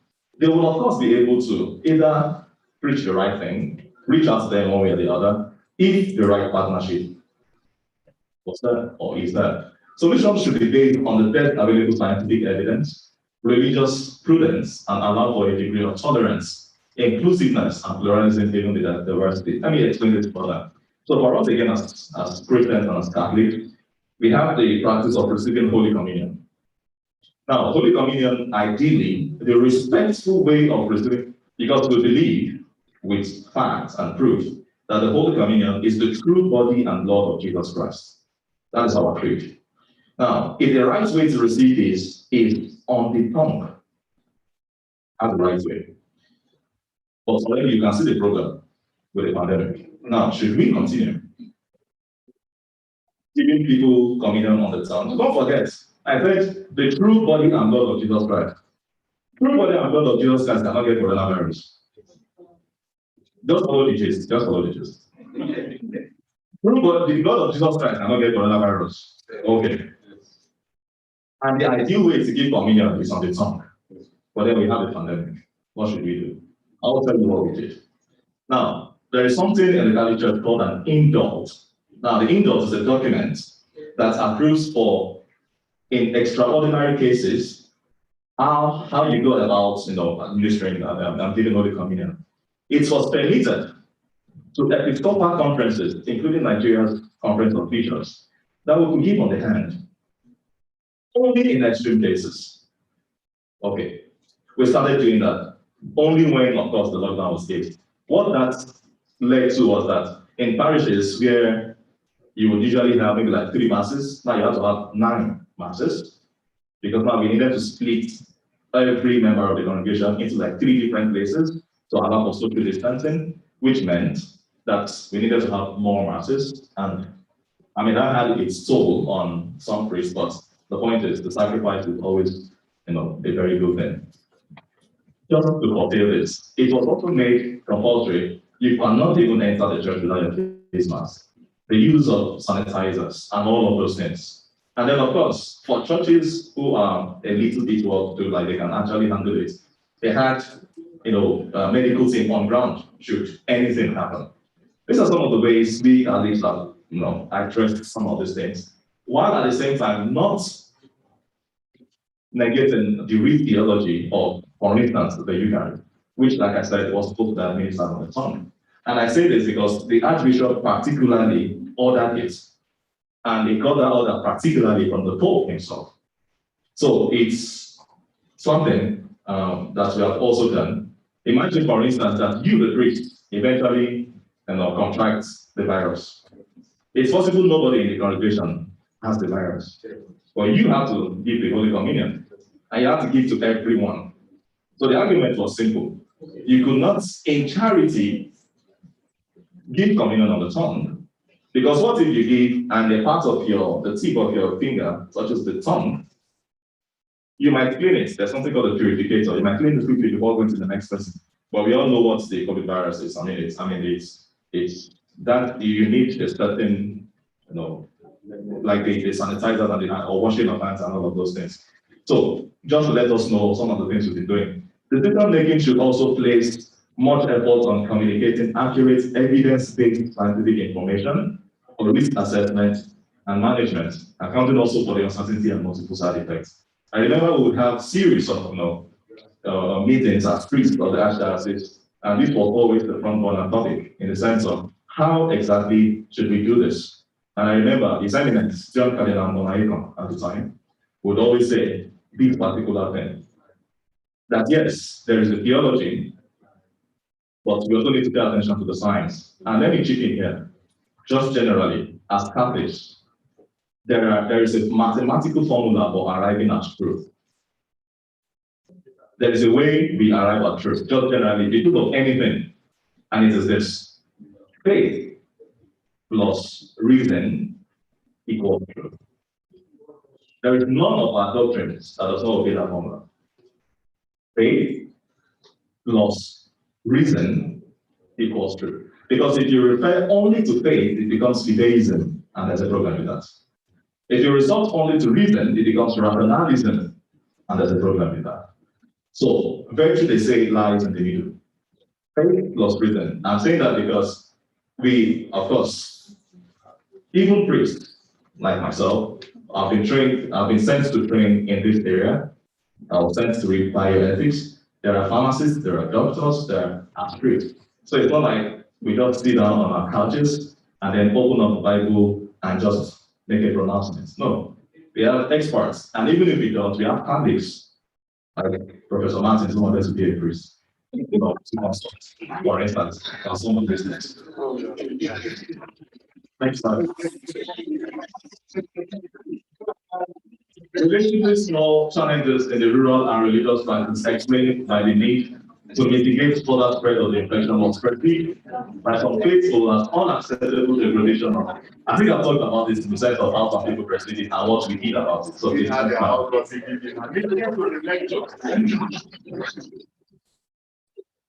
next one. Okay, it is also a proposal that there should indeed be no inherent conflict between the work of God and the safety of the co-workers in God's vineyard. By the way, that's actually a charitable thing to do. Religious leaders of faith-based organizations and communities of faith can share health information to protect their own members and wider communities, which may be more likely accepted. I think we all know ourselves how notoriously religious we are, and we know the way. I would even argue that sometimes we can be even too gullible with the way we even listen to some of us. And this brings me to the point of this. I'll talk about what I wanted to say just now because it's written here. The calendar prioritizes catechisms of the faithful while also being guided by the magisterium. Magisterium is the teaching authority of the church. So no Catholic priest, bishop, or whoever can just wake up and say anything. It's not a question of personal opinion. That is not a way of saying we don't have the liberty to rationalize. But we have the sacred scriptures, the Bible, and then we have our tradition to help us, even while rationalizing, not go out of line. I'm recommending that to all other faith-based organizations. So have a magisterium, so that one priest or one pastor does not come here and say one thing, that this thing is mark of the beast, or it's one, like the chairman said, an evil wave. And then before you know it, all congregations are following that.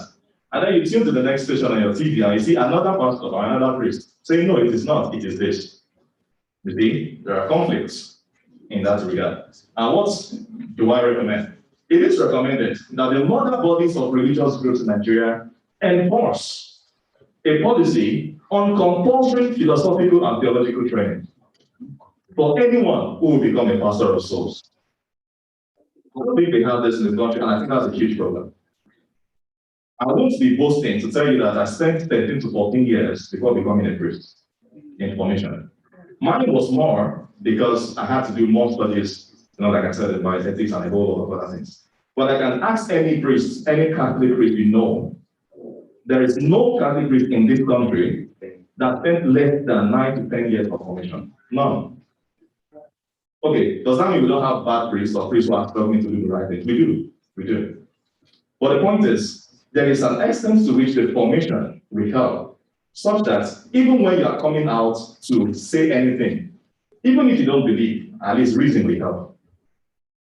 I don't know to what extent this is something, for all of us. I'm talking to all of us as, religious congregation, whether Muslim or Christian or whatever. Let's go to our roots, the African traditional religion. Before you become an Ogonge herbalist, how many years does it take?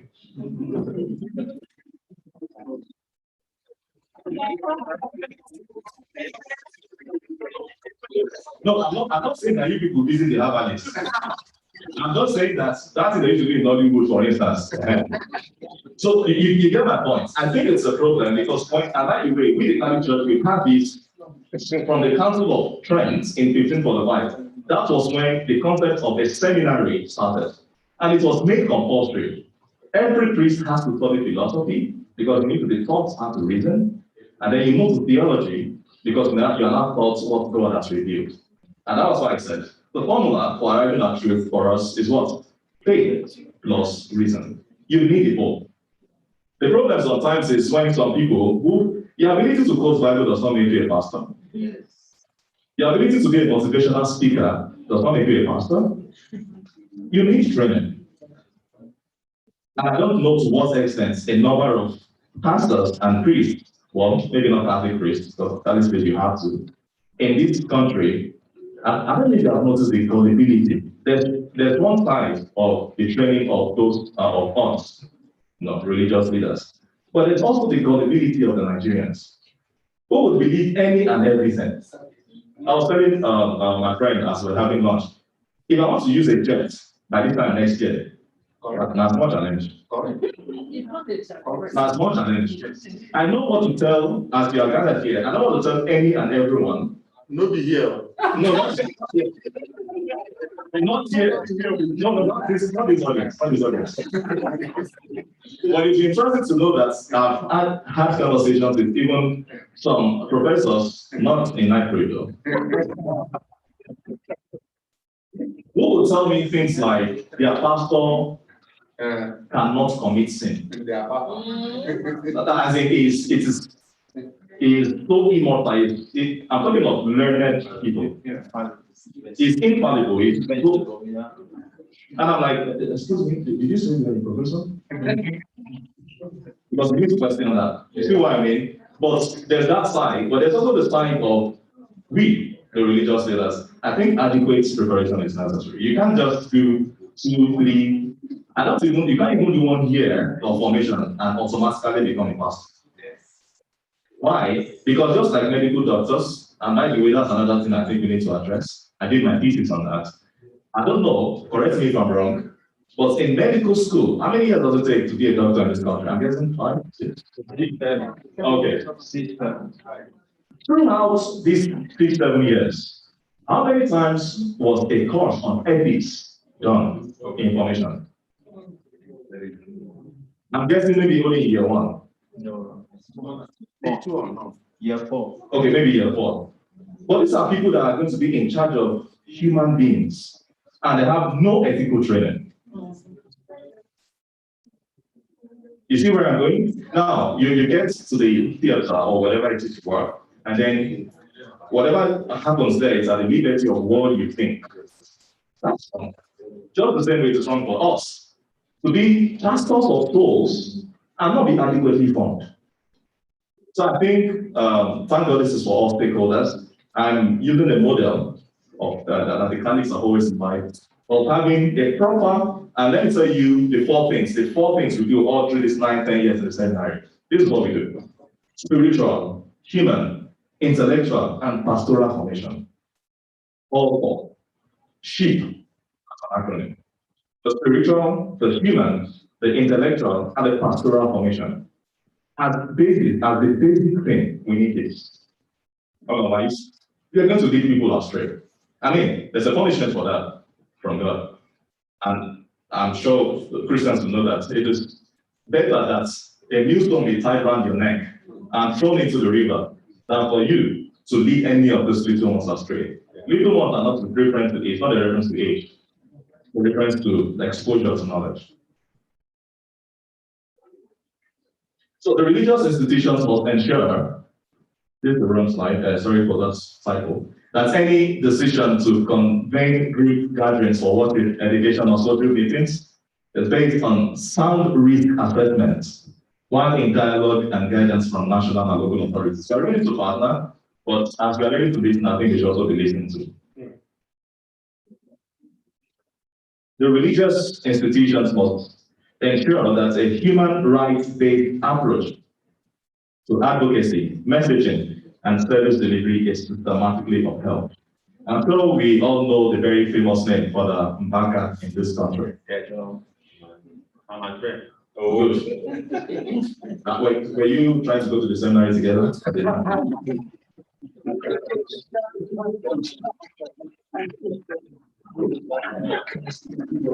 Because I have a feeling that if you have gone,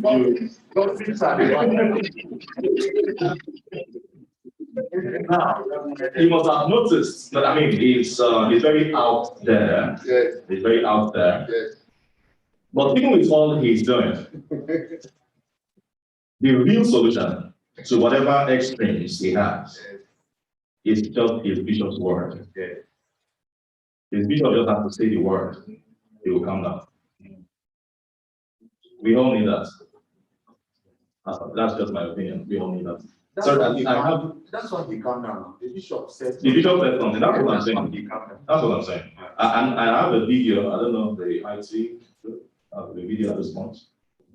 Yes, there's the video. Is it time to play it? Yes, sir. Yeah, before this, I have a message from my boss who sent me, the Archbishop of Abuja. But while we are doing that, let's talk about the clear ways the Catholic Church in Nigeria is making a lasting difference to people's lives. And the first is the rapid and local inclusive humanitarian response. For those who are Catholic, there's something called Caritas, which is Latin for charity. And essentially, it's an organization, it's a subgroup in the Catholic Church, and especially done also by, especially the Vincentians, that's St. Vincent de Paul. Influencing social norms and behavior, peace building, mediation, and reconciliation, strengthening democratic governance through citizen participation, speaking truth to power, witnessing and accompanying suffering, providing quality and inclusive healthcare and education. I mean, the very idea, I make bold to say, the very idea of hospital was started by the Catholic Church in history. And I can tell you that when it comes to healthcare, Christians and Muslims, but especially some of our institutions are some of the best you find anywhere in the world. Supporting sustainable livelihoods. Those are some of the things we also do. So with all of this, while we wait for the video, it's important to know that, I'm sure I'm past my 20 minutes, we have a lot of things to do. But I've decided to restrict myself to just these which I've said, because I know that many more will be said. So if you have the video now, it can come on. This is the Catholic Archbishop of Abuja, Archbishop Ignatius Ayo Kariano.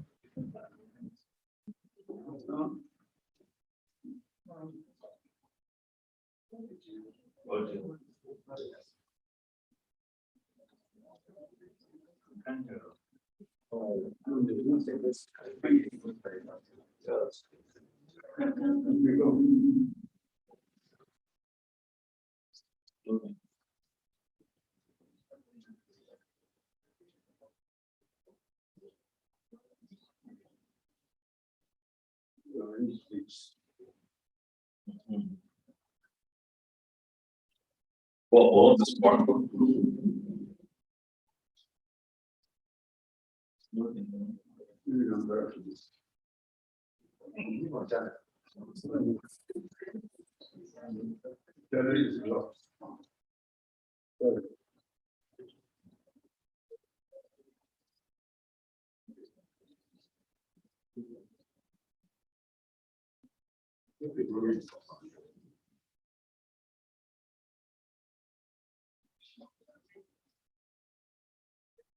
This was one a particular occasion where palliatives, were being shared. The palliatives that were donated by men and women of goodwill.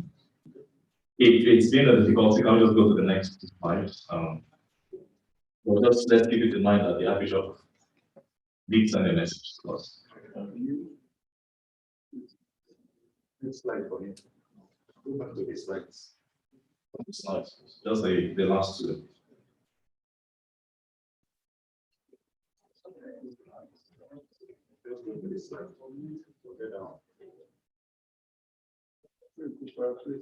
Yeah, what he has said basically is the fact that a holistic approach, we need to have a holistic approach to all of this. And that yes, we have been praying, because you've noticed that I mentioned this of prayer all this while. We have been praying a lot, we have been offering sacrifices, we have been doing a lot. But like I said, it is faith and reason. And in addition to the many prayers we've been having, it's important that we also pay attention to informing, right? Giving the right information, giving the right, aid in concrete terms. And while doing that, he himself is trying to show the right example, always, putting on his mask and ensuring that in public functions is also there. So the last slide, please. Now, the Holy Father also has a message for us. And I'm just going to, that's just a slide, it's not a video. So the last slide, please. Yes. Getting vaccinated is a simple yet profound way to care for one another, especially the most vulnerable. And I can tell you for free, the Pope himself has taken the vaccine. He had the Pfizer version of it. And then the last message is this. I am close with prayers to people suffering from the current coronavirus pandemic and to all those who care for it.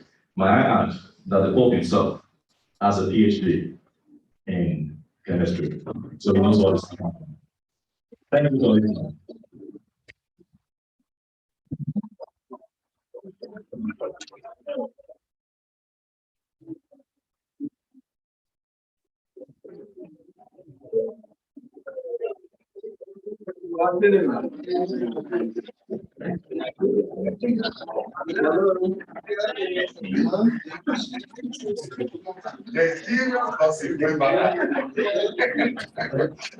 Hello. I noticed while the grandfather was going to the seat, I spent a lot of applause. It means his lecture has gone down very, very well. He's got the pass. Anyway, I will give him another hand about something.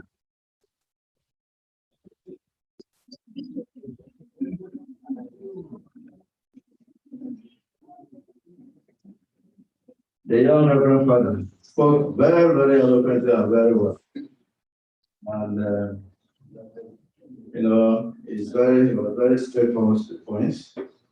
And I'm sure we have taken notice of a couple of the points. And one of the best time in conferences and when lectures are given is Q&A. So I'm sure a lot of you are ready to throw in quite a few questions, and I'm sure you will address them. So we'll go straight to the next speaker. And I say that it's coming from Family Worship Center. And that is Pastor Ode.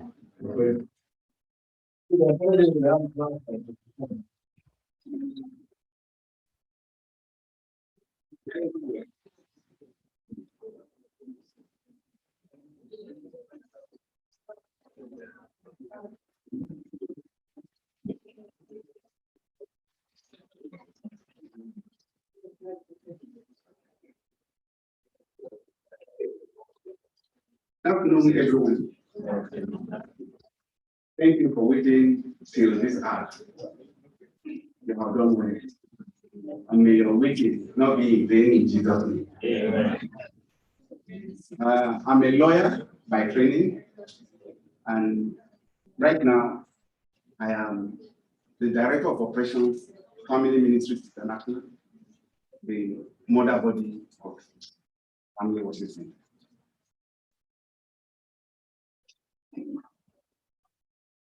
My name is Udi Okwe. I am here to represent Pastor Sarah Omak, the Senior Pastor of Family Worship Center, who is unavoidably absent, to whom I thank for to present the paper, pandemics and religious practices, approaches for the future. Introduction. First of all, let me even say that I have benefited so much from participating in this conference. Actually, as soon as I got in here, I began to pray, let this cup pass over me. But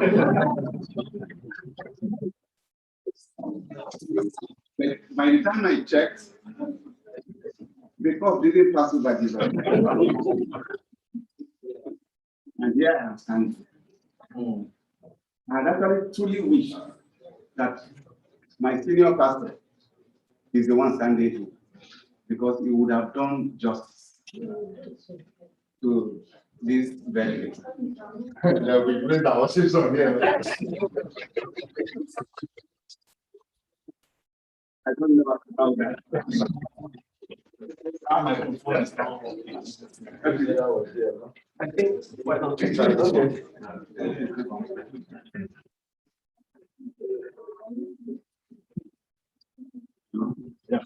okay, introduction to background.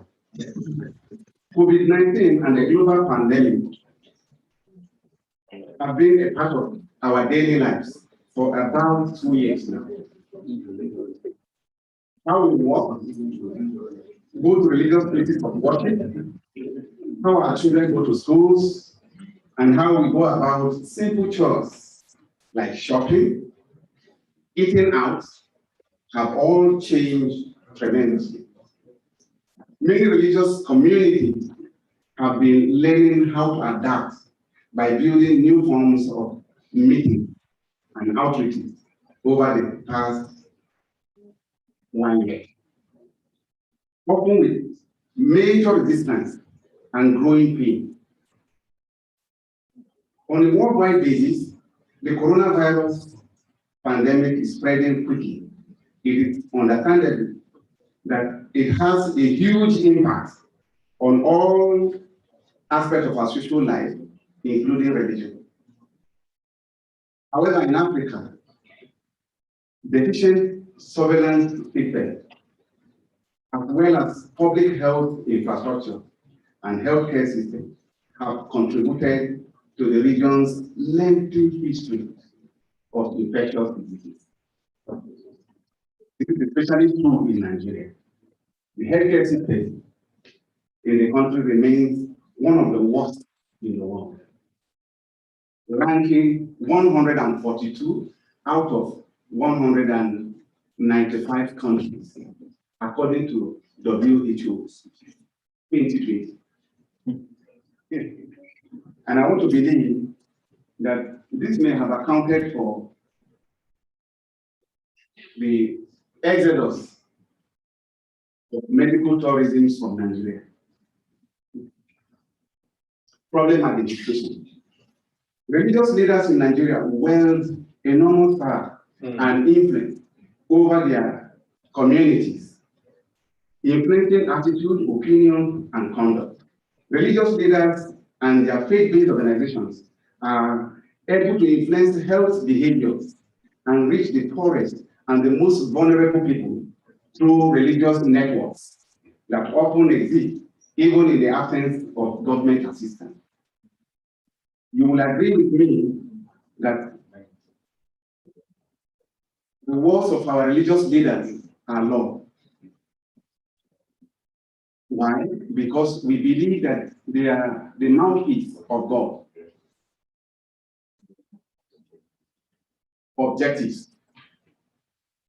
This paper examines pandemic and religious practices, approaches for the future. The study explores the following specific objectives. So, examine the effect of pandemics on religious practices in Nigeria and the world, discuss ways and methods of managing pandemic in religious practices and work settings, critically examine or explain the future trend of pandemic and the way out. Literature review. Conceptual framework. I am not a scientist. My pastor is a scientist. So we decided to do what we know how to do. The term pandemic refers to a deadly infectious disease that spread quickly among individuals and strikes at the same time in multiple countries around the world.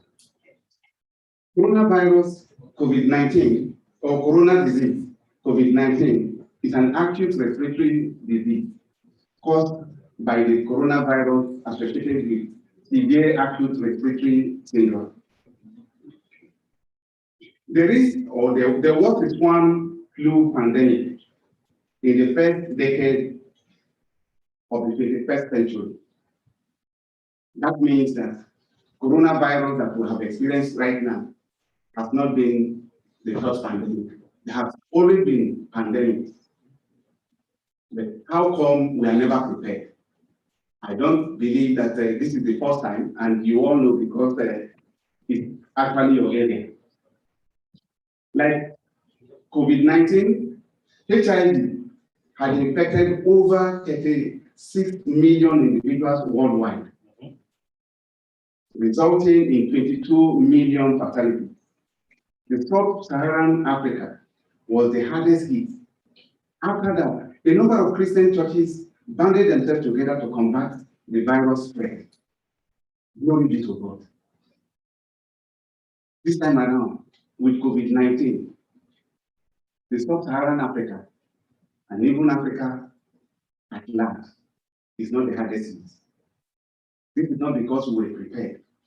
God had mercy on us. Will they continue to have mercy? Yes, but we need to prepare.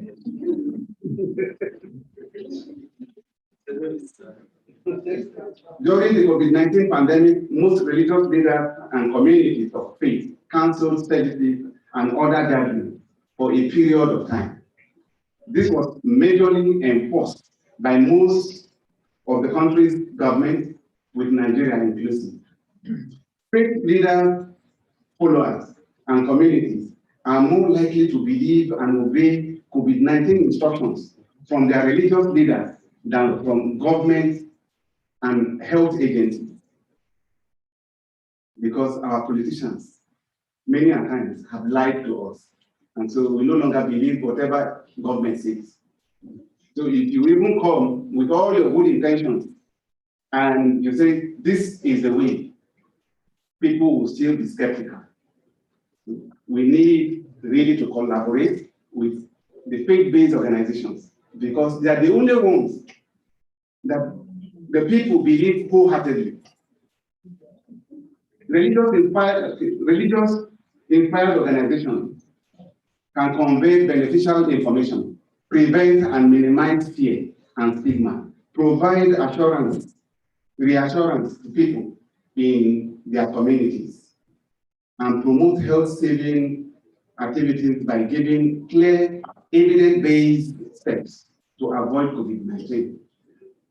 Faith leaders are encouraged to communicate health protection information to their members through faith channels such as organizational web pages, newsletters, emails, phone trees, faith publications, radio, and other broadcast media.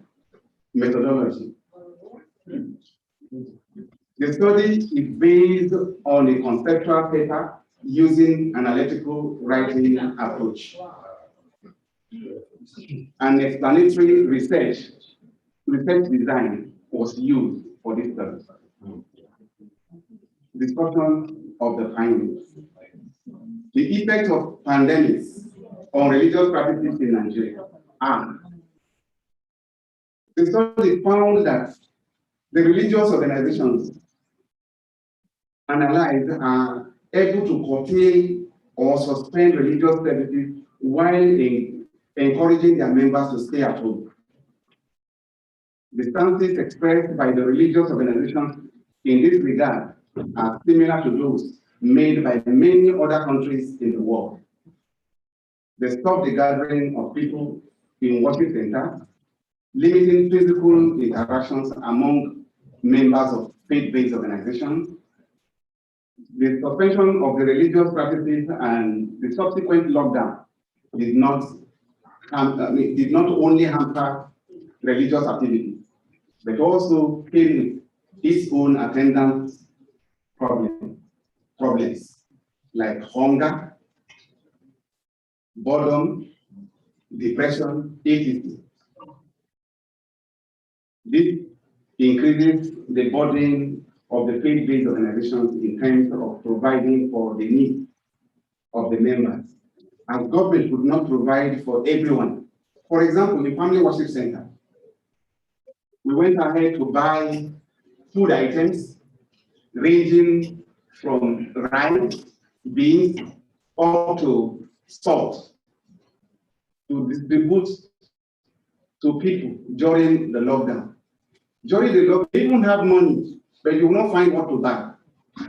And it looks like government did not even take into consideration all of that before they pronounced it. And that was why even the lockdown, a lot of people didn't respect the lockdown at the initial time because they needed to go out. Hunger is far more than the coronavirus that we can't even see. So people disobeyed even government orders at such point. During this time also, we also discovered that even the isolation centers that were set up by government, good intention, but it looks like they were overwhelmed, they were overstretched. We discovered in some places where there were no ventilators, no enough drugs, and we had to buy drugs, ventilators, and supply to some isolation centers around. That took a lot of money out of us. Despite the above, they use modern technology to communicate with the devotees. The coronavirus has increased the technological base of the faith-based organization. Most faith-based organizations now carry out their activities online. My brother has actually talked so much about that. Some members have not returned to physical meetings up to now. They have now gotten used to doing the sacrament online. And like you have heard, it is not the proper way. They are still worshiping from homes, leveraging on the technology employed during the pandemic. They are nonetheless unable to alter or depart from the religious ideas which define their identity. They are ready for educational cooperation in the field of coronavirus pandemic education, restricting the role of religious superiors in favor of lay specialists. Religious rituals must continue in the face of the pandemic, owing to their importance in human everyday life. In certain quarters, we consider certain things essential services. I think even during pandemic, faith-based organizations should be considered essential services.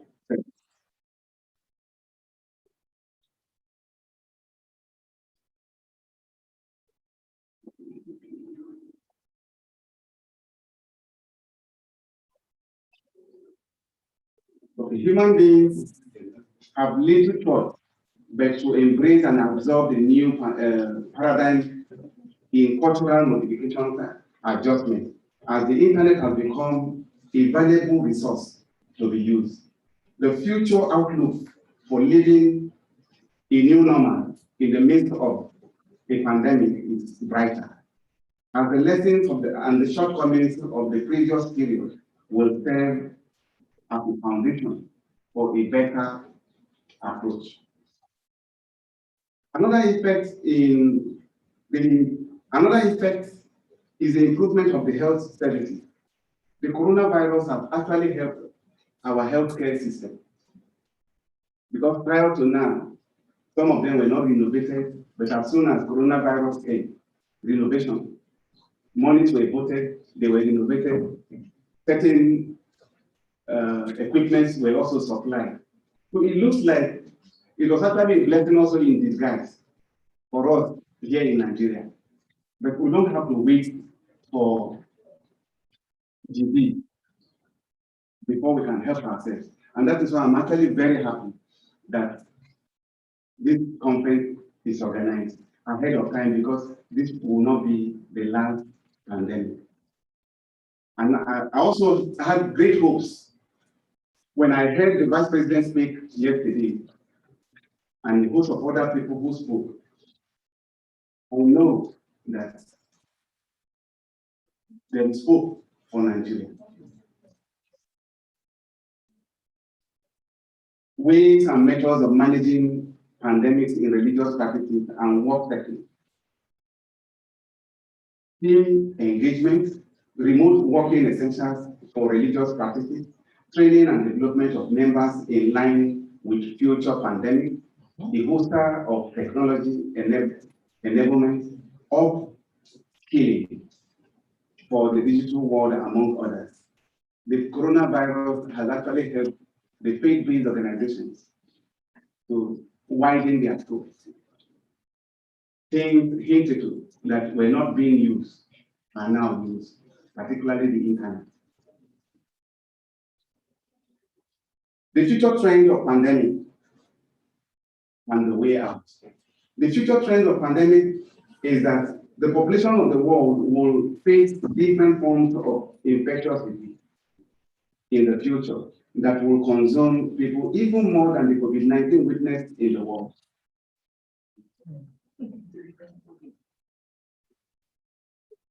Therefore, every faith-based organizations and the government must prepare towards this in tackling the future of foreign. Diseases will always be with us. How we handle it will be the only way out. We had finished from HIV, we went to Ebola, and we are now in Corona. Tomorrow we'll hear of another one. And as it comes, how do we handle it? And that is why this conference really is out. The simple way out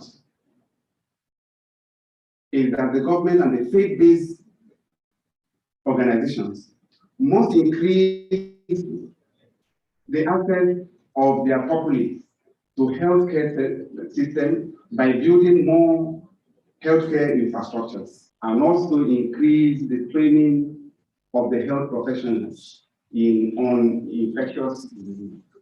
The training that our people have, the training that you have, I think we need to, government needs to increase that.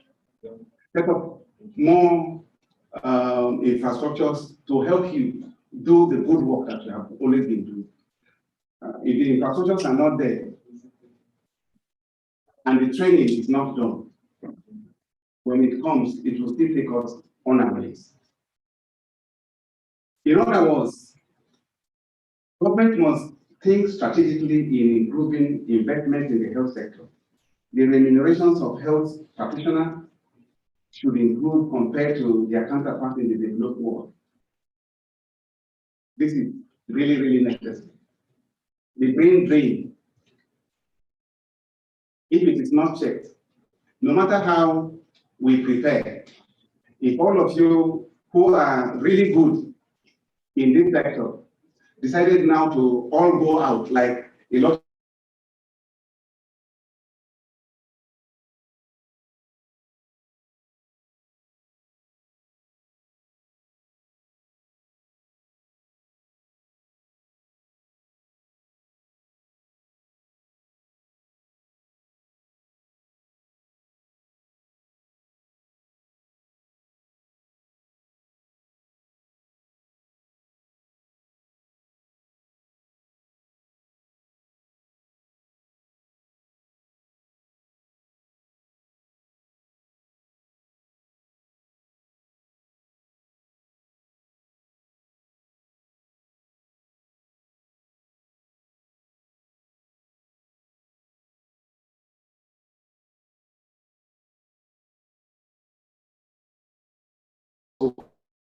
ways. I wish also that the Vice President should also help in this direction, improve the welfare of health workers. Conclusion. The findings of this study reveals that the pandemic affected religious activity due to ill preparedness in the sector. This led to low income generation and high expenditure. We're not getting any income, but we were spending, and we have to spend. A lot of religious organizations even went ahead to take loans to meet the needs of their members here in Nigeria during the lockdown. The study also revealed some methods of managing people during the pandemic era, such as team engagement, remote working essentials for religious practices, training and development of members in line with future pandemics, the host of technology enablement, upskilling for the digital world, among others. The study also revealed that the future trend of pandemics is that the population of the world will face different forms of infectious diseases in the future. It cannot be the last. We are not praying for it, but we need to be prepared. And how are we going to be prepared is what we have gathered and we have heard from particularly the scientists.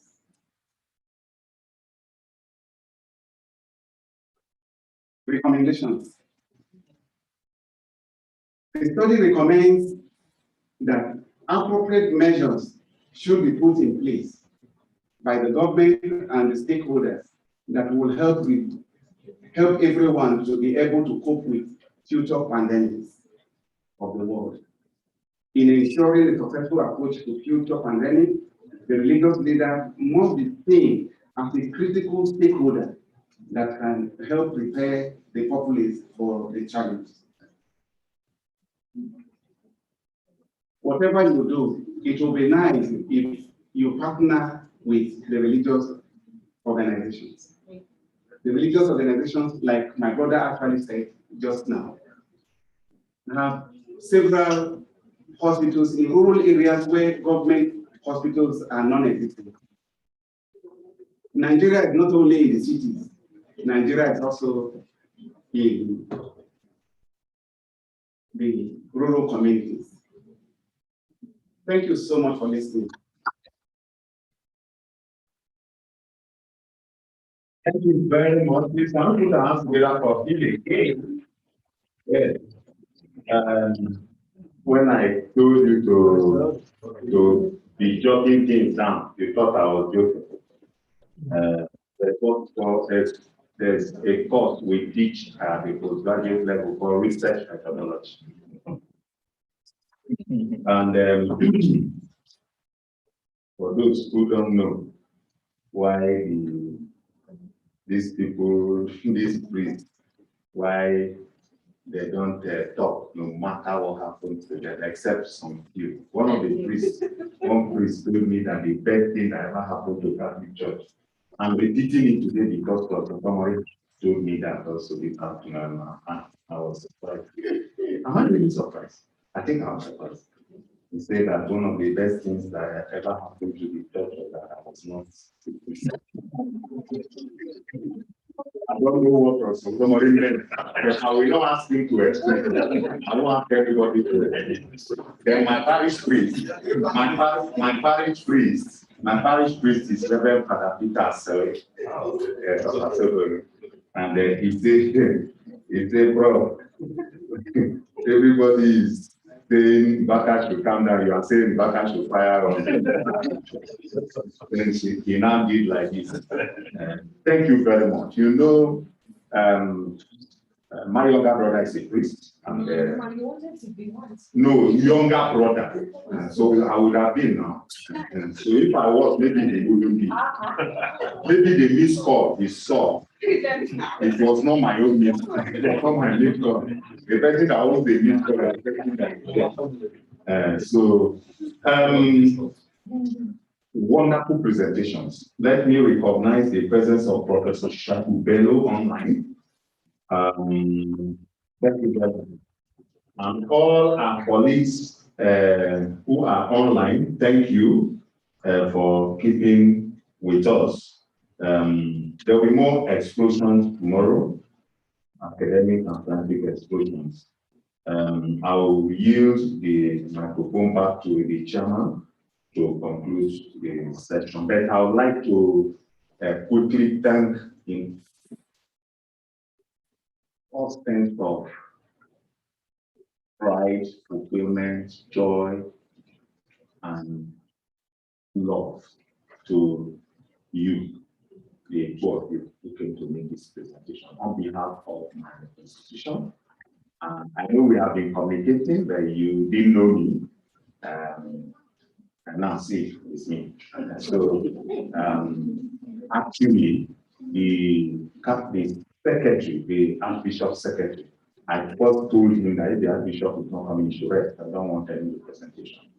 I'm sure he was surprised because he was trying to, I told him I'm a Catholic and that you don't have to come. We are not begging you. Yes, actually, I told the bishop we're not begging him. And this is our country. And we are saying you should come and make your contribution. It's better we should get that into our heads. Nobody is begging anybody. Nobody is begging anybody. You don't want to stay here, go. Yes. If you don't want to stay in Nigeria, go. If you want to stay, stay. Let's do it properly. Let's do nobody will beg anybody. And me, I will never beg anybody. That's why even though somebody wants me seriously to stop saying that yesterday, that's why I told my president yesterday that we will not beg any pharmaceutical company. Because when we got vaccine for COVID-19, you went to do welcome party for vaccine at the airport. And it was done by a university. Which company went to beg them? Chairman.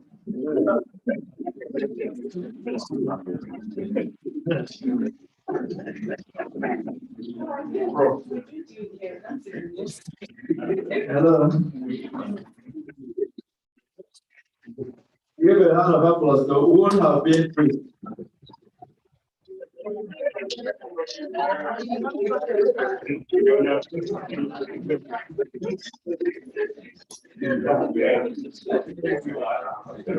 There's something called speak the truth in love. I think you agree with me. Your parish priest was doing like this. Like this. The man is full of speaking the truth, quite all right. But the way he speaks is not true. Not love. I don't know whether it's his love. But as far as it's concerned, if you like, take it. If you don't want, you can go with whatever. We are trying to make him cool down in that aspect. We have not succeeded yet. I have good answer. Okay. All right. Okay. I almost was going to call you Barrister Ode. John is okay. Ikwe was interviewed recently is about 78, 79, getting to 80 now. Anyway, that's just right. Thank you very much for your well-delivered paper. Please, can you give him another paper? You are proud of the two of you, and we thank you for coming and speaking the truth of how her pandemic has also affected religious practices in our country. Well, you talked about even the conspiracy theory and all that. And I can tell you that up to tomorrow, some people even in the church, have not come to terms with taking vaccine. And some people even in the medical fields, doctors, pharmacy, nursing, have also not come to terms with taking COVID vaccine. There is one pastor, doctor who came from Governor to preach in my church one time. And he said only about 40% of his medical staff agreed to take the vaccine. So, and that is why we have to be proactive about the post-COVID-19, whatever pandemics are going to come. We need to be very proactive so that people can be more enlightened. And as he said, one professor was also saying, talking about a priest or a pastor who is infallible. Mortal person cannot err. And that is far from being true. So this is the time for Q&A, and I'm sure quite a number of people want to throw this out to them, and they are very prepared to absorb it. They won't throw back to you. So in accordance with our tradition, we'll number how many people want to speak, and then we'll take it in that order. So can I have your hands now? Number 1, number 2. Yes. Is that all? Okay, according to you. So people, think otherwise. So number is number 1. Then the young lady there, number 2. Any other one? Okay, maybe before, by the time they speak, some people who are not too sure of what they want to ask, they have to come to them and they will ask questions. Yeah. Thank you very much, Mr. Chairman. Thank you very much, Reverend Barrister, for the presentation. I think one of the things that hit me first of all was that we are all Christians, or we are differences. Whether you're Catholic, you're Anglican, you're Pentecostal, you're whatever. I know my boss in my church, he will take the vaccine only because he needs it for evangelism. And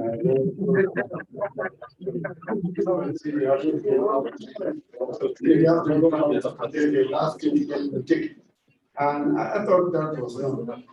Well, I've not talked to him, but this is my own opinion. And I thought maybe that's not the attitude people agree that this. But Reverend Father, I want to bring 2 points. I made the last statement by the Pope. The Pope has spoken, but then he told us to do faith and reason. I have faith in what the Pope has said, but I also have my reason whether I want to believe what the Pope has said. So where does faith and reason go to what the Pope has said? I'm not looking at those things. And Our Lord Jesus Christ said, I'm the way, the truth.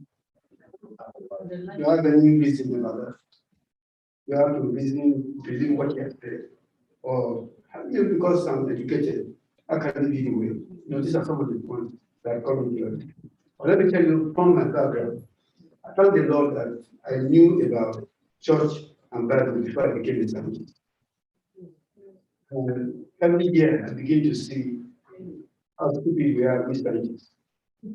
Science is only confirming the word of God. That's the way, that's what. So, anytime when people start arguing and this thing, it's me that have to think. What did the Bible say? What is the science saying? How do they match? You know, that's the way. Otherwise, if I start arguing that the Bible is wrong and science is wrong, the things we see, what the Bible reveals or what science reveals to us, is only how much is revealed to you. That you're winning the Nobel Prize does not mean that you're smart. You have a chance that put you in a particular place, and you win the Nobel Prize. But it doesn't mean that, you know, that's something to lead to you. So basically what I'm saying is that when we talk about reasoning, we also have to be very careful about how we allow the people to reason when they have no foundation of what they're reasoning. We did mention something about being evidence before you can use the reason. So I have to be very careful when you say faith and reason. Yes, I believe the Pope, but like the professor who said the Napoleon, or who said the other thing, how do you combine the faith and the reason together? That's the point I'm going to ask.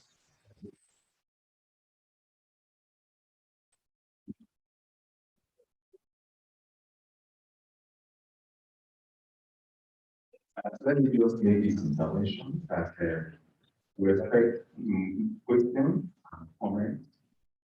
If you don't have questions, you can also tell us because you are either a Christian or a Muslim or a Muslim or a Christian or an atheist or someone without any religion. It's all okay. Okay.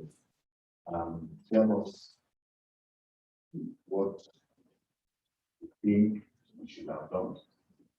You see, the presentations were very clear, especially on things that We have number 3 there. I'm saying it because this session is not about Muslim.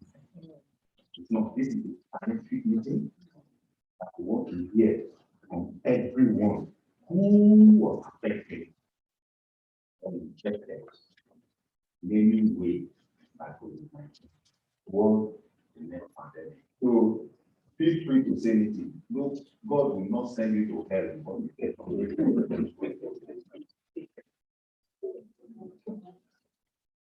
So before you talk, there is number 3 there. Hello?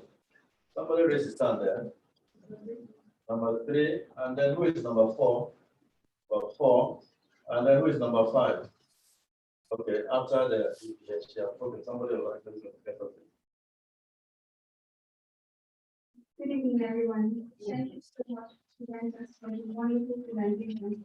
So my question is basically you figured out some conspiracy theories that are not oblivious of that are going around, making rounds about virus and then the vaccine. So my question is basically that what is the church?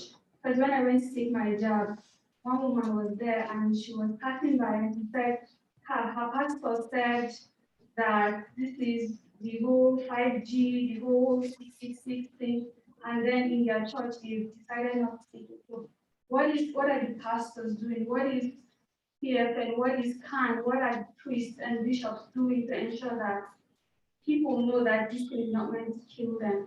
And secondly, these pastors can only advocate for this thing if they truly know what it is about. So what is the measures, what are the measures that are put in place to educate these pastors and these priests so that they can rightly inform the people they are pastoring?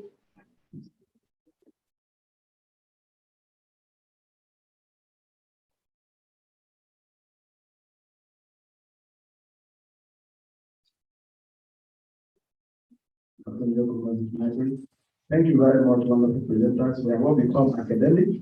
and very religious. I suggest that coming from this meeting, it will also very good to take back to this very hierarchy of the Christians or the religions or the Muslims, that what we actually need is that this faith-based organization will start organizing themselves to become one body in terms of it. So that one, as you rightly pointed out, we can start controlling those who have excesses on the negative side. We can also have a good voice talking to the country, and then we can now have that belief. Because yes, we are talking about belief, but it doesn't end at believing that of Christianity or Islam. It's also believing in the society, what is happening in society. Like you have all come here, we have listened to you, have listened to society, and you feel clearly what people are doing, what people have done, and benefit. But what is dragging us back is one thing, that we are divided when it comes to this large group of controllers of our faith, of our belief, of our major social life in terms of religion. So I think taking back from here, we should be recommending that you should try and don't need to come not in such legal, because they are it is very, very necessary for our security, for social development, for following politicians, for following everything that is actually happening in our society. Without that, the religious group or non-faith-based groups are actually helping to disorganize things. So take back to this mega leader that they are need to have one voice. Thank you.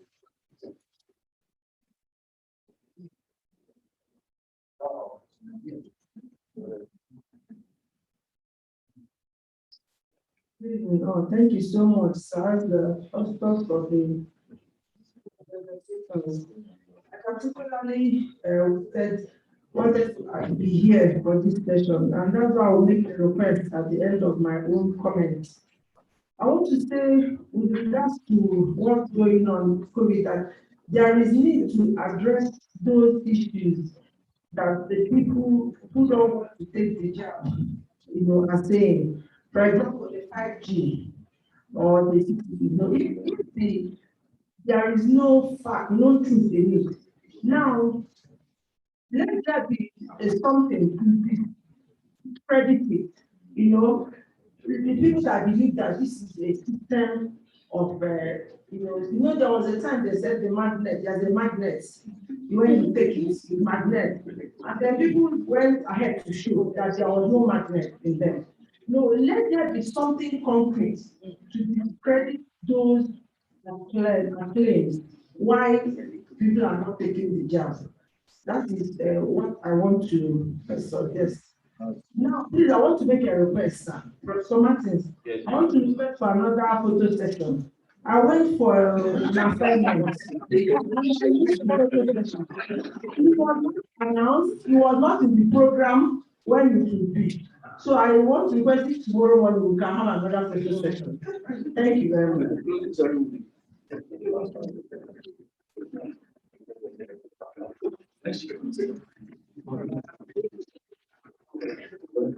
Okay, thank you. Please, the chairman, with your permission, let me also make this intervention because we are being watched all over the world. At least if I don't know anything, I know that Joe is online and you are not seeing him.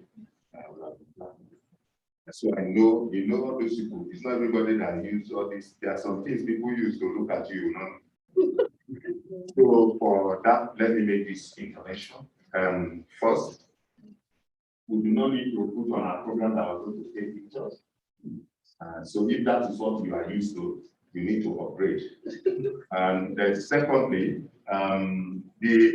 all questions or comments made by individuals, they are responsible for their comments and their questions because they are adults at this scientific conference.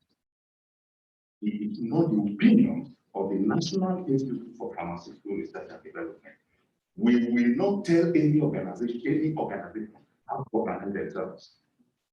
So whether you are 1 million religious bodies, you want to come together, or you want to increase, it's not a business. That's not the reason we call you. So that when we call you next time, you will not be scared that we're going to tell you to start pulling yourself together instead of remaining the way you are. Okay? So take them as free, because the place with the freest mind of expression opinion is scientific meetings. So that's why you hear different types of comments. So that nobody lives here with the impression that we call you and we are not telling you that there are too many churches or too many religious groups that need to come together. It's not our opinion and it's not up to discussion. Thank you.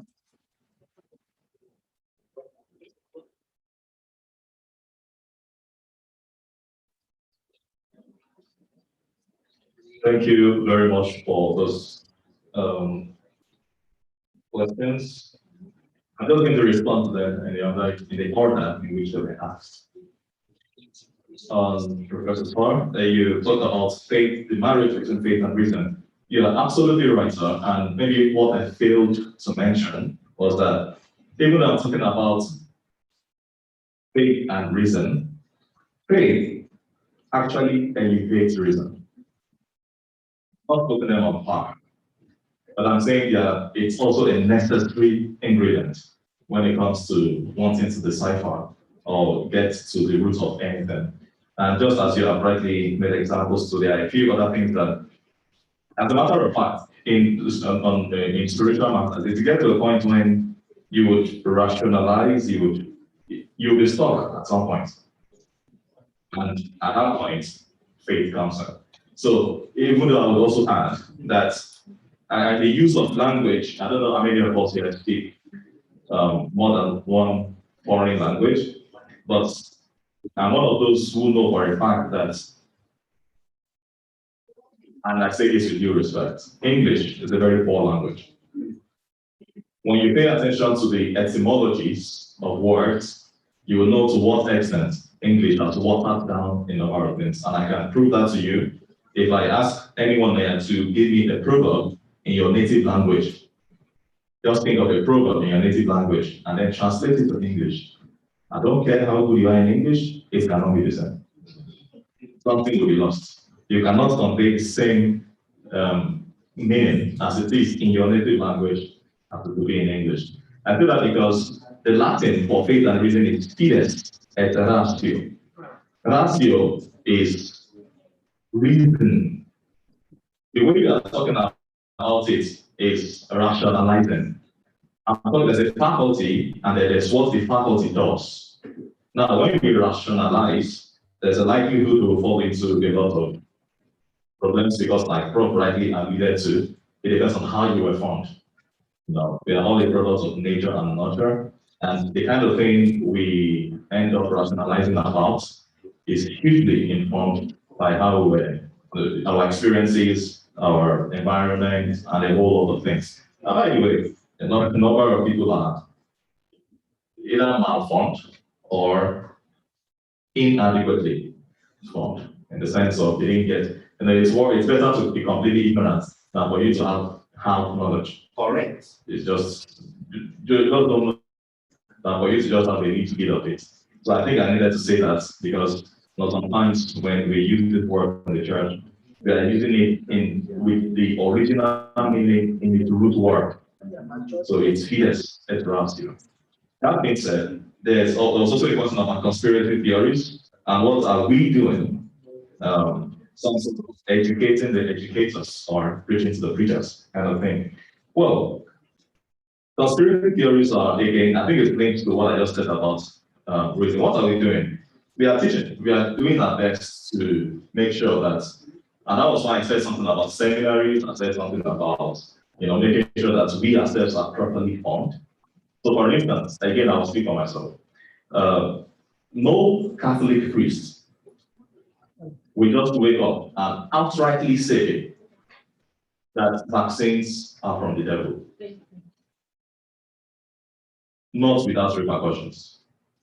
Because then you will need to prove to us, where during your 10 years of formation, you were taught that one. in the sense of what is the premise for your arguments, and that's where again, Peter's et ratio, Peter's and comes. So if you are going to come up with a particular conclusion, there has to be a premise. At least those who study philosophy know what's called syllogisms.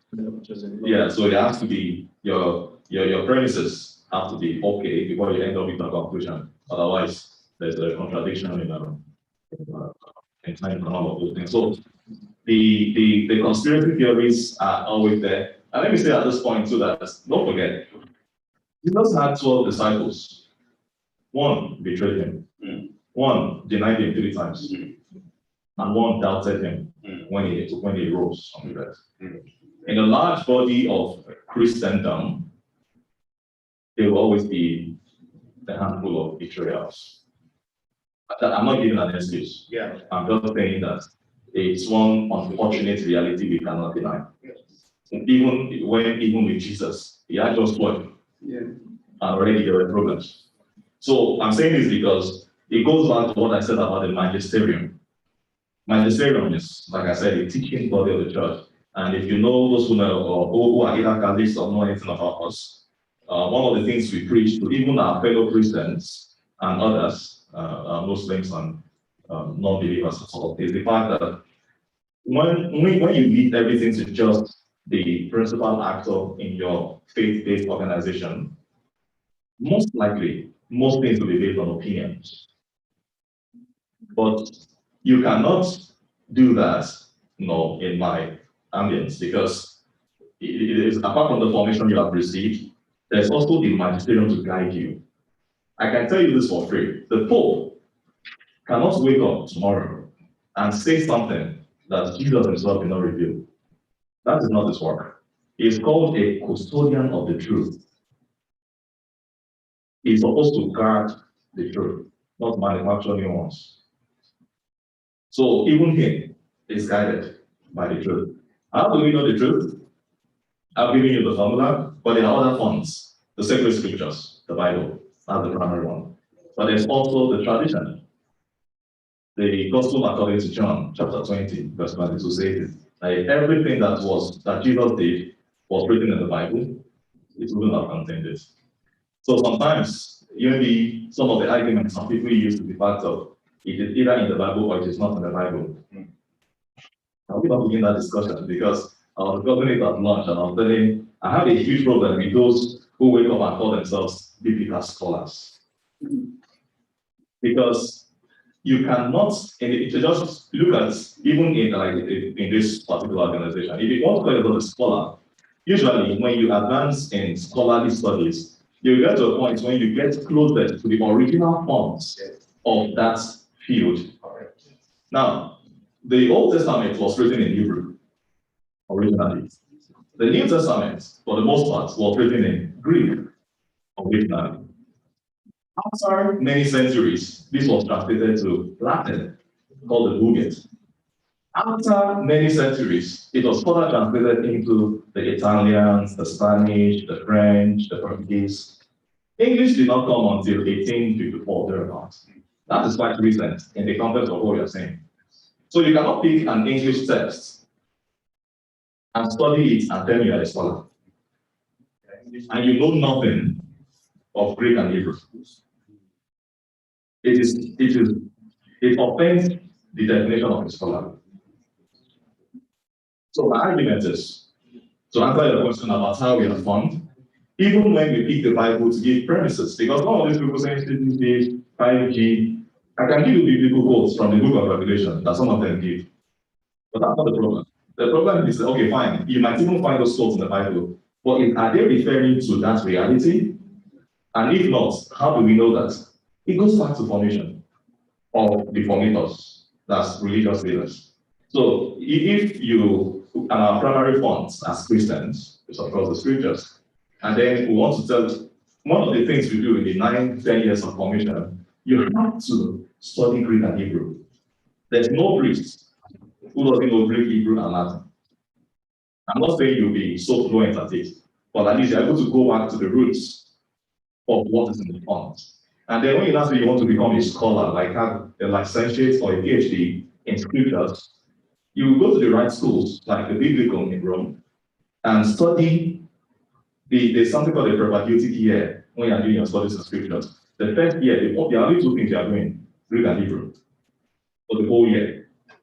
Because you need to be able to read, write, and converse in that language, so that you are not far from what the truth is. And I can give you a number of examples. So you see, again, it's a thing of faith-based. I mean, I can't claim to be an Islamic scholar, but I did Islam. So, and guess what? My professor, who is a priest, had just returned from Egypt, where he went to study the Islam in Arabic. He did not just speak English text to read about Islam. He studied Islam in Arabic. He speaks it and writes it fluently.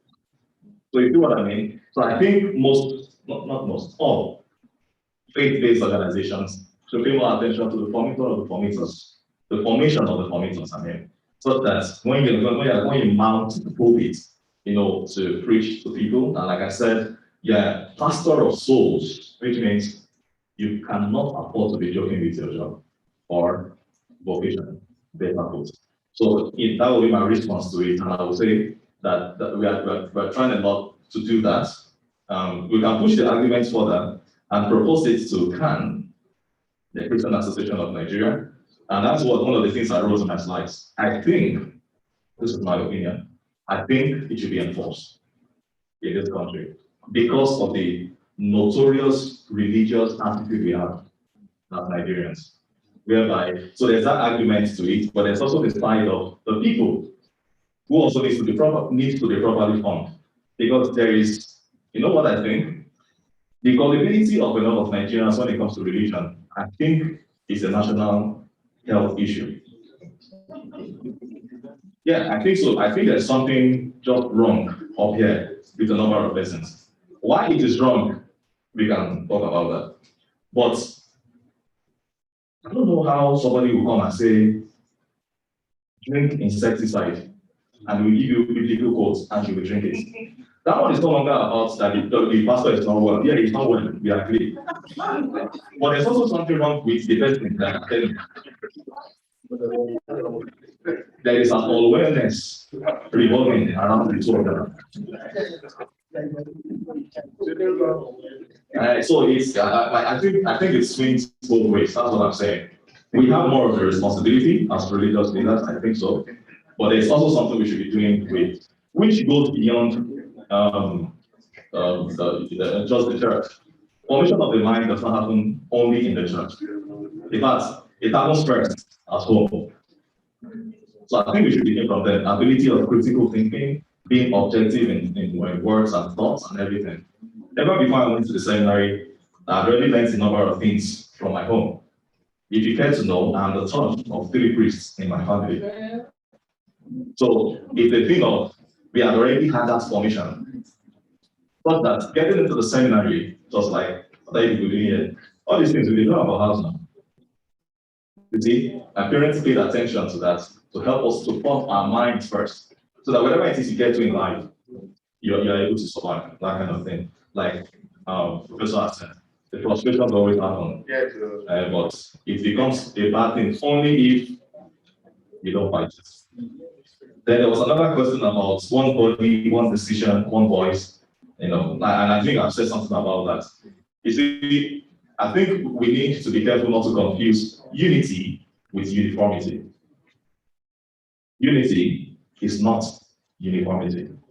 Now, there is a difference when I say, let us come together and pray, and let us come and pray together. Those are not the same things. Let us come together and pray, and let us go and pray together. There are 2 different things. And I know that it's a biblical injunction that Jesus has said, let them be one. But the oneness has to be properly defined. It would have been nice, and by the way, this is not a religion class. I could go on and talk about the history of the denominations we have, the history of the religions we have, and a whole lot of other things. The point is, we need to pay a lot of attention to the fact of the worship of the one God is particularly linked first to the kind of creed the belief, the creed we profess, and then the ultimate commandment, as Jesus said it, love God and love your neighbor. There was another question about how can we concretely discredit the conspiracy theories. A lot is being done, but I think, as it has been said, it goes back first to the formation of the formators, and then the formation of the people of God, their minds. So it's a question of also, I know people who will tell us that,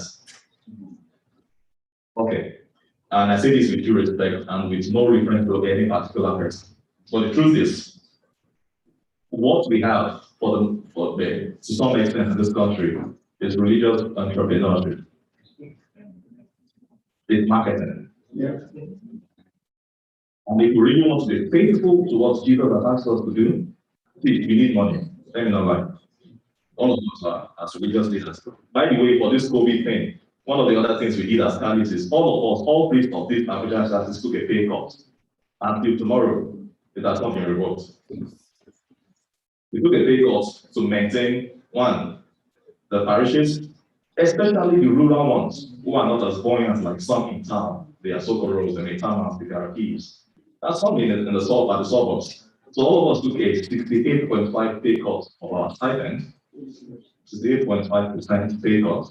Until tomorrow, that's not been revoked. And that's because the pandemic is still with us. That's in addition to the many other things that has been done. And the first mention talked about poverty, and in some of us, those of you that college, you know this as free. Yeah, sometimes the only one in the parish. No wife, no children, don't forget. I mean, there is social media, there is phone to call people and stuff, but there is no such thing that can equate human presence. I'm not complaining. I'm not complaining. I'm not complaining. I'm just saying that the COVID pandemic thing heightened it, and then it became a new challenge. Everybody took to what do they call it? Everybody became a fitness coach during the COVID pandemic because you were either jogging or just like things you never do normally. So anyway, I think it all goes back to we always have to go back to the roots. And the roots, in my opinion, is there's something huge about formation of the mind, human resources, and all of those things. And by the time you pay attention to that, it will naturally translate into the way you preach to your audience. There are lots of Protestant pastors that I sit down to listen to because I think they are very objective. I just love some of them. I'm going to say their names. There are lots of Islamic scholars that we had to study, and I still read because I think they were very objective. As to how we decide to worship God, let's leave that for God. But it's really a question of, at the level of humanity, one thing I can say for us as Catholics, and I'll shut up after now, is that we don't coerce, we convince. Thanks for listening.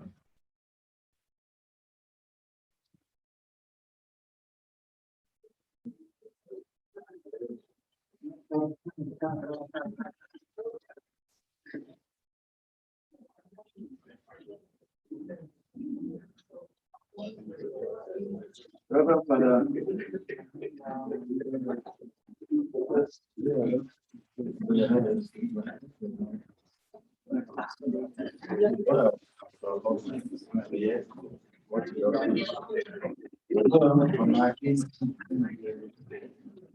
Reverend Father, your palace.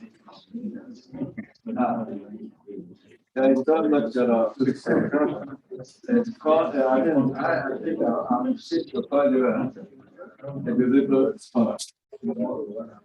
Because they are taking out through the roots. Now we give him another hand.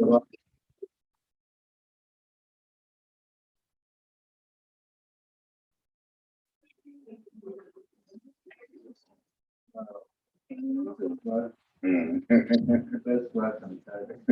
Or world class and title.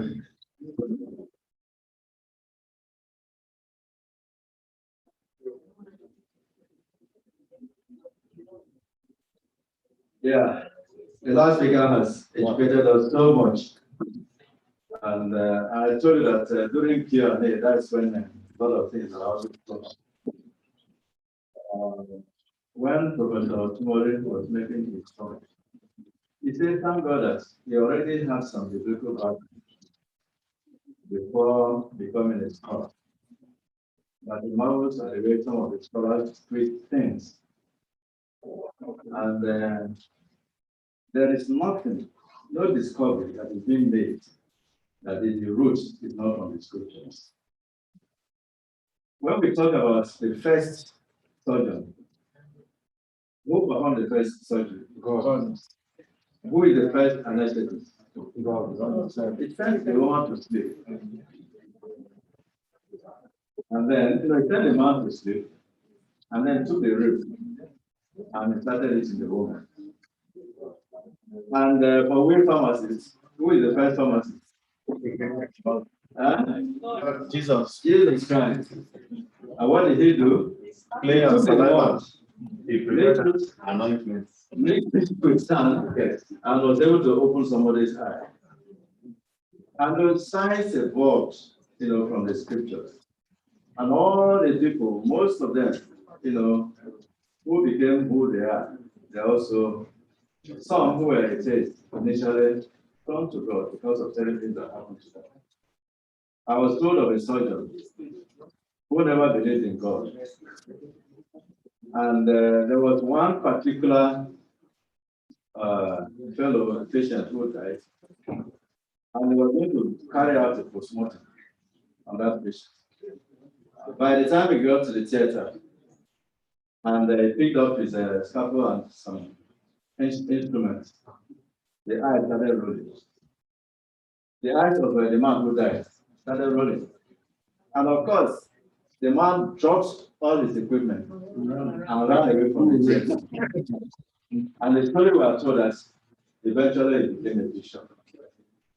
So this pandemic again has humbled everybody. Yes, so whoever you are, whatever level of science you think you know, even those who are having all the nuclear weapons, tiny protein. Yes. Would I send their missiles to combat the protein? I don't even see it. It's only people like Professor Tumori that can come with their own form of missile. And that is the interest that God has given man. And so we want to thank you for your presentation. And I must thank the participants. I was really scared when the first time I came out. People were not around.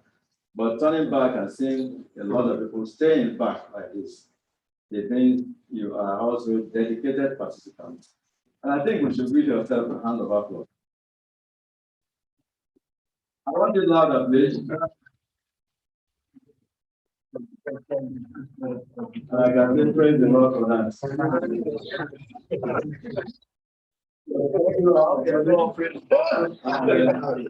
Okay, so thank you, my chairman. Thank you very much. Please, can we put our hands together for the chairman?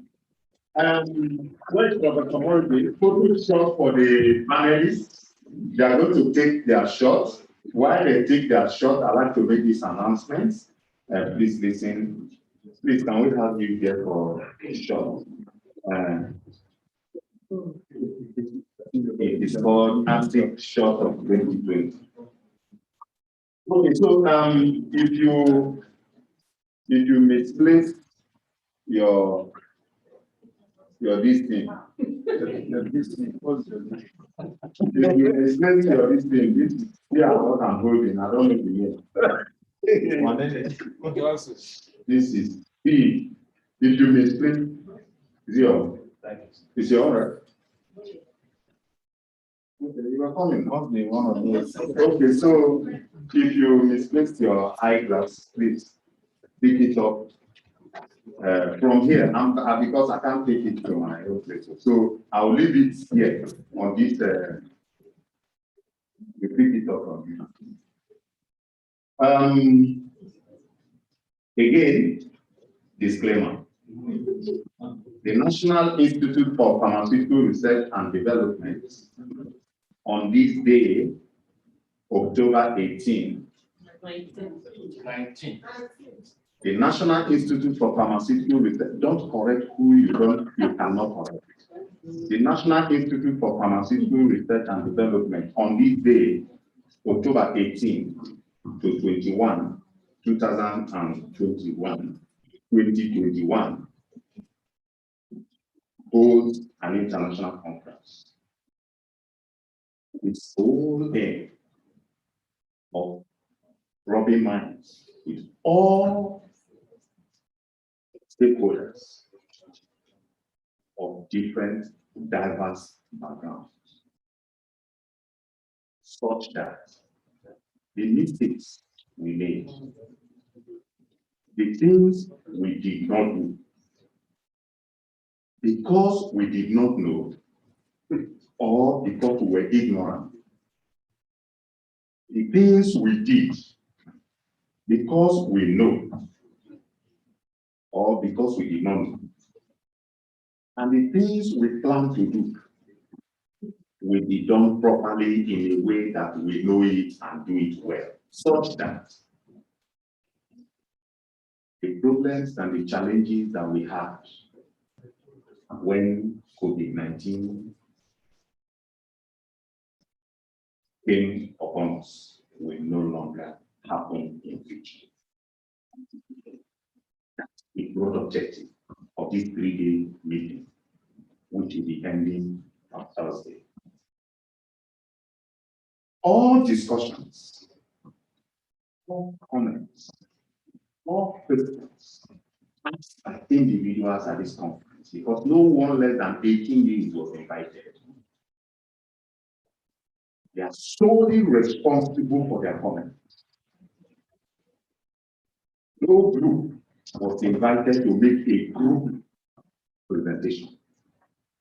Individuals were invited to make presentations that sometimes will represent opinion of groups.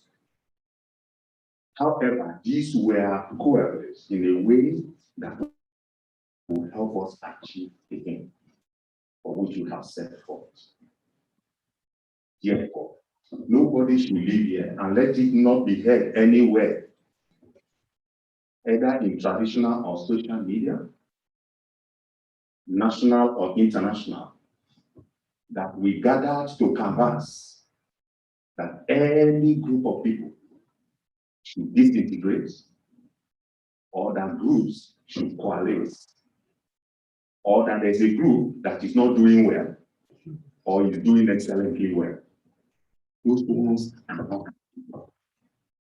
A business is how to work together to ensure that future pandemics do not and will never take us unawares again.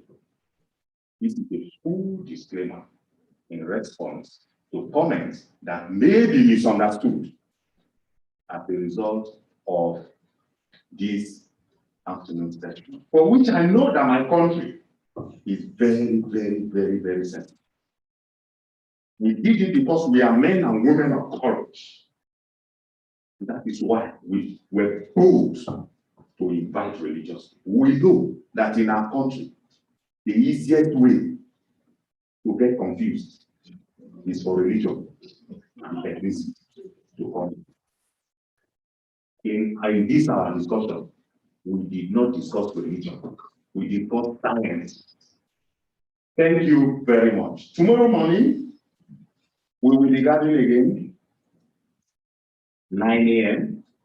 There are going to be 2 explosive, I can assure you, that you saw yesterday and you said, CVP game, this thing is explosive. Then today, you now said, why didn't we do this one yesterday now?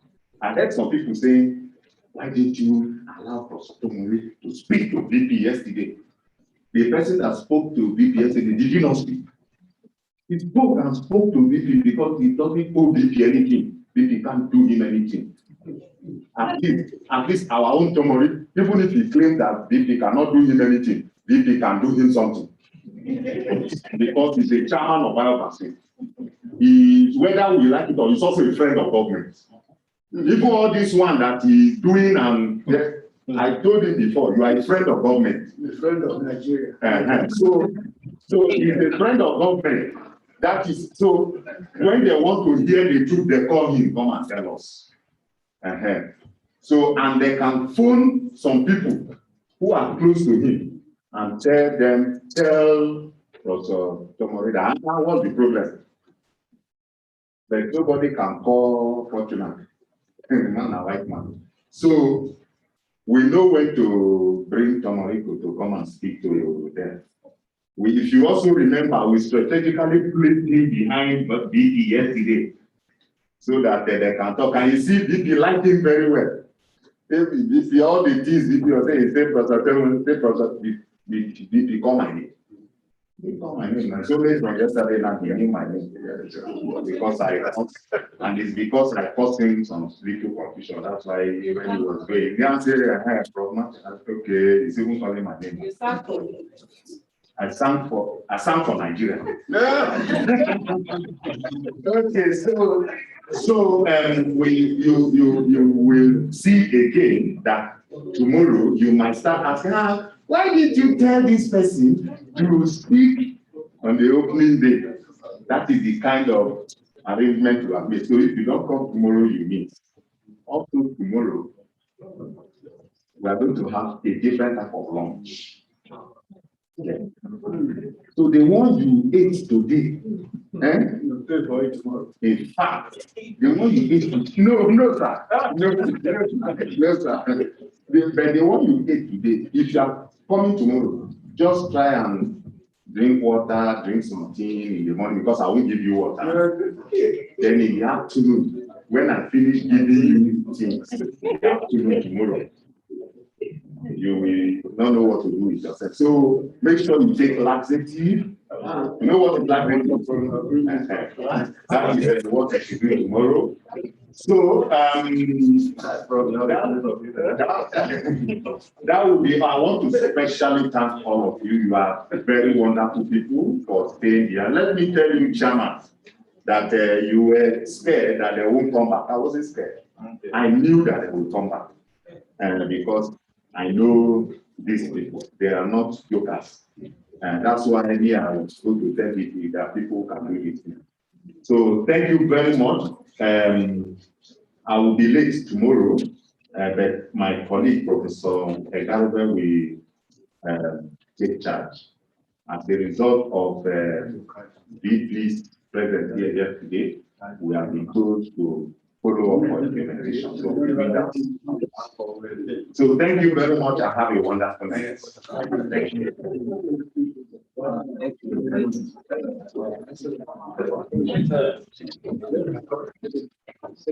Okay, sorry, you know we are leaving now. As you are leaving, this is some 20 minutes to speak.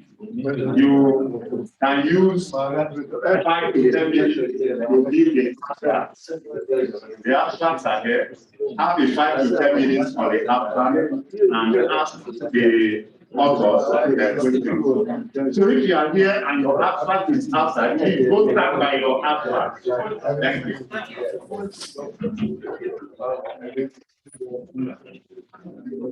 Okay, thank you.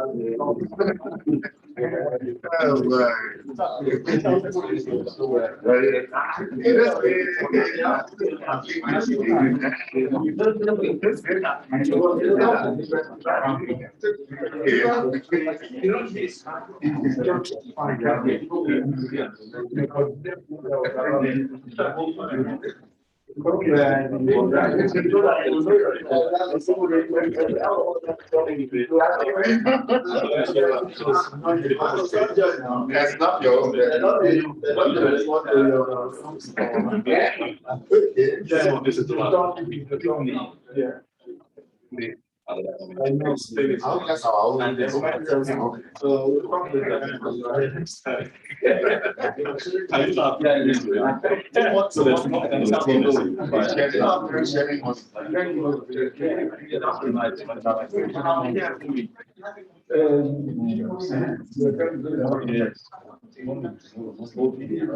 I'm sure it's not the dollar that has the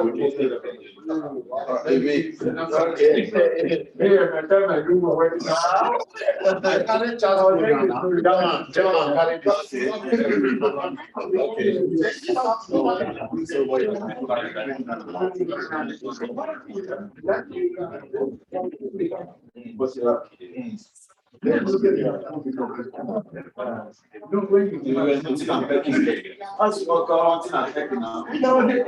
I was looking for the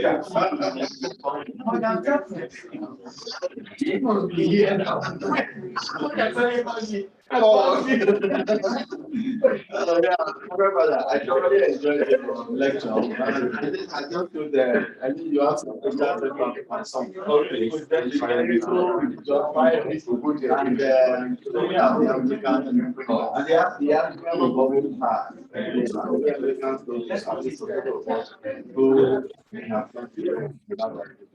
Barrister, God bless you. You know, the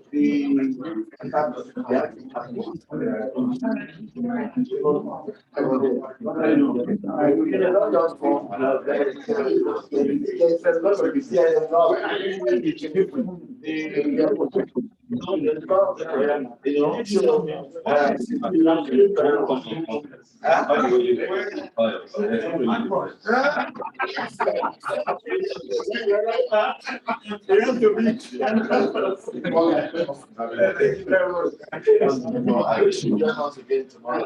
I hope so.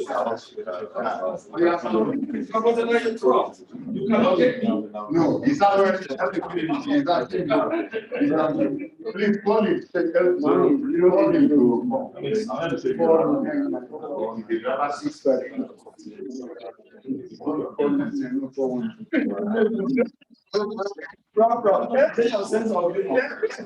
God will bless you because you have a big person like you. That's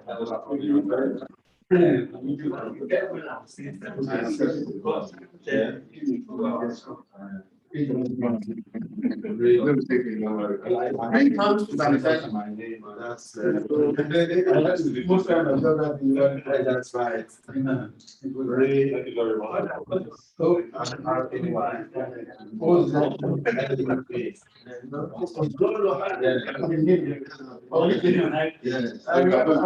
I knew students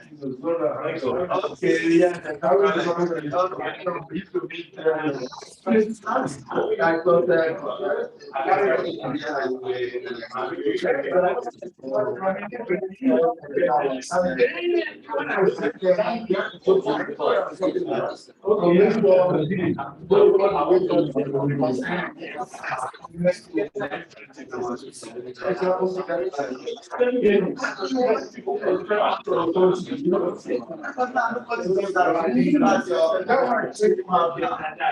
You don't have to be, I was saying, you put it so. That's really good. I think that this thing would have some tomorrow. People who are presenting the outcome. No problem. I still get tomorrow. It's still there. You are here, so everything is very good for that. It means we are going together. Oh, you are the same. Good morning, Nigeria. It means we are going together.